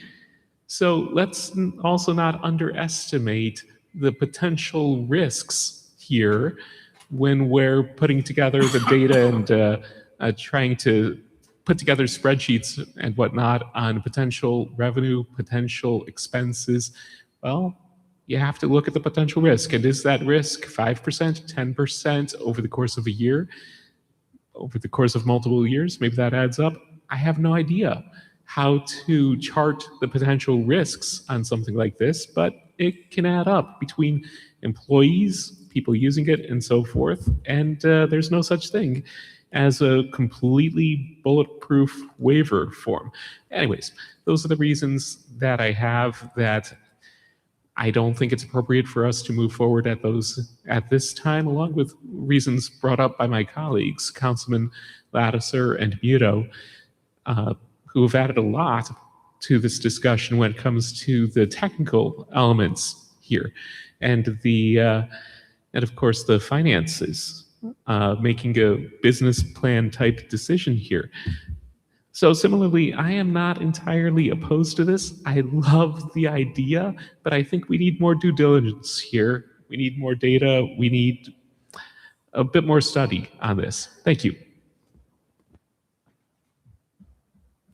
So it keeps getting mentioned, and it's contrary to my understanding. So, administration, can you confirm for me that I thought the bumper cars were going to be usable year-round, but people keep mentioning only with the ice. So the bumper cars are year-round, and just to let Councilman Muto know, there are 6 outdoor rinks that currently use the bumper cars, not including City Hall Plaza, if approved. 3 of them are in New York, 1 in South Dakota, North Dakota, and Indiana. So there's not 2, there are potential 7. This is an item that is highly desirable in the city of Providence, as well as other outdoor rinks and similar indoor rinks. This is providing the residents of the city of Warwick another recreational opportunity for those that do not ice skate during the winter months, in the downtimes on the rink, when there's not as many skaters, as well as in the summer, spring, fall, and summer, when there is no ice. And this is a year-round multi-event center. That's why it is the Greenwood City Hall Plaza Event Center. Thank you. You stole one of my talking points about it being elsewhere, so now I'm bitter. One of my other, that maybe again might be a misunderstanding. I thought were the revenue projections, do they include the bumper cars?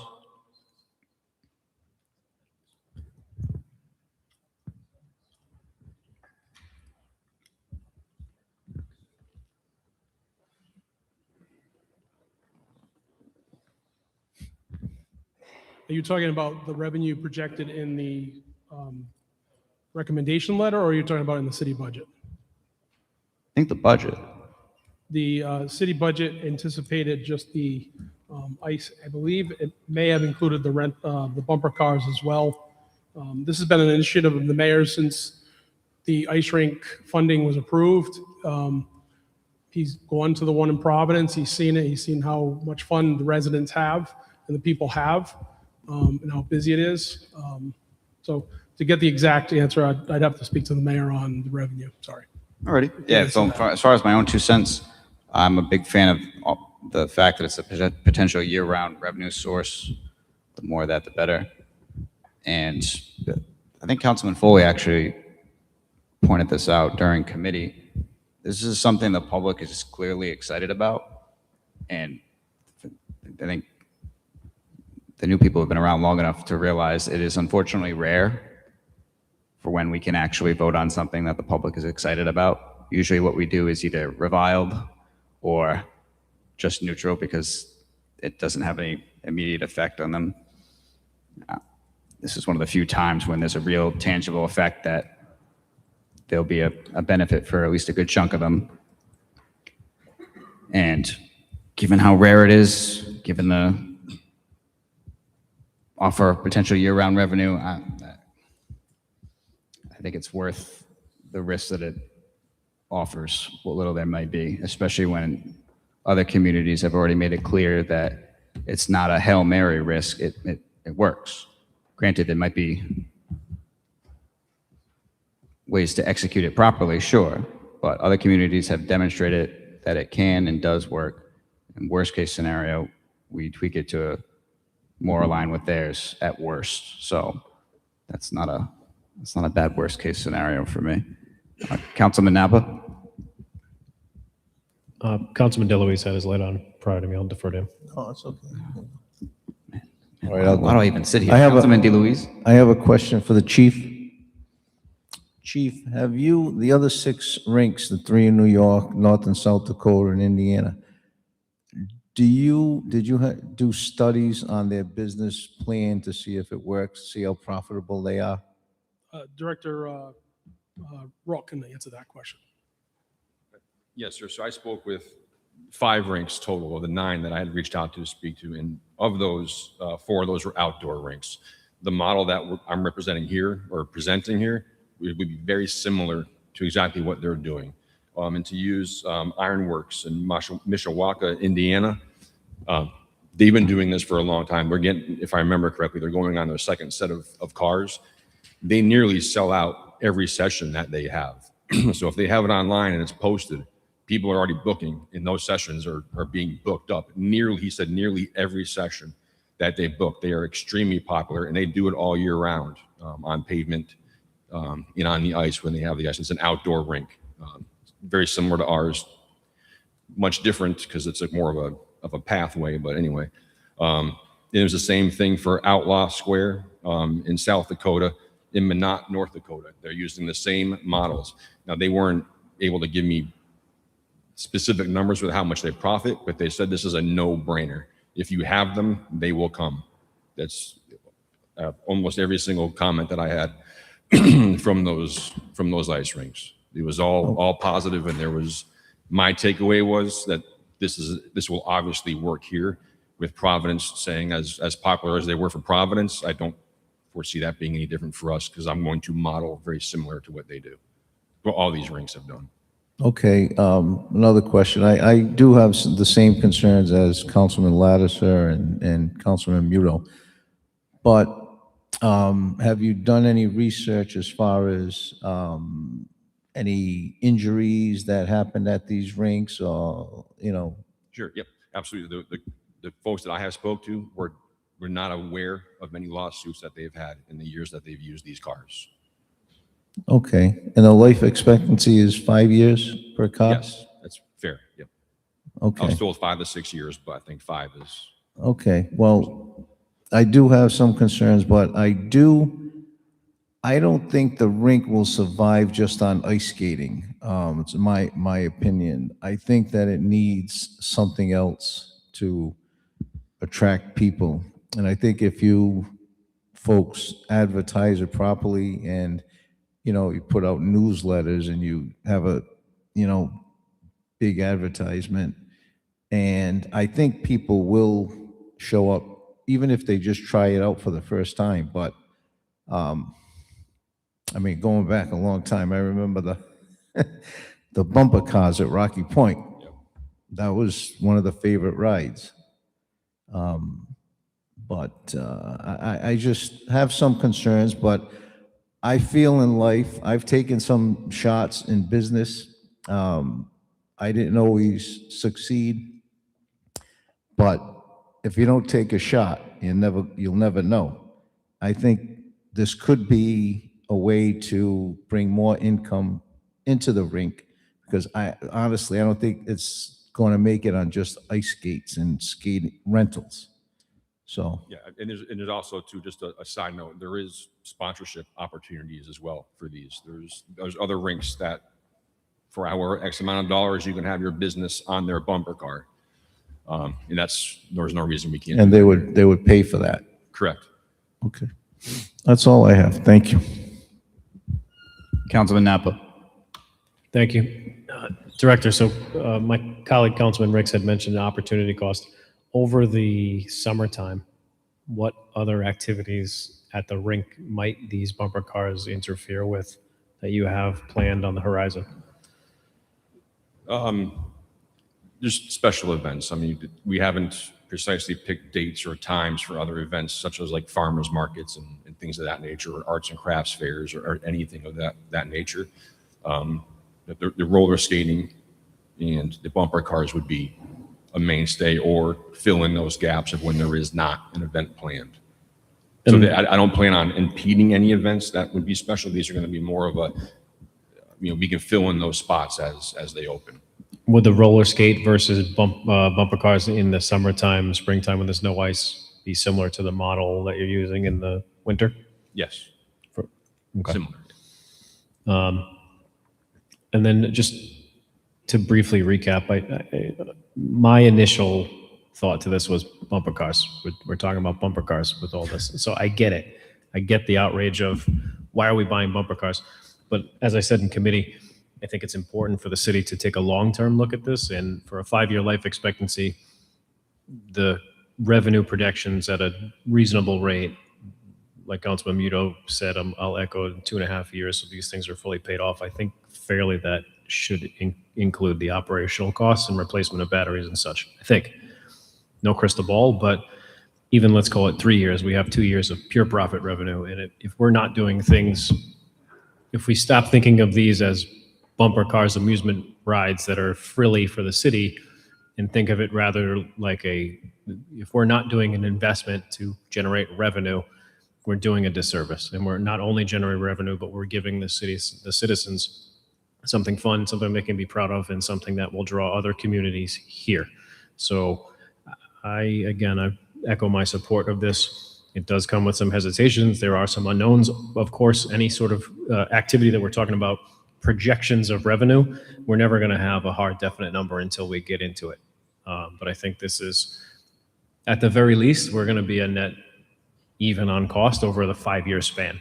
And we've brought more joy into the community and something to be proud of. So I have no qualms about supporting this.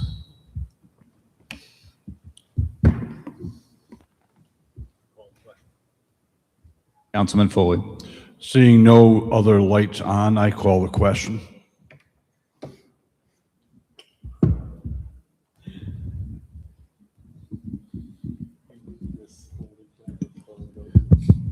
All right, so the motion before us is for unfavorable action. So, and Solicitor, correct me if I'm wrong, a yes vote is to shoot down the bid. A no vote is to not shoot down the bid. We'll have to do another motion after that if the bid is not shut down. So clerk will please call the roll. Mr. Sinapi? No. Mr. DeLuise? No. Mr. Foley? No. Mr. Gephardt? No. Mr. Kirby? No. Mr. Lattiser? Yes. Mr. Muda? Yes. Mr. Napa? No. Mr. Rick? Yes. All right, so now do we have another motion? Motion to move favorable action. Motion for favorable action made and seconded. So, Solicitor, you want me to do it? So it's a 56-6. Second.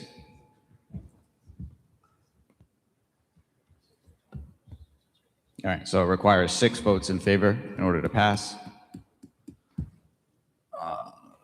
Any further, Councilman Foley? No, point of clarification. Since we just voted down an unfavorable action, isn't it logical that that means this passes? No. Unfortunately not. Logically, yes, but it doesn't follow the So process. again, point of clarification. So we have in front of us now a motion for favorable action. And if we vote yes, we're voting for the bumper cars. That's correct. Although, just to be clear, it needs 6 votes in favor in order to pass. Call the question. Order. Councilman Ricks? I'd simply like to point out that logic has nothing to do with any of this. That's all.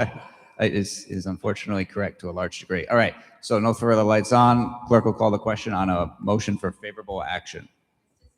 Yes. Yes. Yes. Yes. Yes. No. No. Yes. No. All right, so that concludes the first 3 that were taken off, but now the 4th one, PCR 16-26, formerly bid 2026-0-035. So Councilman Lattiser? Yes, the motion or the recommendation from the committee was to hold until February 23rd. Is there any objection to holding until February 23rd? All right, seeing none. Sorry, I'm just checking my calendar. All right, yeah, it is February 23rd. Seeing none, so held. Oh, I'm being scolded before I can. Ah, you're right. I would have done it again, and then Lynn would have got mad at me, rightfully so. All right, unfinished business, PCO 29-25, an ordinance amending section 20-291 to update the rescue service fee schedule. This is ordinance, Councilman Napa. For second passage, the committee recommended favorable action, and for action, For action, Councilman Napa. motion to move favorable. Second. Motion made and seconded. Are there any further discussion? Is there any further discussion? Seeing none, clerk will please call the roll. Yes.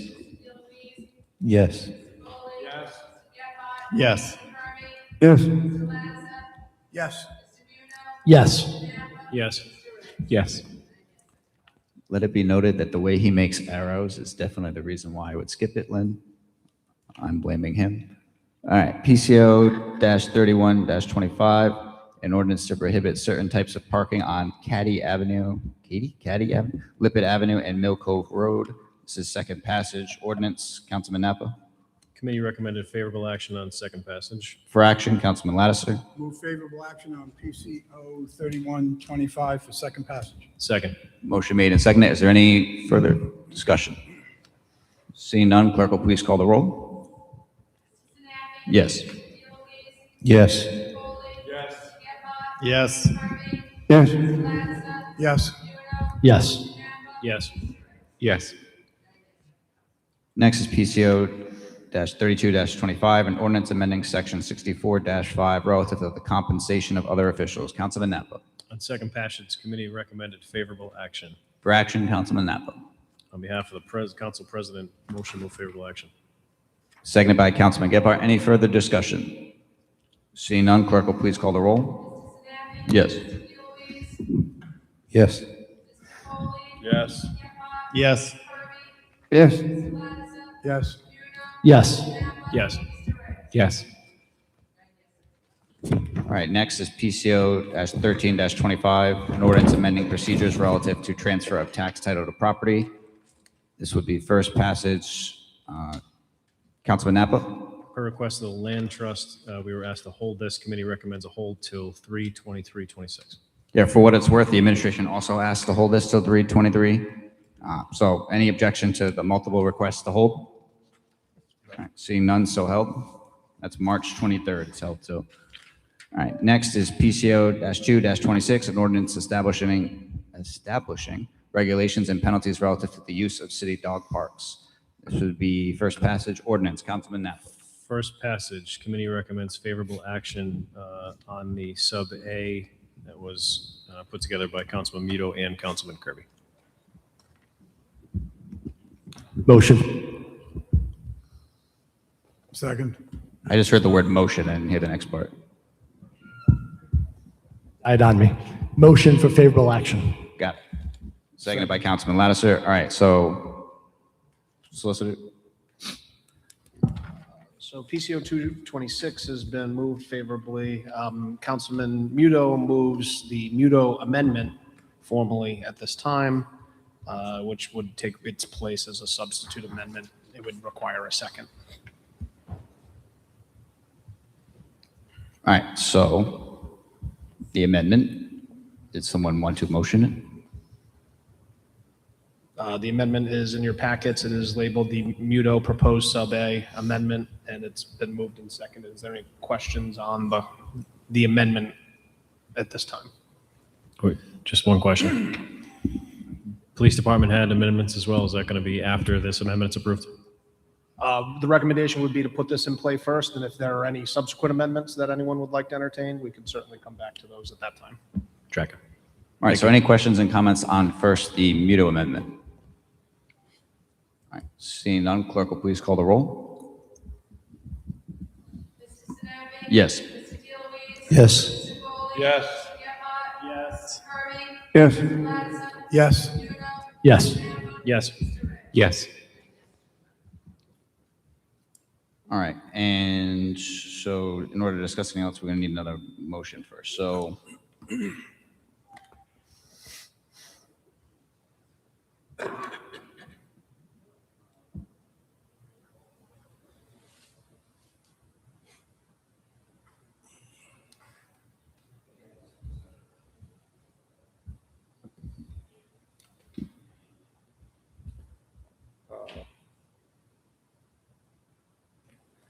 We're in an awkward position because I'm not supposed to make the motion, but I'm the So, one with the potential amendment. The council president has inquired on two matters.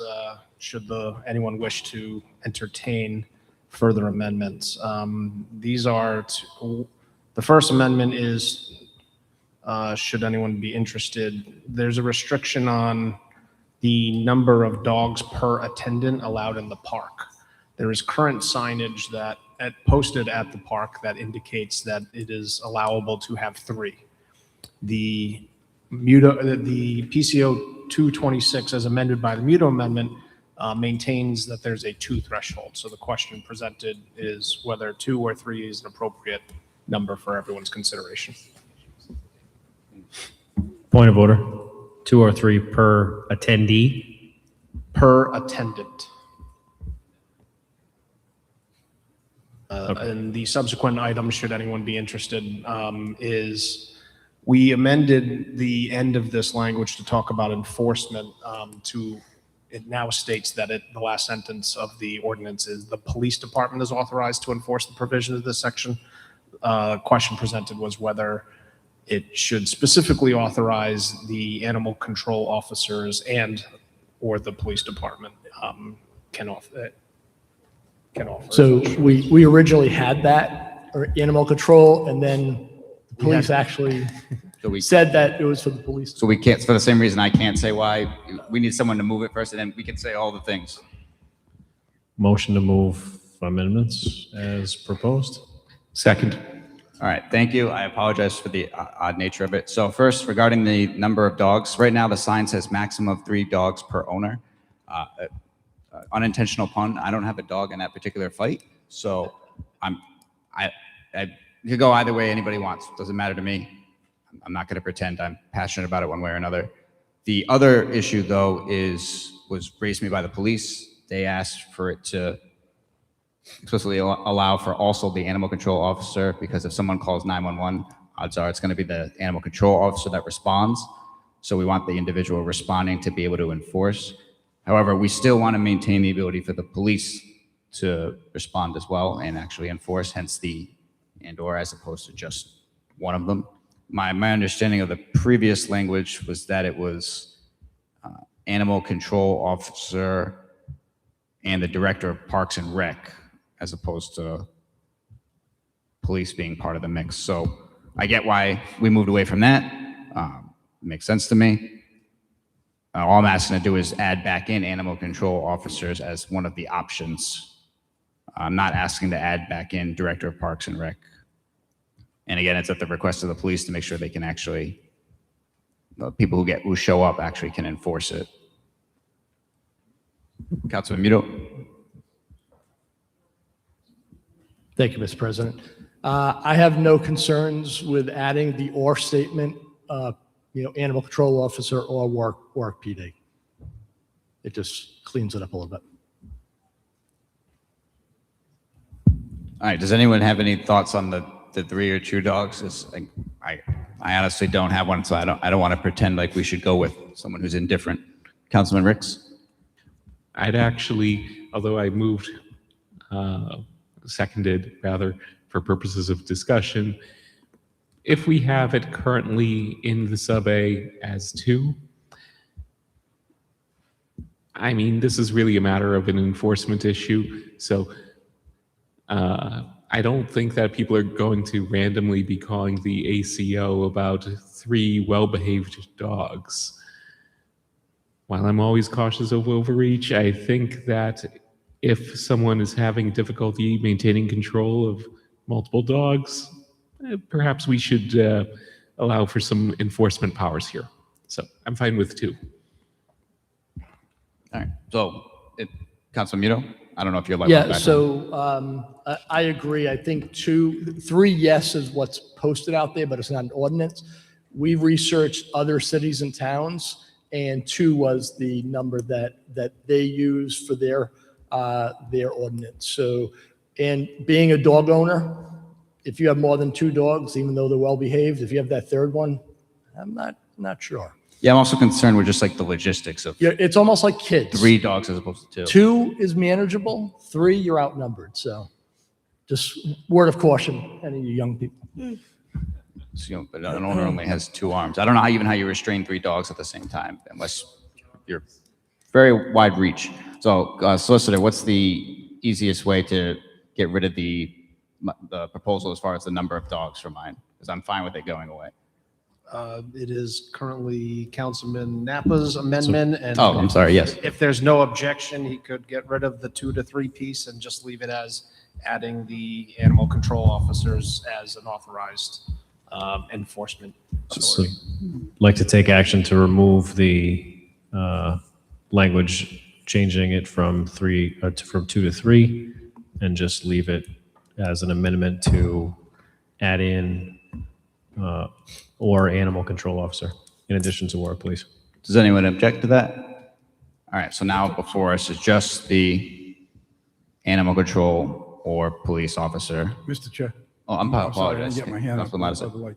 I wasn't clear on Councilman Napper's comment. Are you looking to change no more than 2 dogs to no more than 3 dogs? Is that what you said? So the suggestion from the police department, from what I understand, was No, it was just, they wanted the sign, whatever the Correct the sign sign. was going to be to match what the ordinance was. So that's why I simply point out, hey, that's one of the other things.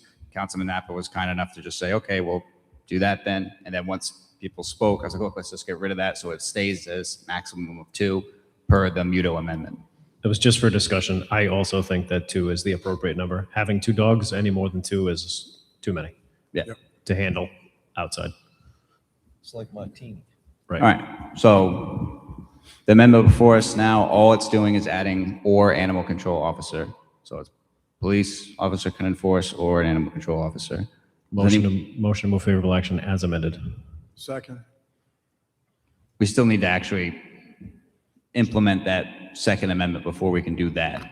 So any further questions on that second amendment? Adding ACOs to the. Yeah, which is adding ACOs to the ability to enforce. All right, seeing none, clerk will please call the roll on that amendment. Please. Yes. Yes. Yes. Yes. Yes. Yes. Yes. Yes. All right, now it stands before us twice amended. It incorporates the Muto amendment and the one addition of the or animal control officer for enforcement purposes. Does anyone have any questions to the ordinance as amended? All right, seeing none, clerk will please call the roll. Oh, wait, we didn't? All right, someone has to, can you do, move favorable action? Muto? Second. For favorable action as amended from Councilman Muto and seconded by Councilman Lattiser. Now, is there any further questions? Seeing none, clerk will please call the roll. Yes. Yes. Yes. Yes. Yes. Yes. Yes. Yes. All right, next is PCR 67-25, a resolution requesting the General Assembly to amend RIGL 17-8-5 to include the City of Warwick in the list of municipal councils authorized to approve the employment and compensation of local canvassing authorities. Intergovernmental, so Councilman Gebhardt. This was moved without recommendation. All right, so we'll kick to the primary sponsor, Councilman Lattiser. Yes, thank you. So I would propose the change to where it says in the list of municipal councils authorized to approve the compensation or the increase. Councilman, I believe Say what? I believe I've written out a draft of Okay, what you please. discussed Go in ahead, put it in committee, there. if you'd like. Councilman Lattiser would ask that folks amend this matter. What we'll do is strike where we're inserting Warwick on line 19 and add a new clause at the end on line 21 that says, and provided further that in the city of Warwick, increases in compensation shall be subject to the approval of the city council. That's my motion. All right, motion from Councilman Lattiser, seconded by Councilman Muto. Does anyone have any questions regarding the proposed amendment? All right, seeing none, clerk will please call the roll. Yes. No. Mr. Foley, Yes. Mr. Gephardt, No. Mr. Kirby, Yes. Mr. Lattiser. Yes. Mr. Muno. Yes. Mr. Napa. Yes. Mr. Ray. Yes. All right, so that was just to get it amended. So now, is there a motion for favorable action as amended? Make a motion favorable action as amended. Okay, seconded by Councilman Muto. Any further questions? All right, seeing none, clerk will please call the roll. No. Mr. DeLuise, No. Mr. Foley. No. Mr. Gephardt. No. Mr. Kirby, Yes. Mr. Lattiser. Yes. Mr. Muno. Yes. Mr. Napa. Yes. Mr. Ray. Yes. All right, next we have PCR 5-26 sub A. Resolution establishing a task force to review and make recommendations regarding the modernization, sustainability, and economic development potential of the city's athletic and recreational facilities and infrastructure. This is intergovernmental. Councilman Gephardt. The request of the sponsor is to hold this to 3/9. Is there any objection to holding till 3/9? All right, so that's a hold till March 9th, so moved, or so held rather. Next is new business, there is none. Next is unanimous consent, PCR-12-26, resolution approving an easement to the Narragansett Electric Company for the installation, maintenance, and operation of overhead and underground electric distribution systems at Pilgrim High School. Is there any objection to considering this under unanimous consent? All right. So I'm going to go ahead and object so that this gets punted to the next meeting. Council President, point of order. Yeah. I don't believe that the Exhibit A is actually attached to the resolution. Just wanted to make sure to raise that for the record.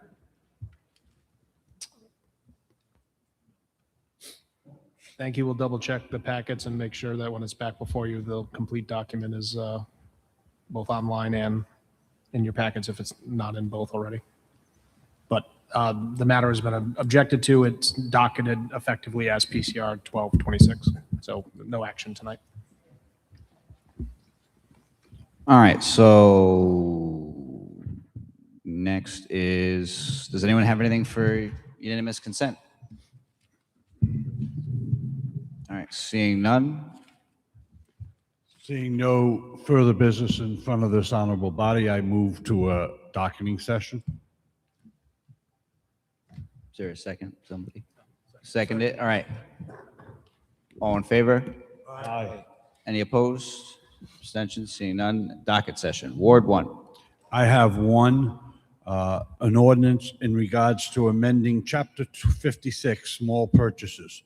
I do want to make a note on that. I would like Councilman Lattiser to be the main sponsor, and I'll be a co-sponsor. I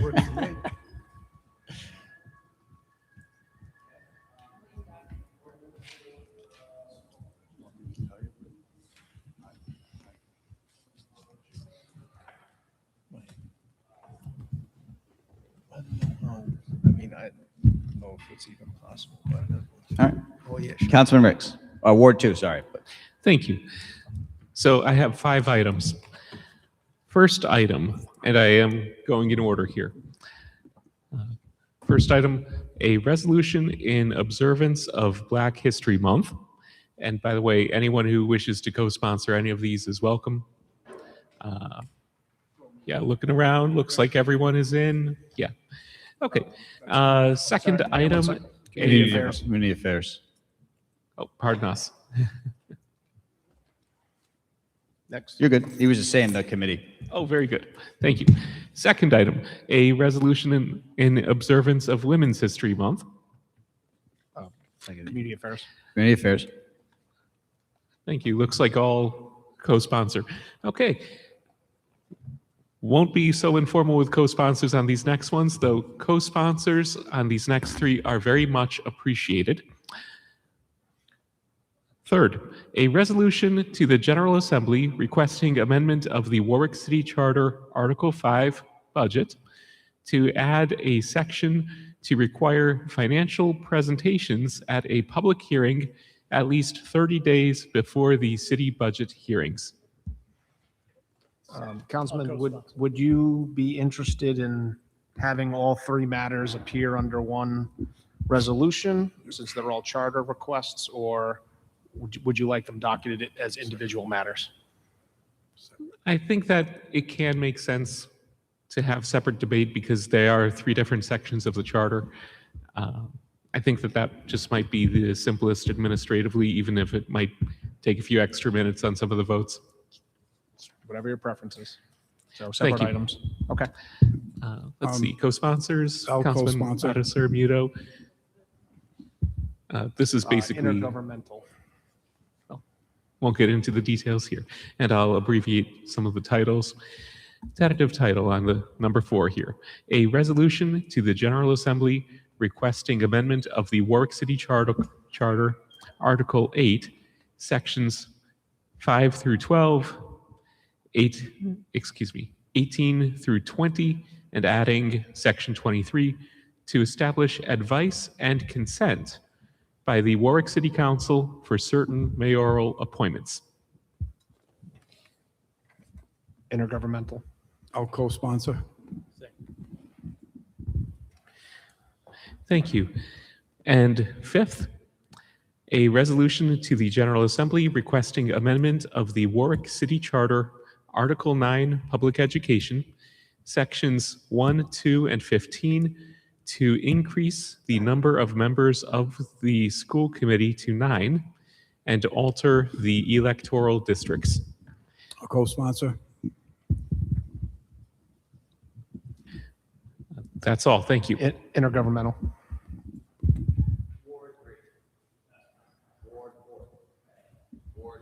Pass. I have 10, but consolidated to 2 by the recommendation of the advice of the solicitor. Yep. So it's a resolution to the General Assembly for Warwick Charter modernization. Items 1 through 5, I'll deliver them to you, but they are focused on primary structural package that looks at Article 6, Budget and Finance, Article 2, City Council, Article 3, Mayor, and adding a new Article 10, Appointments, Confirmation, and Removals. Second resolution for Warwick Charter modernization for the technical and enabling packages. I have details of 6 through 10.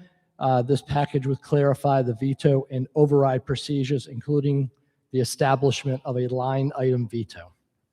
I'll co-sponsor both. All right, there we go. That addresses what I was going to say. Councilman Ricks. Okay. Both have received co-sponsors, and both will be referred to intergovernmental. All right, so that's it for you, right, Councilman Muto? I don't want to miss anything. Ward 7. Pass. Ward 9. Yes. An ordinance amending section 64-5 relative to compensation of other officials. Ordinance. Could you repeat that? I didn't catch the last part.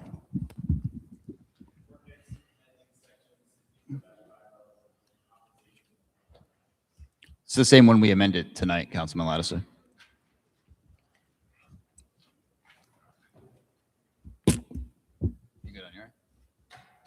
I'm good here. Ordinance. Do you All have- right, then Ward 8, I have 2. One's a PCO, administration. One's a PCR, administration. Ordinance to ordinance and res to intergov. All right, that concludes the city council meeting at a surprising 10:21 PM.